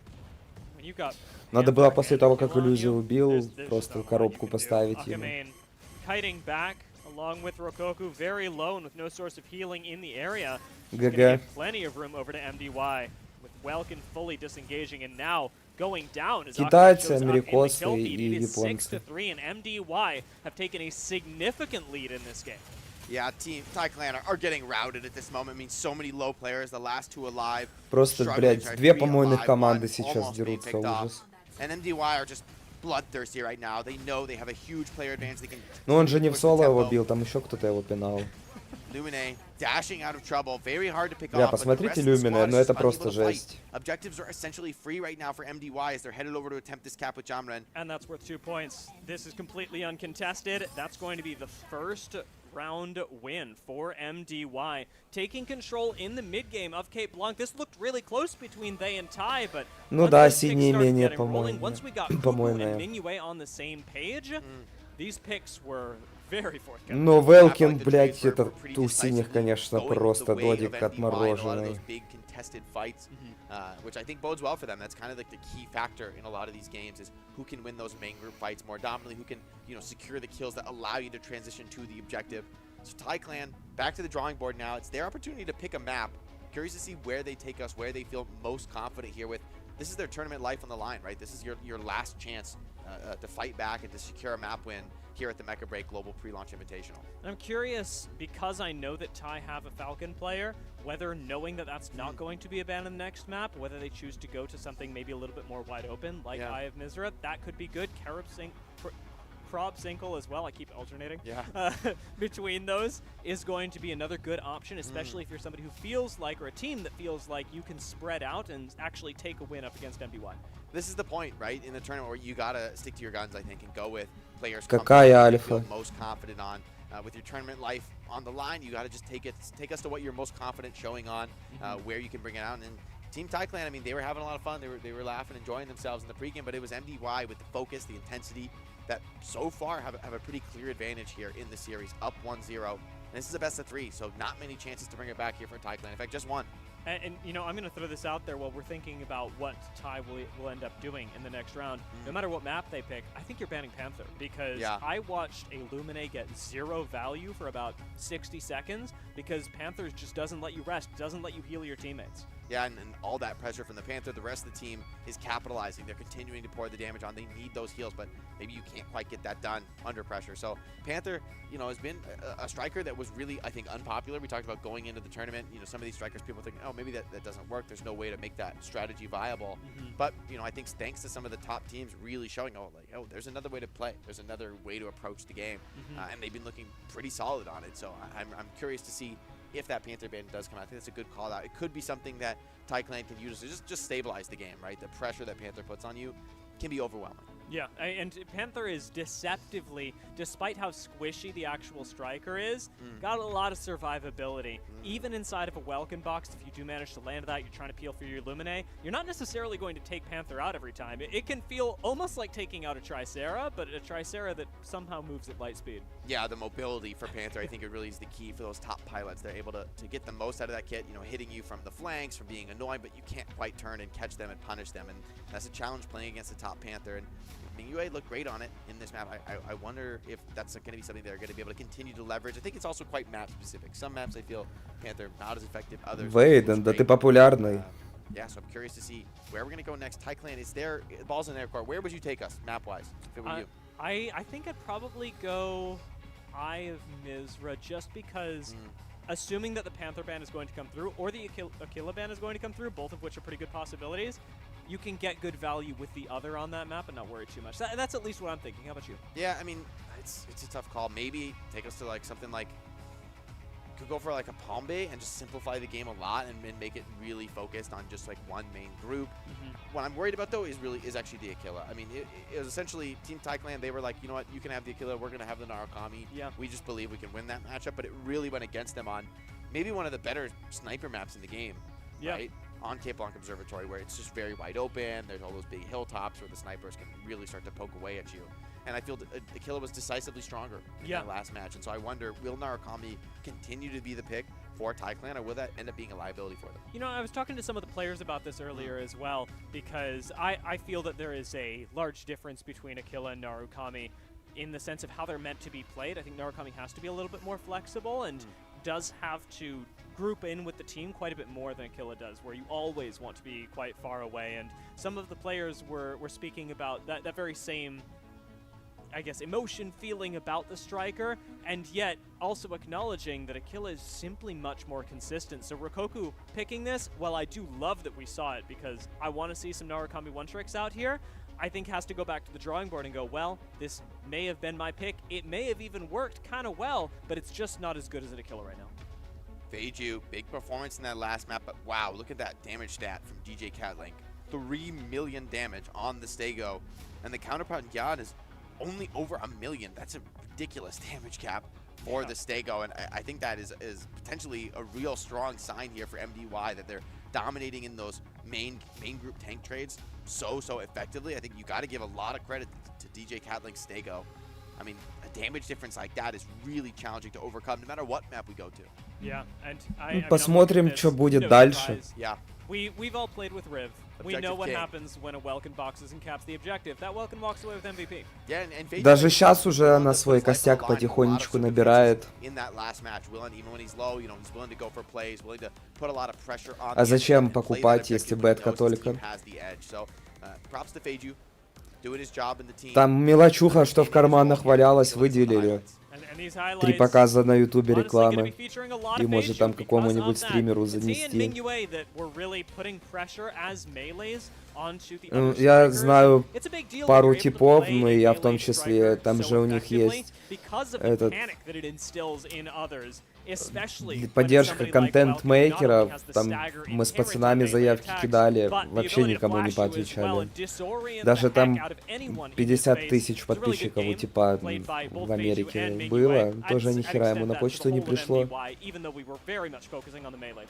Yeah, I'm really curious to see if we can get some more of that Stego cam. I want to see what DJ Catlink is pulling to triple the damage of the enemy Stego. I mean, that's one of the biggest gaps I've seen on Stego the entire tournament. So it's going to be a really tough spot for Thai Clan if they can't figure out. Ну я тебе скажу, на магистре, блять, играют так, как будто это боты. В основном, причем за мою команду, блять. Ultra heavy drafts here with 4 ultra heavies. We've seen, you know, Hurricane, Stego, Tricera, Welkin as well, just fully stacked up and playing the objective. And honestly, if MDY, if they're winning the Stego trade like that, I feel like they're going to feel really good going to this map. Yeah, I don't think Palm Bay Harbor solves a lot of your problems. However, the really good news is that for Team Thai, they're playing on red side, and red side does have, as we've seen during this tournament, the definitive advantage at the start of the match, being able to jump up onto ultimate high ground and access that before the blue side can. So maybe that's the advantage that they're relying on to win this game. Nice Panther ban. I think we saw that coming. They were thinking about the Stego ban. Honestly, I think they should have banned Stego based on, after seeing the stats, the gap was so ridiculous in the last map. I feel like maybe they needed to ban Stego. But the Hurricane ban does kind of open up a slot in the sort of meta draft we've seen develop on Palm Bay with the ultra heavy style. So without the Hurricane, I mean, you have maybe a little bit more option to play something aggressive, something fast paced. Yeah, Rikoku picking up a Listney's here. I was wondering what was going to happen to that former Narukami. Not going to go with it this time. Instead, double down on the melees. Нихуя себе, спасибо за донат. МРТ. Или МПТ. Хорошая работа, Олег. FC can come out on top. Cive also going for the Inferno here. We've seen, I think, Inferno potentially struggle on this map due to just how close quarters it is and how difficult it is to stay alive on some of these strikers with less survivability. So I'm curious to see if Cive can stay alive. Бля, а чё они Пантеру-то забанили, если он же вообще помойный был? I'm also noticing that there is no Falcon for Team Thai. Или они думают, что типа он реабилитироваться может. Welkin Элиснес Трицера Стега. Puts a lot of pressure on your Elysnes to do that job, and it's a job that Elysnes does only half as well. Мне у орков нравилось, типа Люмина как сделали. Сделала вот эта баба себе. Team Thai, they're gonna have to show us what they prepared here. The tournament life is on the line here on this map of Palm Bay Harbor. I did not think Cuckoo played poorly on Aquila, so. Yeah, Cuckoo was a real shooter in the last map. I would call this a gamble. I would call this a gamble. You're saying you're not going to get nearly as much value off the point as we're going to get on it, and I don't know if that's true. Now, I will say, to their credit, some of the most damage in the game. Они, может, не знают, как без трицеры катать. Pick that up. So in close quarters, especially indoors on point B of Palm Bay, this could be where you really pull ahead. Тут, типа, если трицеру банишь, там, ну, пикают стега, и просто эта мапа начинается сплошное ПВП. Team splitting up, high ground being taken right now for Team MDY.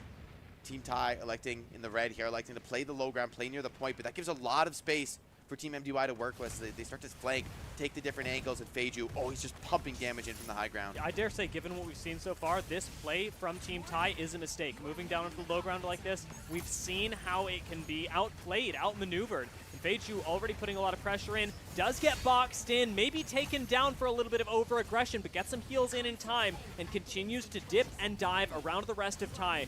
No kills on either side, but with MDY having the high ground, plenty of ability to rain down fire, I'm seeing those Stego damage numbers tick up. Yeah, the point's about to open very soon.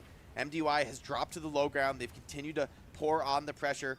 Team Thai are going to make their move towards the point, but they've got to get on it. They've got to contest it, and Tricera is just eating good right now, pumping damage into anyone who dares enter and contest. Feiju dropping a box as well to disrupt.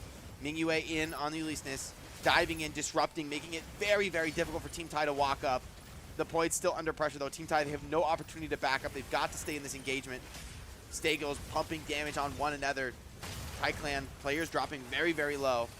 But MDY, they're still under contest here. This is not easy by any means. Feijue is getting a ton of pressure every time he goes in for a play. Getting pretty low on Thai, though, and that's going to be our first elimination.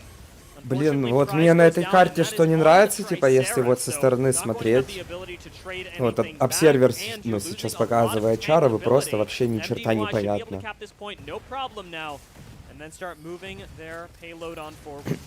And Feiju is just really pushing the limit on this Welkin. Getting so aggressive at times, dropping low, but ну, на данном этапе, да.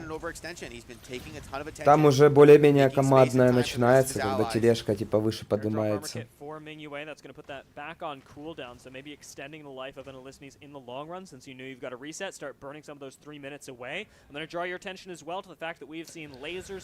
Трицера и Велкин насколько грамотный. But make no mistake, Cuckoo is contributing heavily to a lot of these fights. Another laser from off screen. Nice parry. На этой карте криптонит для Трицера это только Велкин может быть. Ну, отчасти Пантера еще.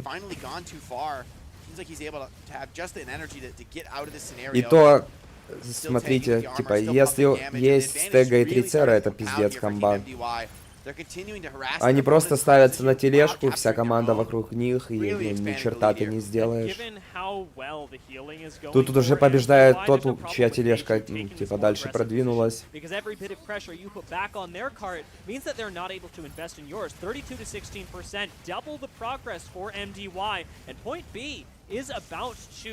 Come into play, something that MDY already have priority on and indoors should be able to dominate. Когда Мири Ассасина с инвизом добавят. Я вчера говорил, кстати, типа, хочу вот, чтобы меха добавили, ну это чисто от себя мысли, не думайте, что там инсайд какой-то. Вот что-то типа Фалкона сделать, только ближнего боя. Чтоб там, ну, мало брони было, но он мог нормально напиздавать и отбежать.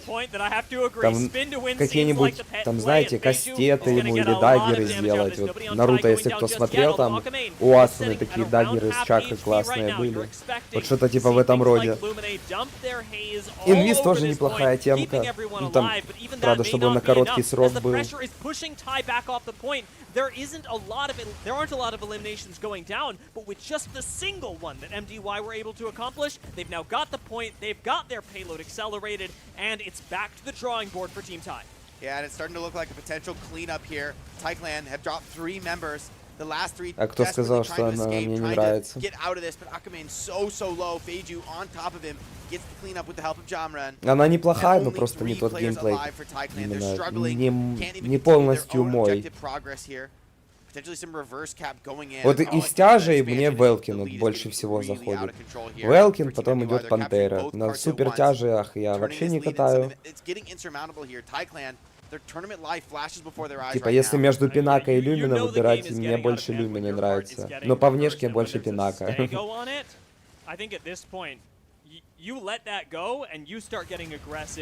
On MDY. Start committing to their cart. See if you can make a numbers advantage turn into something even greater. Feiju, though, continuing to slam. I keep hearing in my head, come on and slam and welcome to the jam whenever Feiju's on my screen. Тупо гвозди забивает. Ля, 4. И карусель. Ой-ой-ой. This Inferno struggling to deal the damage under tons of pressure from the Welkin. And Feiju has been just a thorn in the side of Thai Clan all game long. Вот тебе и жадность. Минус броня, минус энергия, минус хп.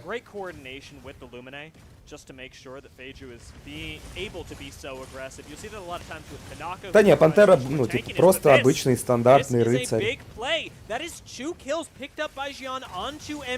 Типа вот копейщик наяву прям. Любую игру возьми, где копейщик есть, вот то же самое. Their 2 next spawners are coming up very soon. They do have a massive lead here on the payload. DJ Catlink, though, under pressure, lacking a ton of support, is going to have to fall back, unable to continue this objective. And the next capture point is about to open. This is a crucial moment in the fight. DJ Catlink pops the smoke, though. should be enough to stabilize just a little bit here as he regroups with his Tricera on the point. And despite those 2 kills that were so sudden, so well done by Ty, they're not able to capitalize on the momentum that gave them. We're still seeing MDY push their own cart. Nobody is playing on Ty's. Nobody's able to accelerate that, and rightly so, because you had a point to capture just now available. Point C has become the focus, and Civ A is getting a lot of really good value out of Inferno. Feiju's going to go down, and this is again the chance for Ty to turn around Palm Bay Harbor. They need to make it happen right here, right now. Tournament life on the line. They're pressuring the cap. It's very, very close, but Cuckoo find 2 picks of their own. TyClan staggered, stumbling here at the finish line. The Elise second life keeps them in this engagement. MDY, their next spawner, coming up very, very soon. Massive pressure on Tricera, extremely low. With the help of DJ Catlink, gets that clean up, and this may be too little, too late for TyClan. Facing elimination, Mingyue wants to hammer in that final nail in the coffin. Another pickoff onto Civ A. The Inferno put big damage in that fight, but wasn't able to escape. Бля, у красных на тележку вообще забили, но это просто ужас какой-то. Просто додики полнейшие с кастрюлей на башке. Feiju, he's been aggressive all game long, really keeping the pressure on Gyan, and this Stego is unable to really get in and make that AoE contribution to the team fight that he would like. Under pressure from the Welkin, it's potentially a scary place to be as this Battle Axe is hitting through the fluid armor, starting to chip at Опять карту перепутали в натуре. Trying to take this out in a 1v1, but I think it's slowly going against him, especially now with the enemy Lumine coming in. Такое ощущение, что у них типа любая карта это небесный город, чтобы PvP-шиться. И то они что-то в PvP тоже не так себя показывают. I'm loving what we see out of LDQ though. On Lumine, much like I'd say of Cuckoo this round, off-screen most of the time, contributing some of the most to the team, keeping everyone, especially Feiju, alive, safe, and contributing a lot of damage as well. We're seeing a very active form of Lumine. Бля, какой же этот Велкин хуёвый, еба. Now I will say, MDY's payload is starting to get reversed. We've seen a small win from Ty, and they're going to have to commit, I say, MDY back onto this point to get themselves moving again. DJ Catlink finds one, and the second member, a third member now of TyClan are falling. Akame trying to hold on to this, but Fluid Armor dropping Опять low на under обсервере massive ком pressure. зафризил. Trying to deal the damage with the tanks. They're nowhere to be seen. MDY desperately Там со Steam Deck'а, что ли, он на обсервере сидит? Stego pick off, but now 5 members of TyClan down, 1 single member, Gyan, trying to fight this out on the Stego, but 5v1, surely this is too much, even for the Stego. Yeah, Stego's real job is to stall right now, and that at least they're able to do partially with the jamming haze, but there's not much else you can do at this point as Gyan will end up going down. They've traded out one for DJ Catlink, who's just now respawned, and MDY will be coasting their way into the finish line shortly. It's a matter of taking out the tanks in their way, continuing the stagger, keeping Ty at a disadvantage, as MDY have done so well this whole map. TyClan, though, they have capped the enemy cart. They're starting to roll it backwards. They're keeping this at least possible, making it interesting, acquitting themselves well here as they fight it out. То есть тебя не смущает full прокаст в своей коробке? With the cart control, with that Tricera, things are getting sketchy here for MDY. They thought they had it in the bag, maybe overconfident, let their cart cap go against them. And Akamane started to clean up here. Trades, though, going both ways. TyClan have some very long respawns, and they have to be clean here. They must win decisively in this fight. That is so much damage pumped out of an Inferno in so little time. Cuckoo still raining down a lot of damage. Блин, не помните вчера, какие команды дрались, что там буквально ну, типа 5% оставалось, и типы камбэкнули. Там что-то было 95-75 такое, и типы камбэкнули. Просто я вот говорю, и не такие катки вытаскивались, и типы резко начинают камбэкать.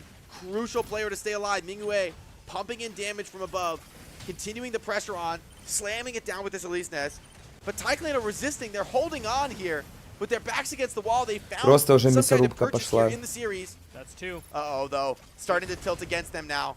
MDY found the pickoffs. And with John down, that means no Stego for the side of Ty. No stall on the payload. And MDY should be able to turn this around once more.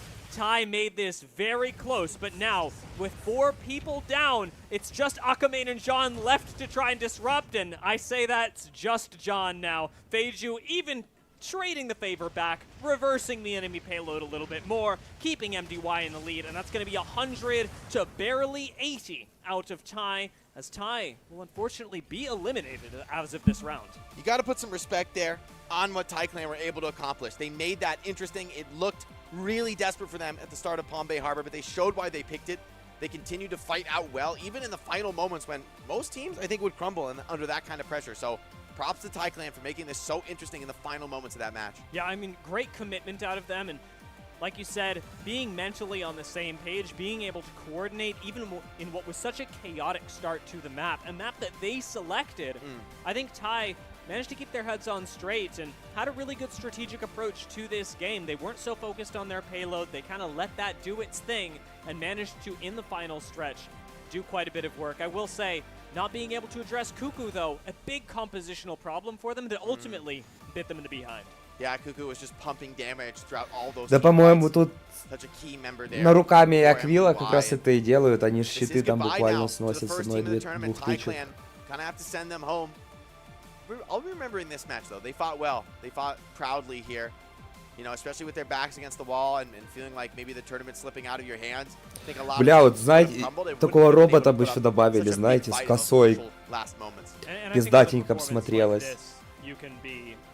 Very, very proud of what you showed here. Ty have worked very hard, and they managed to, as individual pilots and as a team, I think show what the peak of Mecha Break can look like, at least Там at вот this point. сделать типа как на руками и косу, короче, в руки.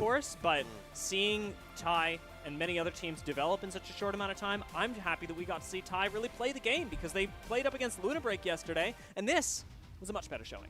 Yeah, Team MDY, though, they get the win. They progress. They maintain their tournament lives here. And both of these teams, as we said, you know, they had a tough first day, but it feels like MDY still has something to play for here, right? They're still a strong team, still keeping the hope alive here for Chinese teams in the Mecha Break Global Pre-Launch Invitational. TaiClan going to have to bid them farewell. I'm curious, though, MVP-wise, what do you got in this match? It was so chaotic. I feel like it's really hard to call. Yeah, I mean, I really liked Feiju's play, but I think that given the stats, it's probably going to be Cuckoo. Cuckoo, yeah, I think that's a good call out. They kill it, getting a lot done. It's hard to say though, because on Palm Bay, I feel like, you know, you can also really give a lot of credit to those just like constantly pushing the objective, whether that's Tricera or Stego often, you know, setting up camp on cart. So I think this is hard to call. I'm probably leaning towards the tanks. The objective, I think, is really weighted in that MVP stat, but I think you're probably right that like Cuckoo had so much impact on this game. We didn't see him so much, but I really think he is being felt by the opponent. TaiClan were really under pressure of that sniper. Yeah, and if that last 2-3 minutes hadn't gone the way it did, if Ty hadn't been able to cap the point, I'd probably Тут и снайпера Аквила, и на руками, типа эти истребители, Фалькон и Скайрайдер. По 2 чара на каждого. Тяжесть, Эго, Трицера. Being able to stay alive and continue to just have that consistent pressure, consistent focus under all the enemy fire, you know, to be able to stay alive and evade all of that is a key attribute there for MDY, something that propelled them partially, at least, to their success in this game. Statistically, though, I feel like I'm just shocked by the Stego stat difference on map 1. Like, we need to check on that. I mean, Gian was under a ton of pressure. I feel like he was really being targeted by MDY. They were very aware of how important it is to keep that enemy Stego down. Я хочу посмотреть, ну, типа, больше ближников. Deliver a lot of damage down range, really having a lot of impact, winning, crucially, those capture points on Palm Bay, right? It feels like the payload push is important. It's something you got to, you know, consistently put the work in, but if you're winning those capture points, you're just getting catapulted so far ahead. Типа, ну, с дальниками-то все понятно, что там истребители и снайпера, а ближников просто можно миллиард вариаций придумать. For Ty to retake the lead. Well, it didn't happen. Was also able to do it in the later stage of the game when we got to that 90% mark, stalling things. Или там, знаете, сделать меха, который режимы переключает. Типа, в одном режиме ты ближник, в другом режиме ты дальник. pretty monstrous. Almost another 3 million, so ridiculous. Не так, типа, как там у Велки, типа, пушку на плечо закинули, вот ты дальник. А именно, типа, полноценный свап. Там кулдаун, допустим, сделать, вот ты свапнулся в ближника, подрался. Потом свапнулся в дальника, и у тебя там, ну, секунд 10-15 откат этого, ну, этой способности. Definitely a Lumine player to look at if you're interested in what the peak of playing this striker can look like. LDQUQ is one of the Lumines that we have in this tournament that also alternates very frequently between the different forms that Lumine can have, going both offensive and defensive in terms of the healing and damage that Lumine can provide, when often I think we see a lot of Lumines simply because it's safer just staying in the healing form the whole time. Ну я же говорю, типа, не так, как у Велкина, что просто пушка. Типа вот, ну, ты в дальника переключился, допустим, там, какой-нибудь... Пусть будет вон, да, это Элиснес какой-нибудь. Хуяк, ты переключился, ты вот у тебя стиль боя, как у Фалькона или у Скайрайдера сразу стал.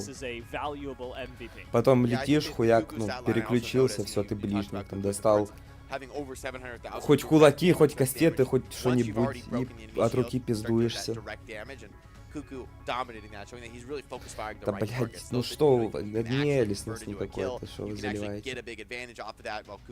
You know, he was really, I think, on point on the Aquila, continuing to put his pressure in the right spots there. There's a little bit too much for Thai Clan as they drop here in the series. Take a look at some of the highlights from the match. It was a hotly contested Palm Bay, especially at the end. I mean, early on, I thought MDY, they came out to a really big lead. They were playing super aggressively, super confidently, and honestly, бля, никогда не будет идеального баланса, даже приближенного к идеалу. Чем больше будет мехов, тем больше будет разница в балансе.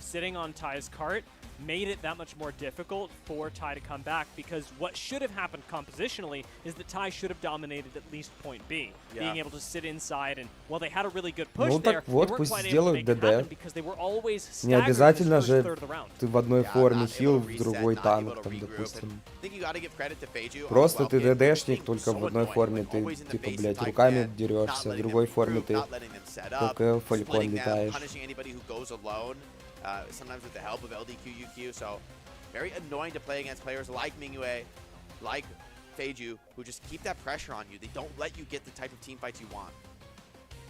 Mingyue again, noticing, you know, especially as the game continues, how much the Gauss cannons matter and contribute to Alisni's gameplay. You'll see a lot of people stall things out and wait till the very last second to go back into the airdrop armor.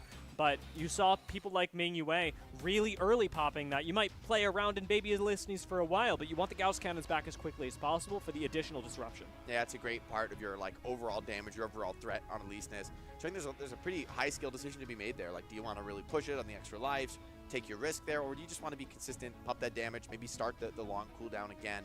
So there's a lot of choices to be made, I think, when teams do draft the Alisni's. It's kind of one of the harder heroes, I think, to pin down. Yeah. As far as like different strikers, different options for utility. Alisni's really is a bit of a jack of all trades. Sometimes hunting down backliners, sometimes just being in the main group, pumping big damage in the tank trade. And I think that flexibility really asks a lot of pilots who pick the striker. Ну, Inferno чисто кастер. Each moment, how you should be piloting. Yeah, you have to be so aware of your team's needs, and so a very well-deserved MVP. In fact, let's go ahead and jump into an interview with MDY. Вот, ну, в натуре, вот единственное что-то приближенное на то, что я сейчас сказал, это Элиснес. И то, ну, просто у него одна форма, он в другой форме просто немножко быстрее. Congratulations on the win. And today's game is very close. How do you feel right now? Very happy. Yesterday we lost, but today we went back. It's critical for you to win this game, and hope you to do better in the following round.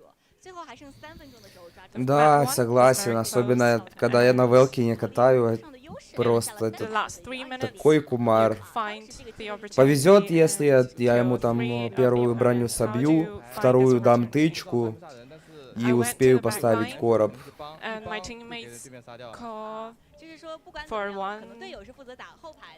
Он просто потом сваливает, я быстренько за ним. Его очень тяжело убить, типа 1 на 1.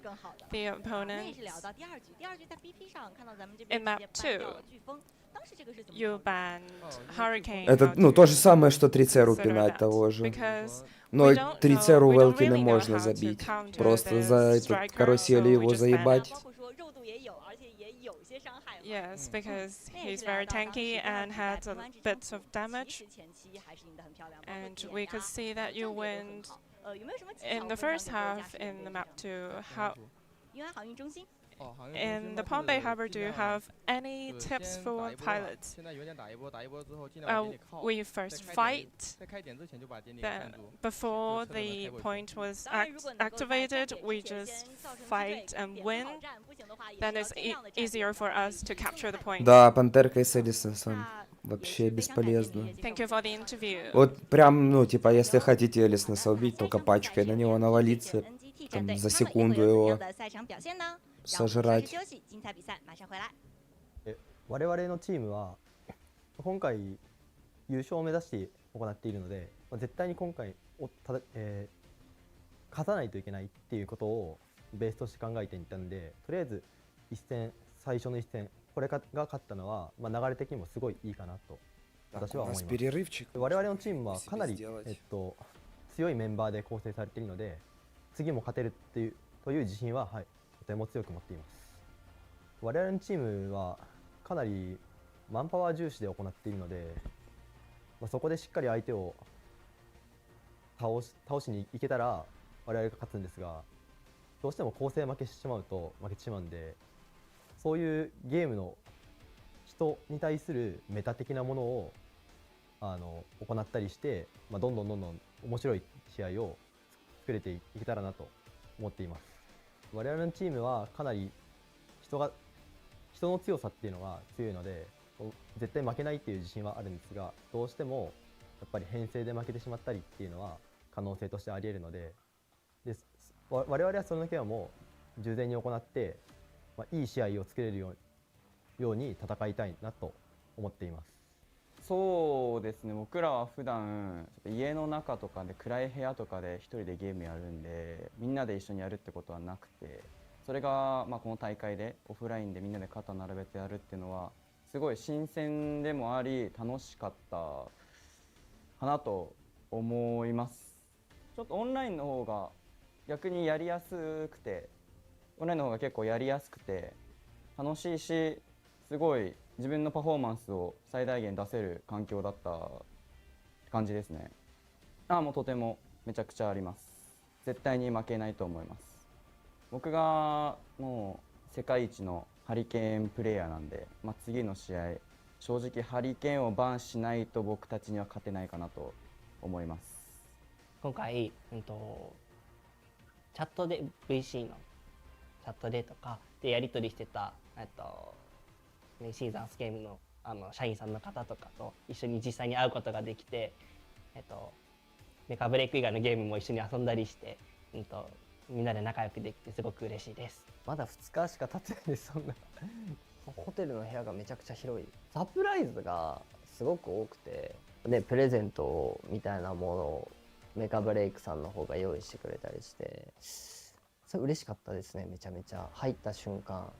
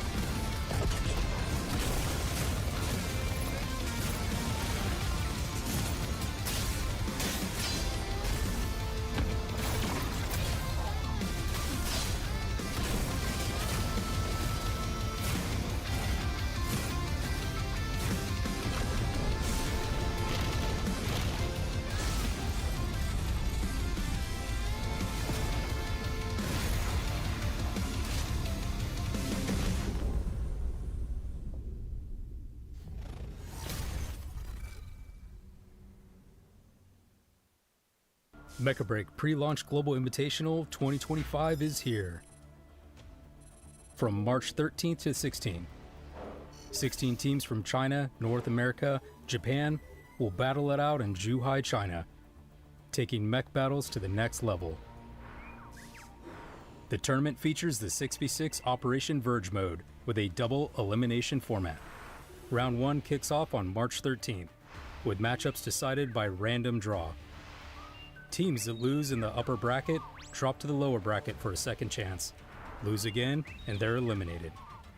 The upper bracket final, lower bracket final, and grand final are best of 5. All other matches are best of 3. The ultimate showdown between the final 2 teams takes place on March 16th. Striker selection follows, no duplicates in squads rule, meaning each team can deploy only 1 unit of the same striker model per match. Each side bans 1 striker per match, and each striker can only be banned once per match. Banned strikers cannot be banned in later rounds of the same best of 3 or best of 5 series. The tournament includes 13 available strikers: Falcon, Panther, Elysinus, Tricera, Narukami, Lumine, Pinaka, Inferno, Sky Raider, Welkin, Aquila, Stego, and Hurricane. Players are allowed to personalize their strikers with paint jobs, patterns, and other cosmetic customizations, but performance-based modifications are strictly prohibited. 5 maps are in play: Graceland Sky City, Hive Mizra, Grob Sinkhole, Так еще не Bombay выкатил. Harbor, and the Cape Blanc Observatory. Я на альфе был, The first или map is бета, picked там randomly, что-то, короче, and the тест losing team какой-то. chooses Просто subsequent maps. No repeats у меня allowed in слов the same нет. match. Top pilots from 3 regions are ready for action. Roster includes the legendary Panther pilot, renowned streamer Yinza, Team Liquid's Mayumi, and Prize from Taiklan. Popular streamers including Shui Wu Yuan Jin, Jake, and Unicy will also join the Shoutcaster team. More participants will be announced soon. Stay tuned. Так Locked, дело в том, loaded, and что ready for вряд ли battle. оно и пенсионерам Stay зайдет. updated by following the official Mecha Break website and Они socials в from танках all и the latest останутся. news.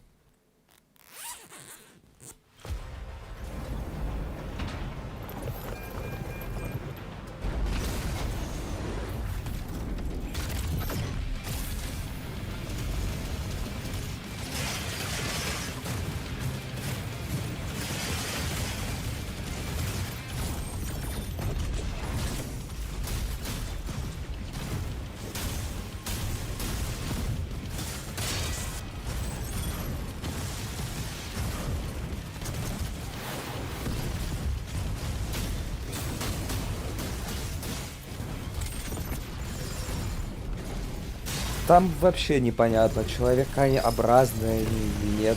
Собаки какие-то, коты, блядь, белки, бобры. Напихали вообще.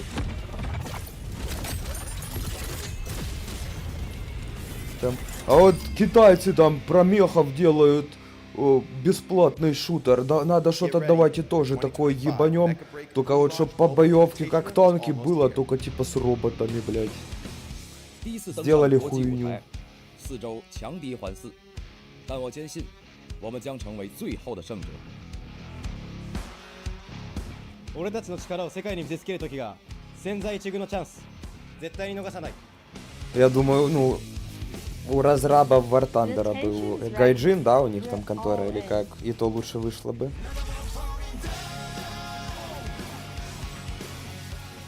No matter who's in front of us, we're bringing the heat.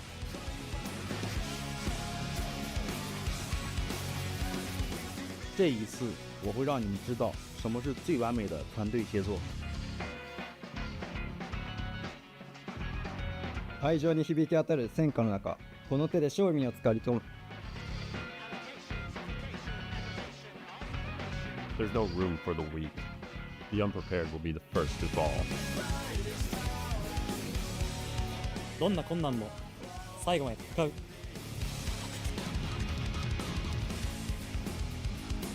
Ну, я думаю, то же самое и их игру ждет.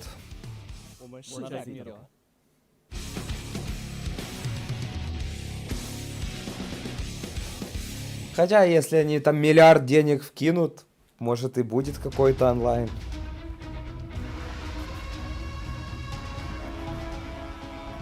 Welcome everybody to the Mecha Break Global Pre-Launch Invitational. We're here in beautiful Zhuhai, China, thanks to amazing. В этом жанре, да вообще в любом жанре, самое важное это кто первый влетит.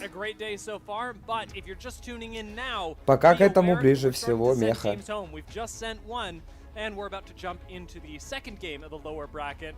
The stakes continue to rise, and we're going to get some pretty exciting matchups. Yeah, it's a double elimination tournament.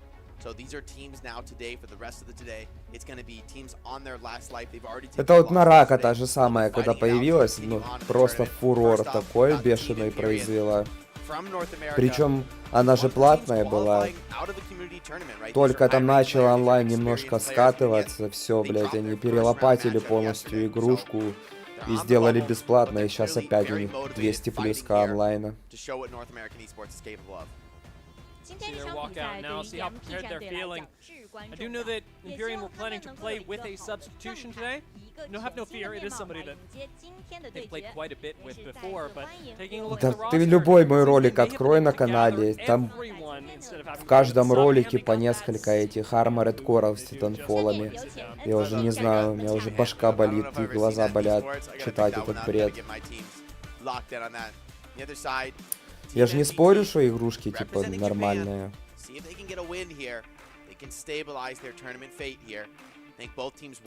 А вот эта команда с тяночкой. Want to continue to fight back, make this an interesting match at the very least. And they've been scrimming against teams that are in the winner's bracket as well. Yeah.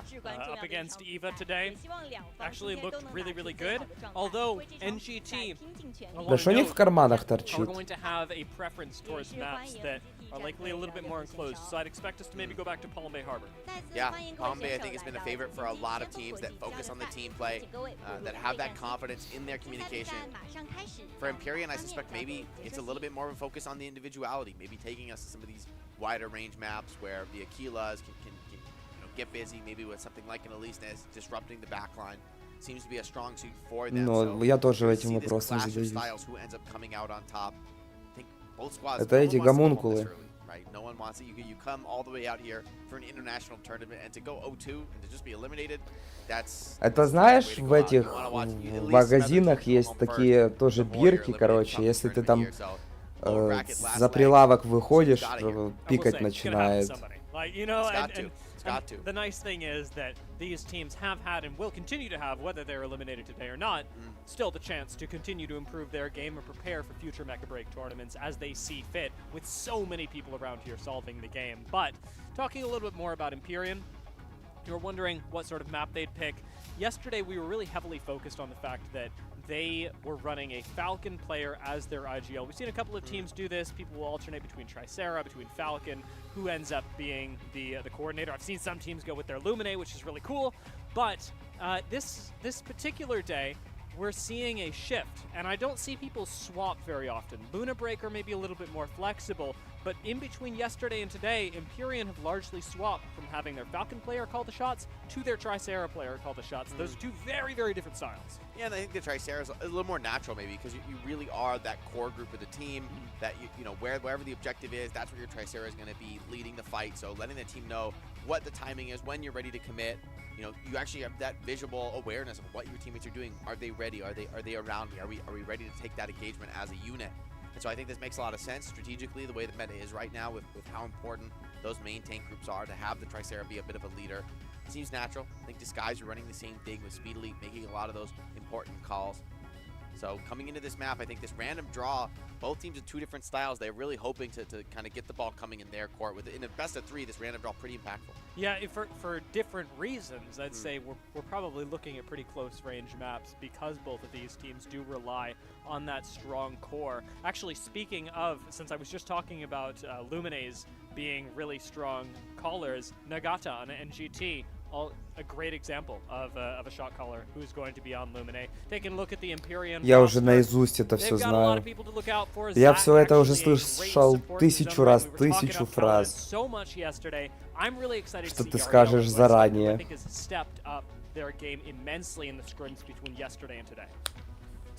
Сакупан. Трип.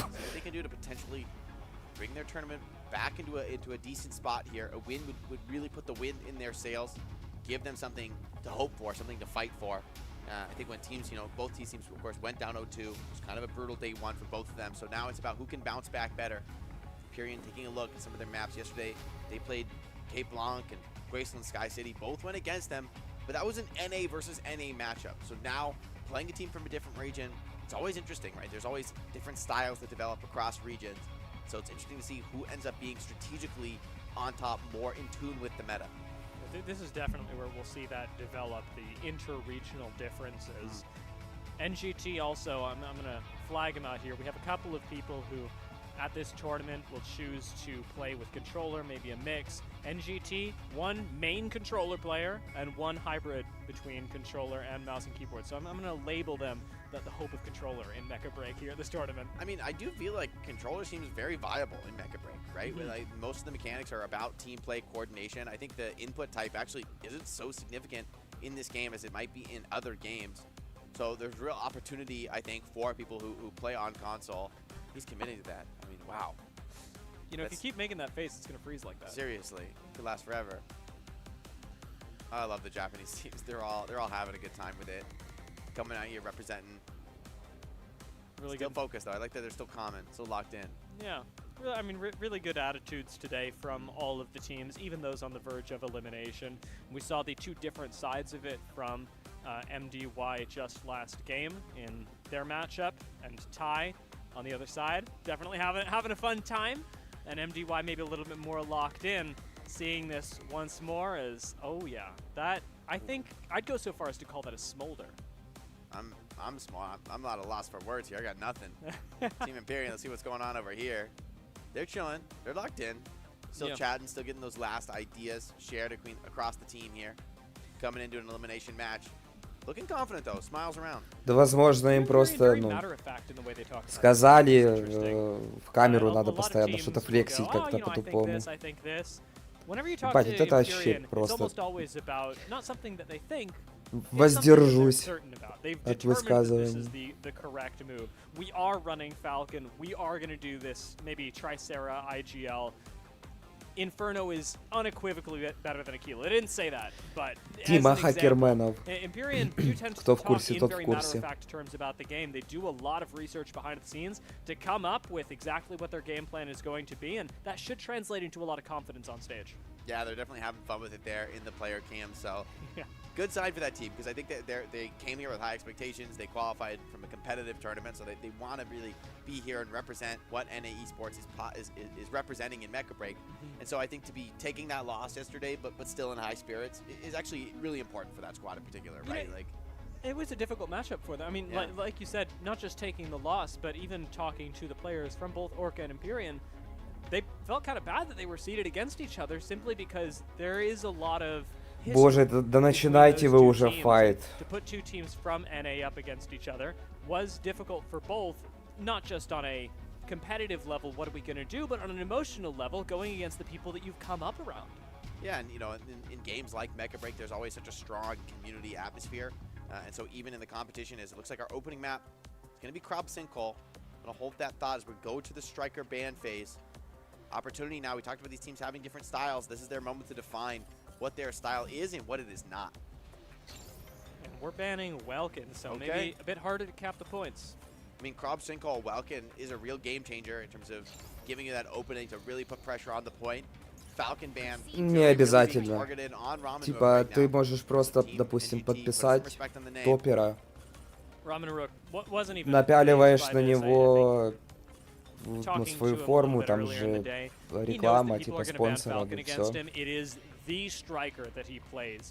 Плюс автоматом, типа, если какие-то достойные показатели дает, автоматом пиарится твоя контора, автоматом же пиарится конторы спонсоров. Ну а для издателя, типа, интерес к игре, потому что люди смотрят турнир, допустим, вот из-за какого-то определенного игрока. Aquila on this map would be a really interesting call. This is a... Am I seeing this right? Is there... Stego, so Stego, Tricera. That's all they're going to run in terms of the front line. Там тоже если КС взять, допустим, раньше ж там куча народу смотрела Симпла того же, им вообще, им не интересно была никакая другая команда, они смотрели именно ту команду, в которой Симпл играет. Ну и, соответственно, онлайн трансляций и там, ну, типа на аренах билеты же тоже покупали, чисто, допустим, из-за того же Симпла. Ну, все взаимосвязано между собой.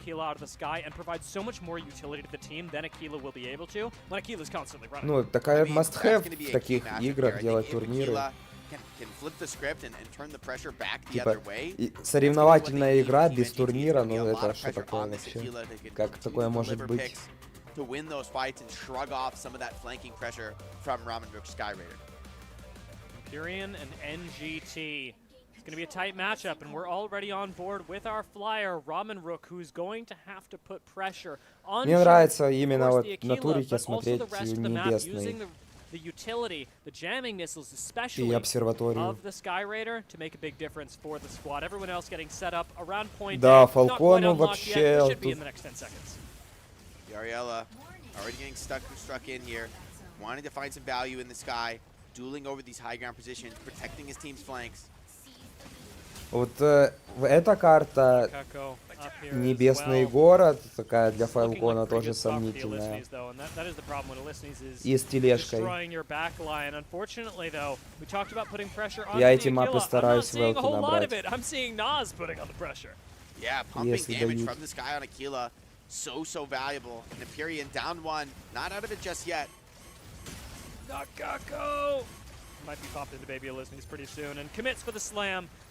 You knew that was coming. You've got airdrop armor available at any point. Trip gonna go for the point cap right now. Not a bad move by any means. Always see if you can pull this off just in case nobody's looking. But Magical Abyss is going to be covering the point as well. Nas continuing to find kills, however, as Caladan is going to go down. Imperion getting staggered, and they're going to lose this point at some stage very soon, especially as BNC become available and you can really spread pressure throughout the map. That's where I'm expecting, if anything, Imperion to pull ahead, because that's when they can utilize the fact that they have the only flyer. Yeah, both teams here committing everything on the middle point. Now with all 3 points open, this is a particularly crucial moment. Team NGT are coming up with the kills though. That's crucial here. Eventually that should lead to a cap, but so far they haven't been able to clean up a fight. And they do still have a few low players. So it's really getting chaotic. Ramen Rook, as you mentioned, taking that flyer, capping one of the flank points, and Imperial are managing to fight this back. Анонсирую режим башни. То бишь, одна команда, типа, одной команде дается башня, вражеская команда должна ее разбить, а твоя команда задефать и наоборот. Вот что-то такое я прям уверен, что будет. For the side of Imperion, losing this huge source of damage, and Nas free firing from the side. Has had a fantastic performance on this Aquila, makes sure that point B isn't being back capped, and it is a lead for NGT, largely made up of kills because the points are even. Yeah, very, very even. Other than the kills, it still matters, but not that significant on this point. Both teams would love to get that middle capture controlled. Chaldean, though, does find Trip, and that's a critical pickoff. Nas here on the flank, wants to come back into the engagement, and man, Inferno has been such a key damage dealer, really just pumping numbers so far in the map, and Imperion, they know about it, they're trying to flip the pressure back the other way. Both teams, only 5 strikers alive here, pretty much everybody fighting over the center point. Да, видно будет. Shogi just trying his best he can to completely ignore the Illusionies. You'd like to just pretend that this doesn't exist, and especially when you've got this Aquila putting on as much pressure as they are, you can kind of afford to do that because Illusionies can't take care of every problem. You can only do one at a time. Yeah, and Celia under a ton of pressure, losing Stego. Одним снайпером ты тоже кучу урона не несешь. So many players, Imperion, they're low, but they're managing to trade this pressure admirably well. Not dropping key players at this moment, but still unable to get the capture. I mean, without Welkin, it's so hard to secure these caps. Ну тут хоть смотрите, хоть более-менее равная игра идет. Yariella jumping up into the sky, trying to put some pressure on this Aquila. It's finally your turn to absorb the Illusionies. We'll see what ends up happening here, as it should be a pretty easy kill for вот это прям Illusionies, очень мутная карта, прям Missing the dash attack though. Nas gets to buy a little bit more space. У меня на ней doesn't прям have вечно не transform прет. available, so they are just going to go down. Nas outplaying the Alicnes.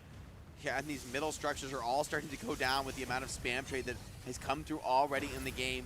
Slight lead for NGT, but with 2 kills down, Empyrean struggling to fight this one Кстати, back. такое ощущение, как будто бы Инферно порезали просто после прошлой бетки. Capture the first time. There it goes. Oh, that's massive for NGT.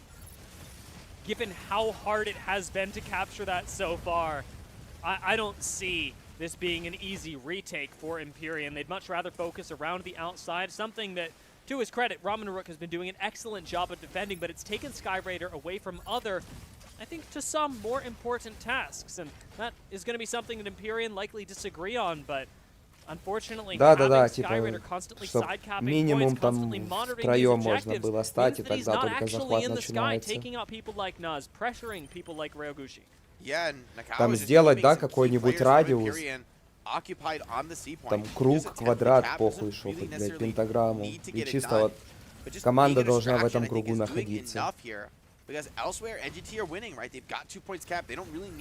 И тогда и для Пантеры тоже как раз вот будет фишечка, чтобы двоих там или одного кого-то вытолкнуть. И откат остановить или вообще полностью его сбить. There's just not really a lot of ways that you can deal with this, and until we see that happen, it's going to be a slowly but surely winning battle for NGT, who don't have to worry about a recap in the center. It's a lot of damage being pumped through, and I could smell an Aquila MVP in the making. Тоже там добавить, я не знаю, караван какой-нибудь. Идет караван, и там и над ним появляются, допустим, там какие-нибудь крепкие крипы над обсерваторией, которые над этими вышками, которые мешают тебе его сопровождать, сбивать. Чтоб там, ну, на снайпера агрились, не такое.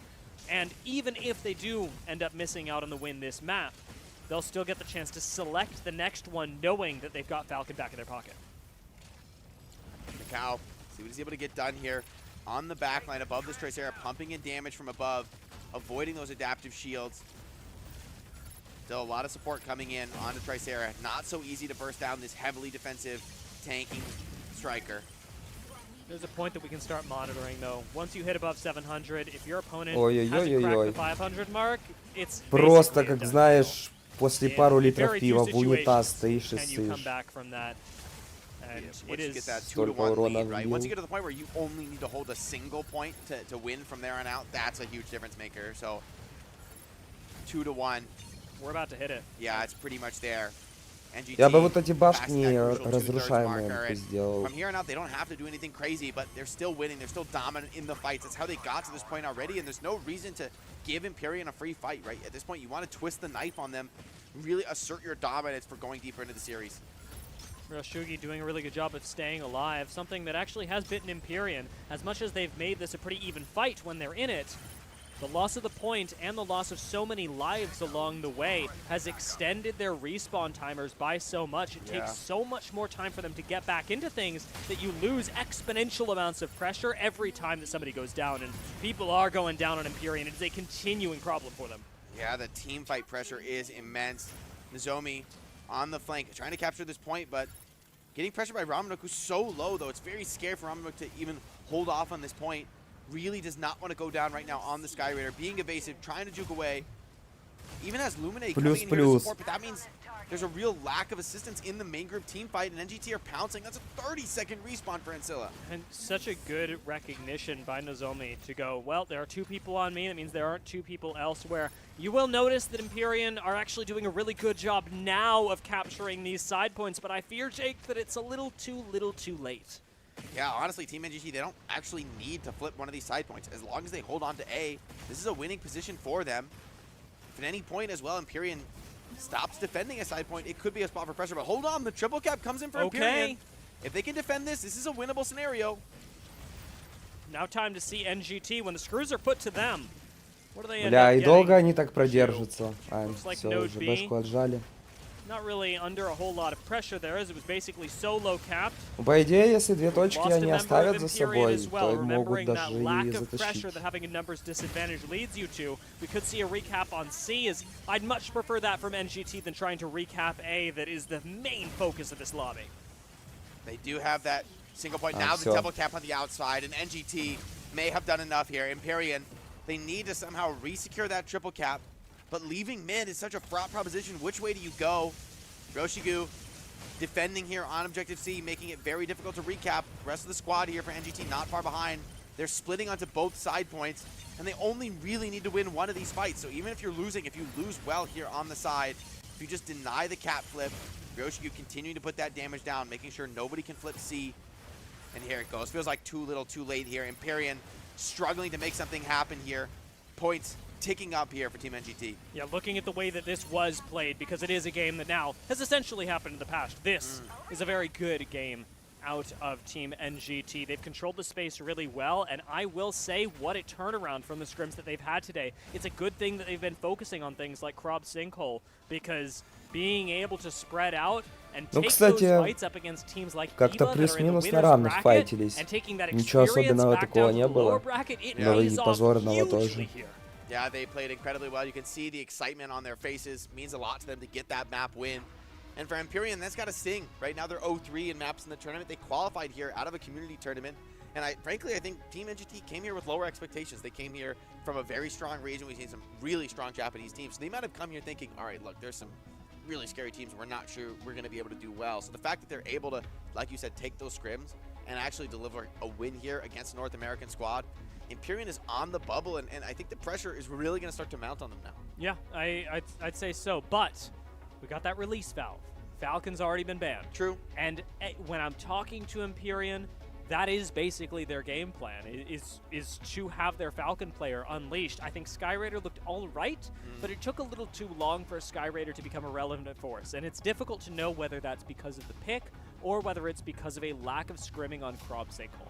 Yeah, and meanwhile, I think Aquila really ran rampant. Oh, yeah. I feel like it's a map where Sniper just seems super powerful, really dominant. You can kind of, wrap all the way around that middle ring and continue to put damage down and pick off any backliners that expose themselves. And I think the game plan just wasn't really there to deal with it. Maybe the Falcon would have been the answer, but with the ban, felt like maybe a Sniper was necessary for Empyrean.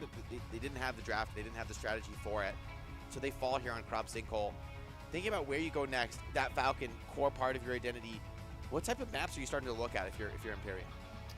I think it's difficult. I think you don't want to go to Palm Bay Harbor, and I may eat my words because they may very well lock it in, but Palm Bay Harbor I definitely avoid if you're planning to play Falcon.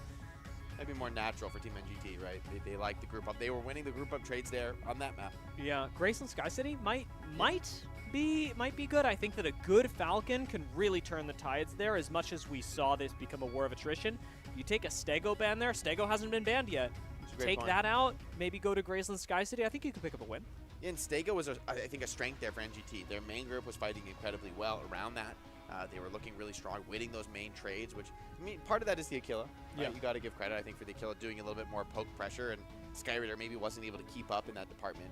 Curious to see, though, we're thinking about MVPs as we look at the stats. I'm really curious to see, what kind of damage was Skyraider able to deal in that game. It helps us, I think, get a better analysis, because Skyraider and Aquila, they're doing such different things in the match, right? It's hard to compare them, so I think that data might give us a better sense of who's doing well. I feel like maybe Aquila was the MVP, though, in that last match. Yeah, I think so. Really, a lot of key pickoffs. And we saw, think about how long that first point took to cap. So many pickoffs came in, and it was really Team NGT getting the better of it. Took them a while for them to cap, but you got to think that manifested later into the match with those very long respawns that felt like it kind of broke the back for Team Empyrean. I'd have to agree. It was a pretty low cap game, to be honest. Yeah. Most of the game was played out with 3 caps and just sticking that the whole time. And when you're not weighting objectives, or when those objectives maybe don't weight as heavily because not as many of them occurred, I think you've got to be giving it to the person that was collecting the most damage, likely the most kills in the game. And while it is just a guess, we'll call it a pretty educated guess because we saw what happened on the map. Yeah, no Welkins, I think, really changes that Crab Sinkhole a ton. Yeah. We realize how important. We see a lot of the Welkins in this tournament really focused on capturing objectives, and I think that's just a very powerful, consistent playstyle. So when the Welkin ban comes in, think it really does throw teams for a loop. It forces you to take a different approach, maybe a slower approach to the game. Let's take a look at the stats here. Nice call. Pretty nice damage out of Nozomi. And when we're talking about direct damage, like you said just last round, snipers really get an advantage here with part of their damage piercing fluid armor. It's going to be true for Aquila and, of course, the Narukami that unfortunately wasn't in this match. Yeah. The Aquila really pumped it out in that. I mean, 8-0 and 5. And Ramenrook, despite getting, the most merit points for the team, not able to find any kills. Really, you think about across Empyrean, right? They're really just not able to find that many kills in this match. Yeah.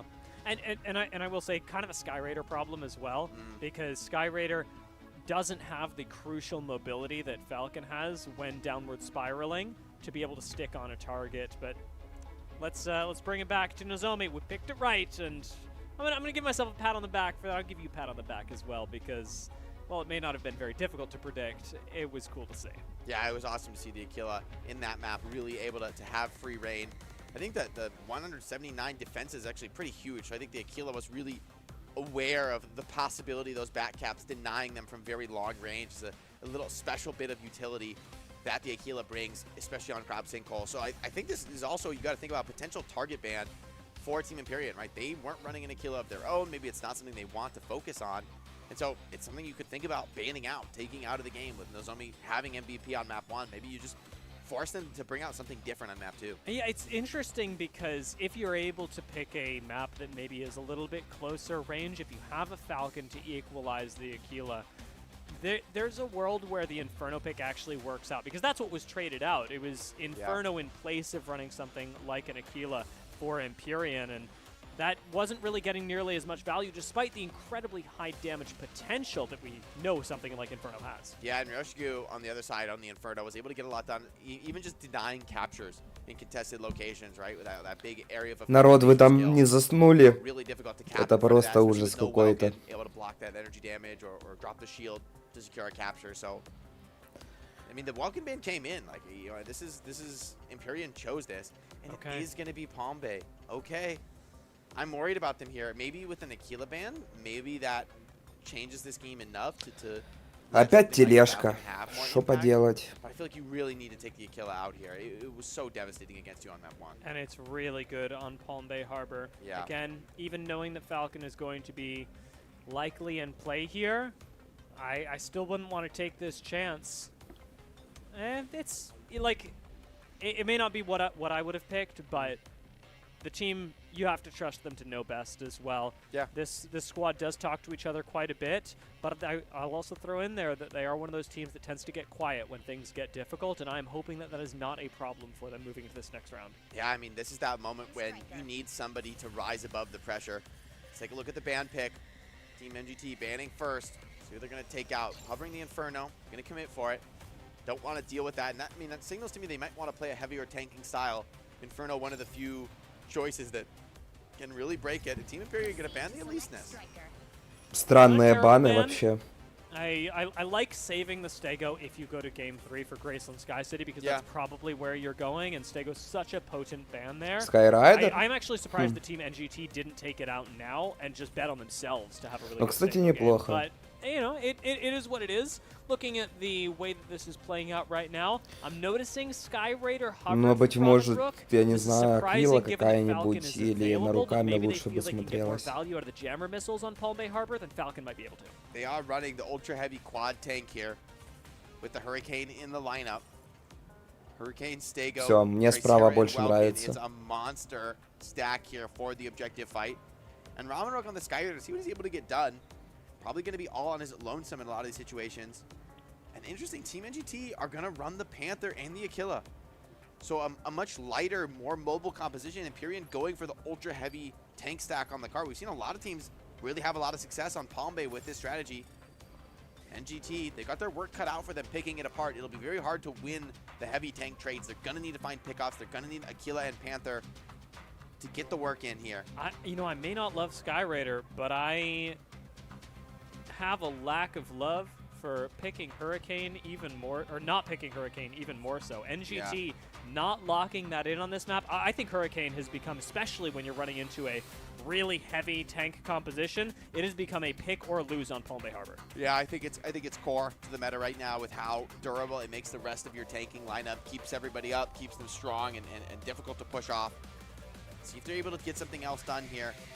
Team NGT, they're really believing in their pickoff here.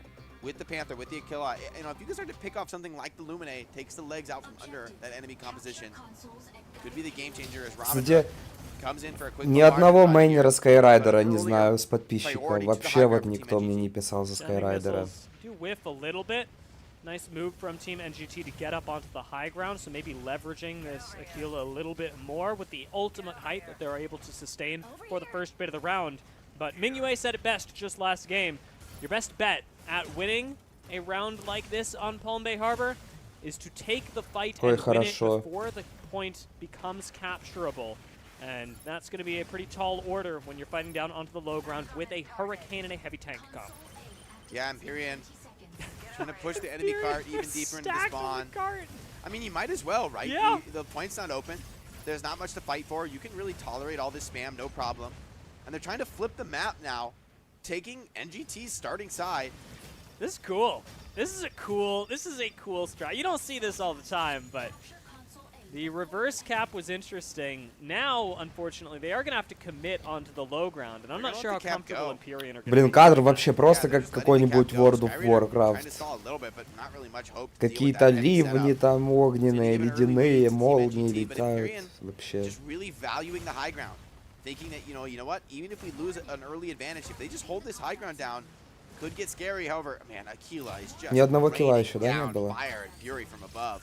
And for a little while there, I want to point out Empyrean's payload was being pushed back as well. So even having lost the point, I will say this is still relatively close. Point B and point C is where things really start to become disparate, if anything. Trip putting in some good work on the Stego right now, but this map has become so much less of a death ball fest than it normally is. People are way more spread out on this iteration of Palm Bay Harbor. Yeah, big damage coming in from Magical Abyss. Panther, though, pushing that Hurricane out of position. Team NGT struggling to stay on their cart, though. The pressure a bit overwhelming. Боже, хилы просто красавцы у них. Ultra heavy tank trades. Nikao, though, needs to change things. Need to push people out of position. Bring that distraction effect that Panther is so good at. Nozomi as well, pouring in damage from above. The first pick, though, goes the way of Empyrean. Looks like it could be a bloodbath. Both teams having many players dropping low. And Aquila just uncontested in the sky. Magical Abyss does trade things back, though, with Sakupan going down. Как же Aquila потеет. Only 8 seconds left for NGT to get someone back into the fight. And that's where they can start to answer back. Cart's really even right now, though, and what I'm noticing is the NGT are getting pushed back. Empyrean have so much staying power with the Hurricane, with the heavy tank composition, that when the carts are even, it's pretty chill to just sit on top of both of them and get yourself a bigger advantage. Aquila dumping damage from range, but they're not able to secure crucial kills. Point B gonna be open very soon. Nikau's gotta be careful. Diving into that tank setup is incredibly difficult. Welcome traded, but Sakupan got caught, boxed, punished by Ramenrook. It's pretty nice, and a really good mid-air welcome box can completely change the fate of your game, and it's certainly done so here with point B available for capture and a numbers advantage for Empyrean. They got jamming missiles all over the point. This is exactly what you pick Sky Raider for, to make these point caps all the easier for Да, you. тут на Sky Caldian, тяжелее, чем however, на sitting Фальконе в off этом point месте right будет now файтиться. is causing a bit of problems, but with Ancilla picking up kills, Caldian making it Ой-ой-ой. all the easier, Добить, picking up an добить, assist хорошо. as well. You are seeing NGT melted off the face of point B, and a nice capture goes to Empyrean. Yeah, great setup by Empyrean. They know inside, that's where they're really powerful, where they're particularly strong. Ой, какая вот у меня тоже вот эта проблема частенько раньше была на этом, на Велкине. Даю коробку, тип дэшится, а я уже типа зажал моус один. Grounded for a second, but Welkin not going to be too worried about that.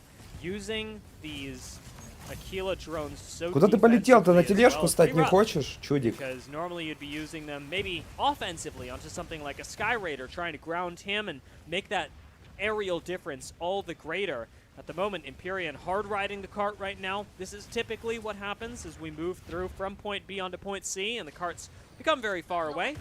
So a bit of a break, shall we say, in the action. Maybe a chance to get some picks once we emerge back into the open. Yeah, momentary reprieve. Both teams trying to reset. Big high ground position, though, being set up for NGT.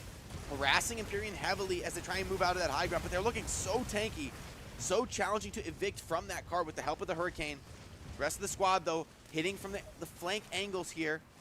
Team NGT, they want to break this setup right here, right now. Nakako on the harass, actually almost gets a pick, but nice jamming missiles again onto the high ground position. Forces Hurricane to be the defensive setup for Empyrean. I'm watching Triceras, watching Stegos scramble for cover as these jamming missiles make their lives so much more difficult. And NGT lose position in a big way as Yariella commits onto the high ground, wants to finish him off, but can't actually commit onto taking out Regushi. Yeah, that Sky Raider, we're starting to really see why this was chosen for Team Empyrean. That AoE disruption, really powerful when it comes to the objective. Aggression coming into the Hurricane. Easy to survive. Sakupan getting in there, fighting aggressively in the mix, but now taking a ton of focus fire. Struggling to stay alive. This point could be decisive for the game. The first pickoff, though, goes the way of Empyrean. They take down Ryoshigu. Зачем ты крутишься? Sakupan about to go down as well. That's 2 off for NGT. Empyrean having not lost a single player so far. Force Nakako to back off. And that is a lack of positioning, a lack of aggression that NGT can put out, and a point capped now by Empyrean, 76-66. This game is far from over, but Empyrean doing so much better than I would have anticipated when I expressed doubt over their Sky Raider pick. This is why they picked it. This is the secret sauce that they were not letting slip to anyone. Ну, походу, народ 1-1. Yeah, Еще третья карта really будет. solid here in the match, even getting a bit of cheeky back cap on their opponent's cart. Not wanting to overdo that, though. They have a huge advantage. They just need to win their own hold-on cart. Stego disrupting Fog, keeping everyone alive, getting that armor back. Боже, сколько тут Аквила урона нанес, я даже боюсь представить. That's the pickoff. So Team NGT fighting well in the open is where they're the strongest here in the final moments of the map. Sakupan gets aggressive as well. She may be able to make the difference on Welkin. Needs to be able to box someone, isolate a target, and start taking Empyrean apart. They're about to get Antilla back into the fight, and Yariella ends up taking out Sakupan instead. With Welkin down now, you have so much less tankiness to commit to the Empyrean cart. Nice pick by Nakako, though, onto Chaldean. Yeah, and they're able to start backupping. Ля вцепились как. Назад. So they're fighting Ой, back хорошо, here on the ring, еба. keeping Empyrean away from that desperately sought-after third map, the cow. Key member here, Nagata rather. See if he can get it done on this Panther, pushing people off the cart one by one, denying the capture. Oh, with that's huge damage from Magical Abyss. 2 pickoffs. Team NGT.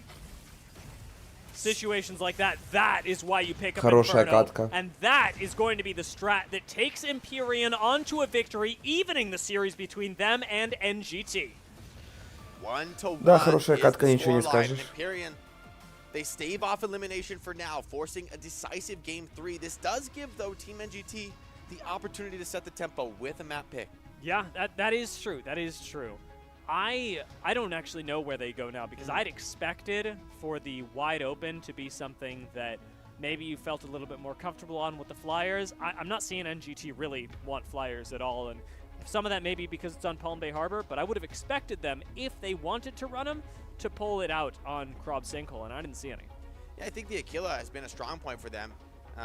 Still available to be banned out, though, so maybe that's the strength now for Empyrean. Like, you can take us to a good sniper map, but we're going to take you off Aquila. I think that's still available. Should they want to go that way, they could like to attack maybe the Stego, but both teams have looked solid as far as the main group fight goes. Yeah. So I don't think there's necessarily like an obvious, easy map choice here for either squad.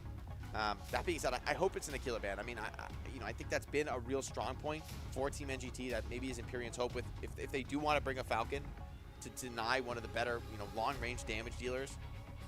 Win or lose, it feels like that has been a great point for NGT in the series so far. Just to throw this out there as well, Hurricane, big difference maker in there, retains the 100% win rate on Palm Bay Harbor in this tournament. And maybe you were doubting, maybe you were trying out something different, but whether NGT continue in this tournament or not, everyone can learn a lesson from watching Hurricane be passed up on Palm Bay Harbor and how difficult it is to deal with that. Yeah, they just couldn't win those main group trades. I think the Sky Raider was also pretty sweet. Like, I would have doubted that coming out. I'm like, well, what's the Sky Raider going to do? but instead of playing the conventional style where he's like super aggressive, always harassing, I feel like he was playing more with the main group. Like, oh, you're going to group up and take these crucial fights on the checkpoints, but that's exactly the moment I'm going to hit you with this heavy AoE, the disruption, and really make it difficult for you to win that trade with the squad. So I actually thought that Skyreader fit in really nicely on that map. It's an unconventional pick, but one that I was kind of impressed by, something I want to see more teams potentially look to. Yeah, especially when you're expecting people to group up. The jamming missiles provided so much value, and an underrated thing as well. If you're hitting Lumine with jamming missiles, Lumine's not doing a whole lot of healing. Yeah. Yeah, that's, I mean, it may not be the thing that won it for them, realistically. It's jamming missiles on the Tricera and Stego, but it's a nice bonus. I think the Skyreader is actually just a really clutch pick up there. I mean, I think the Hurricane is also super impactful. I think it's like maybe more crucial realistically, but we've seen other teams run the Hurricane before. You know, I think this is Empyrean following suit with what other strong teams have shown.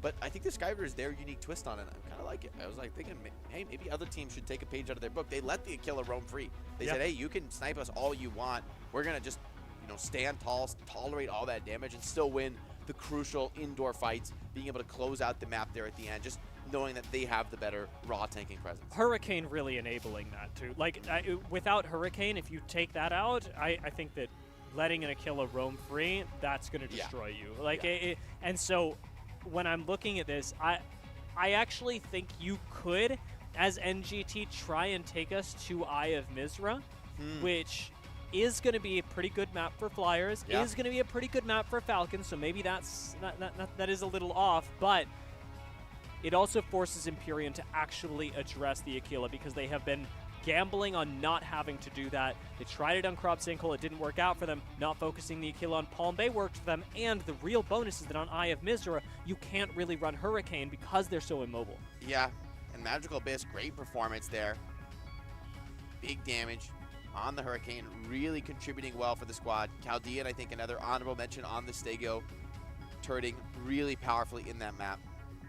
And honestly, you know, thinking about going to the next map, I think wherever you go, maybe you just have the option still to ban the Aquila. So whether it's a good Aquila map or not, we're going to have to see, you know, does Nozomi have the flexibility to bring out another, maybe it is an Arcami, but it's not quite the same.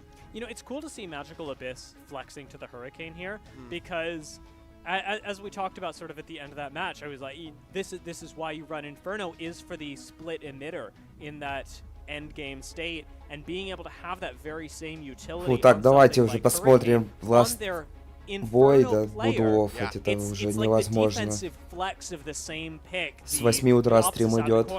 The shield to the sword, and Magical Abyss did not look uncomfortable on this pick by any means. And wow, that tanking, massive. Yeah. Tanking 2.5 million damage. I mean, that's Hurricane in a nutshell on Palm Bay. Yeah, this so is unkillable. Absolutely wild.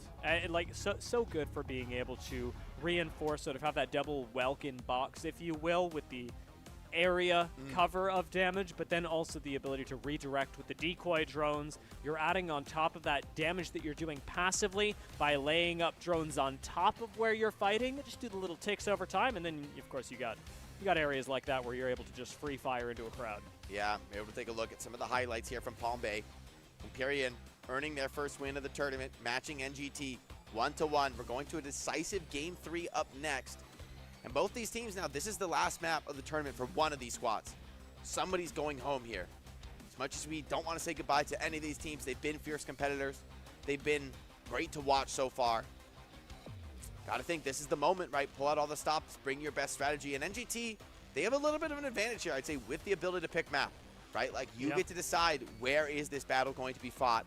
That's a decisive advantage potentially. Maybe they could go for somewhere where this Panther could be successful. I mean, this looks strong for Nagata. Yeah, I mean, I could see us going Cape Blanc if they want. I don't think that NGT want to do that, but again, that idea was based on me watching them scrim today. And when we saw them move over to Crop Sinkhole, even though the scrims weren't working in their favor, we saw the value that it brought them against a team that's in their own bracket. When you're scrimming somebody who is in the upper bracket, and you're maybe losing control of these wide open maps, does make sense. Неужели и карта нормальная, боже. To take that advantage into Krob. However, we're going Graceland Sky City. And remember, Stego Band's still available. Yeah, I mean, attacking the main group of whether it's a Stego or Tricera with a ban here could be wild. It could really just throw Graceland Sky City into chaos. The question is, what do NGT want? Do they want to attack that main group, or do they just want to say, hey, you know what? We can win that trade. Let's punish you somewhere else. Really curious to see the ban pick. This is that last moment, really the last critical strategic decision for either. Ну что там у них по банам? You are going to be running an Aquila as well. I could see you taking out Tricera, maybe running a double support ban to make this a little bit more punishing. Okay. But it's no surprise to see Empyrean take that out. Yeah, you got to, I think. It would be just way too obvious a strength here on Graceland Sky City. Team NGT considering how they'll respond here. I've already banned the Falcon. Вы от балды баните просто. Ебать. Ну все, это война танков будет. That's a no ban. Yeah, maybe they just feel like they want to keep the flexibility open here for both squads. But I have to feel this kind of favors Empyrean, right? Like they haven't wanted to use the snipers really throughout the series, and it's been Team NGT who have relied on it. So for Team NGT, the question is, where do they adapt from here? How do they commit into this final map? Magical Abyss moving back onto the Inferno, but because we're still running Stego Tricera, I'm watching for that Ramen Rook Falcon lock-in. Falcon separated from Skyraider by their unique ability on this striker to focus down kills. Remember with the downward spiral, you have so much more stickiness on a single target, and that's where really good Falcon players can separate themselves. But that will not go unanswered because Ryoshigu on the other side, very good Falcon player themselves, and is the player who actually I was watching some of the most closely today because they choose to play Falcon only on controller. Как-то слева. Ну опять же, если они будут наверху драться на вышках, слева мне посильнее пик смотрится.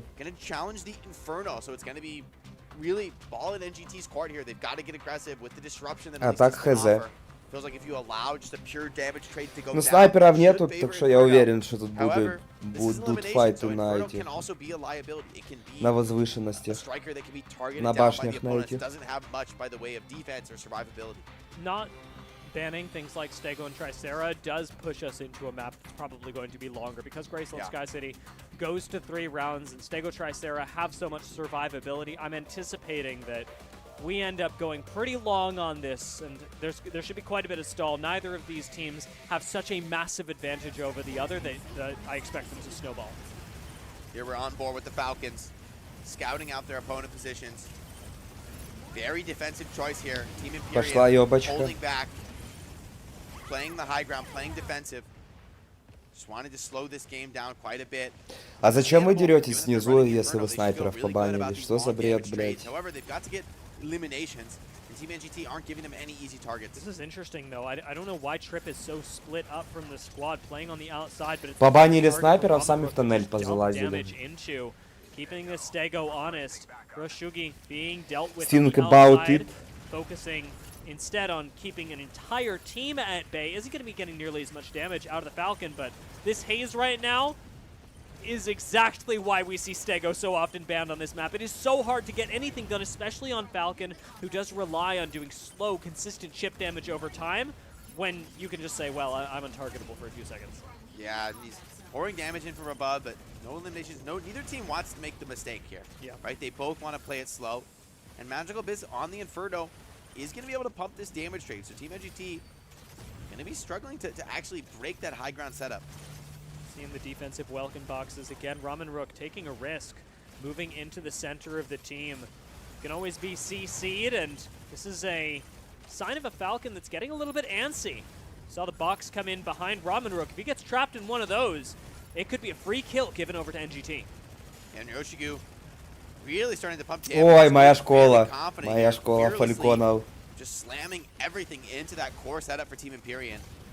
They do still have the smoke from that Stego, keeping them alive, keeping them healthy reasonably, but Team NGT are starting to get a little bit confident here, splitting up a bit, continuing to pump pressure from multiple angles. Empyrean don't have many places to retreat from here. They need to win the trade from this position. This game has essentially become a Falcon skill check. It is whether Ryoshigu is going to get more value, going to be able to force a missed position, or whether we're going to see on the other side Ramen Rook нормально по башне получил. Ryoshigu does have to disengage from him, but those Ramen Rook rejoins the team. We almost get a dogfight, but it's going to be pretty hard to pull off. So Что, everybody засал, pulls что off in ли, their туда separate лететь? directions instead, and we'll be re-engaging shortly. I said this was going to be a long Да, map то есть, day. когда You там can один see враг it's был, ты засал, Yeah, а когда definitely их стала seems like куча, one ты that решил could easily полететь go to туда. overtime. Team NGT are trying to find some way to break this setup, but then again, neither team necessarily forced into an over-aggressive move here. The high ground position has been relatively stable for Empyrean so far. And Trip, under cover of the smoke, is going to go over to the high ground, but yeah, doesn't want to overstay his welcome there. Knows that one pickoff would drastically change the strategic reality right now. Обалдеть, ни одного килла еще. Especially when you've got the cover given to you by Ryoshugi. I'm surprised to see Magical Abyss pushing in here, though. Burns the defensive cooldown just to make sure you don't accidentally get boxed in by the Welkin, but contributing the additional damage could be the edge that Empyrean need. Breaking a box very quickly. Sakupan is so low, could be the first pick for Empyrean, and we see it on the board. Sakupan gets taken down by Magical Abyss. Забили, The fight ура. has gotten very chaotic here, but one pick off for Empyrean means they could slow the game down. They have what they need in terms of the objective. Yoshigu keeping the pressure on the main group of Empyrean, making it difficult for them to leave this high ground position, just dumping damage from the high ground. It is such a problem, though. So hard to focus, especially with Tricera and Stego on top of each other. And I'm happy to see Magical Abyss committing onto the low ground there, because honestly, Empyrean do not need Magical Abyss to be staying alive on the high ground. Ryoshigu, as much as he's dumping damage into them, is effectively doing nothing. Yeah, not Просто able to get much мясорубка. done. On the flip side, Team NGT, the clock's against them now. They've got to make something happen. They've got to start pressuring Да the high знаете, ground. типа шоу есть, там Even if it тёлки is a типа big risk at лещей this друг point, другу you have no бьет. choice but to Или take it. пожопят. То же самое. I think we're going to try and get offensive pretty darn soon. And I don't envy NGT having to do this. Nakako committing now with the aggression, knowing that there's only 30 seconds left for the kills. You are relying on Empyrean to make a mistake, to somehow be able to crack this Stego Tricera. And I'll be honest with you, I'm not seeing this happening too soon, Jake. The health bars in Empyrean are basically full. Caldian, however, Сейчас does get the закончится. fluid armor broken, and we're seeing Ancilla follow. Nakako does get popped into Baby Elysnes for right now, and Sakupan still spinning to win. She is all over. Ой-ой-ой. NGT are all over Empyrean right now, but now it's 3 Закончился. up to nothing as NGT committing body after body are losing everyone on the way. Ебать. Yeah, the clock goes against them there. And the defensive posture from Team Empyrean, they successfully wait it out. Потно было, да, Aggressive move ребята. from Inferno to secure the opening elimination onto Sakupan was crucial that round. Now into round 2, NGT, they have the opportunity to reset, to rethink their strategy. It seems like they will get the early dominance on this high ground tower. Pretty big. It makes them essentially unassailable, at least in the same way as they were. Oh my lord, last game, Magical Abyss gets a little too far from the team, and that is the power of the Falcon, especially when you got the backup of the squad. Yeah, ultimate high control for NGT. They're pumping damage from the low ground. Во комар какой, да, Trying противный. to keep that pressure on. Empyrean trying to stay alive, trying to take cover. Ryoshigu doesn't want to let them reset, but doesn't have much follow-up in this position. Tough decision here for NGT. Do they want to commit for more? Seems like they will elect to just slow the game down. They have this ultimate height. They don't necessarily need to leave it. Kako thinking about committing since you've got a little bit more safety on the Elysnes, but that is instantly punished. I don't even think you're reaching the rest of Empyrean without getting taken out. No need to take the risk right now. And instead, it's Empyrean that are going to have to really commit onto the high ground. I knew you were talking about this earlier. If somebody plays for high ground, maybe you commit to low, but when you're already down a kill, it seems like a losing proposition for Empyrean, who have no real way to fight back. They're leaving things in the hand of Ramen Rook, who should be able to maybe, just maybe, finish off Nuz on the low ground. But Ramen Rook is all alone and into the healing that Lumine, Tricera, and Stego all provide.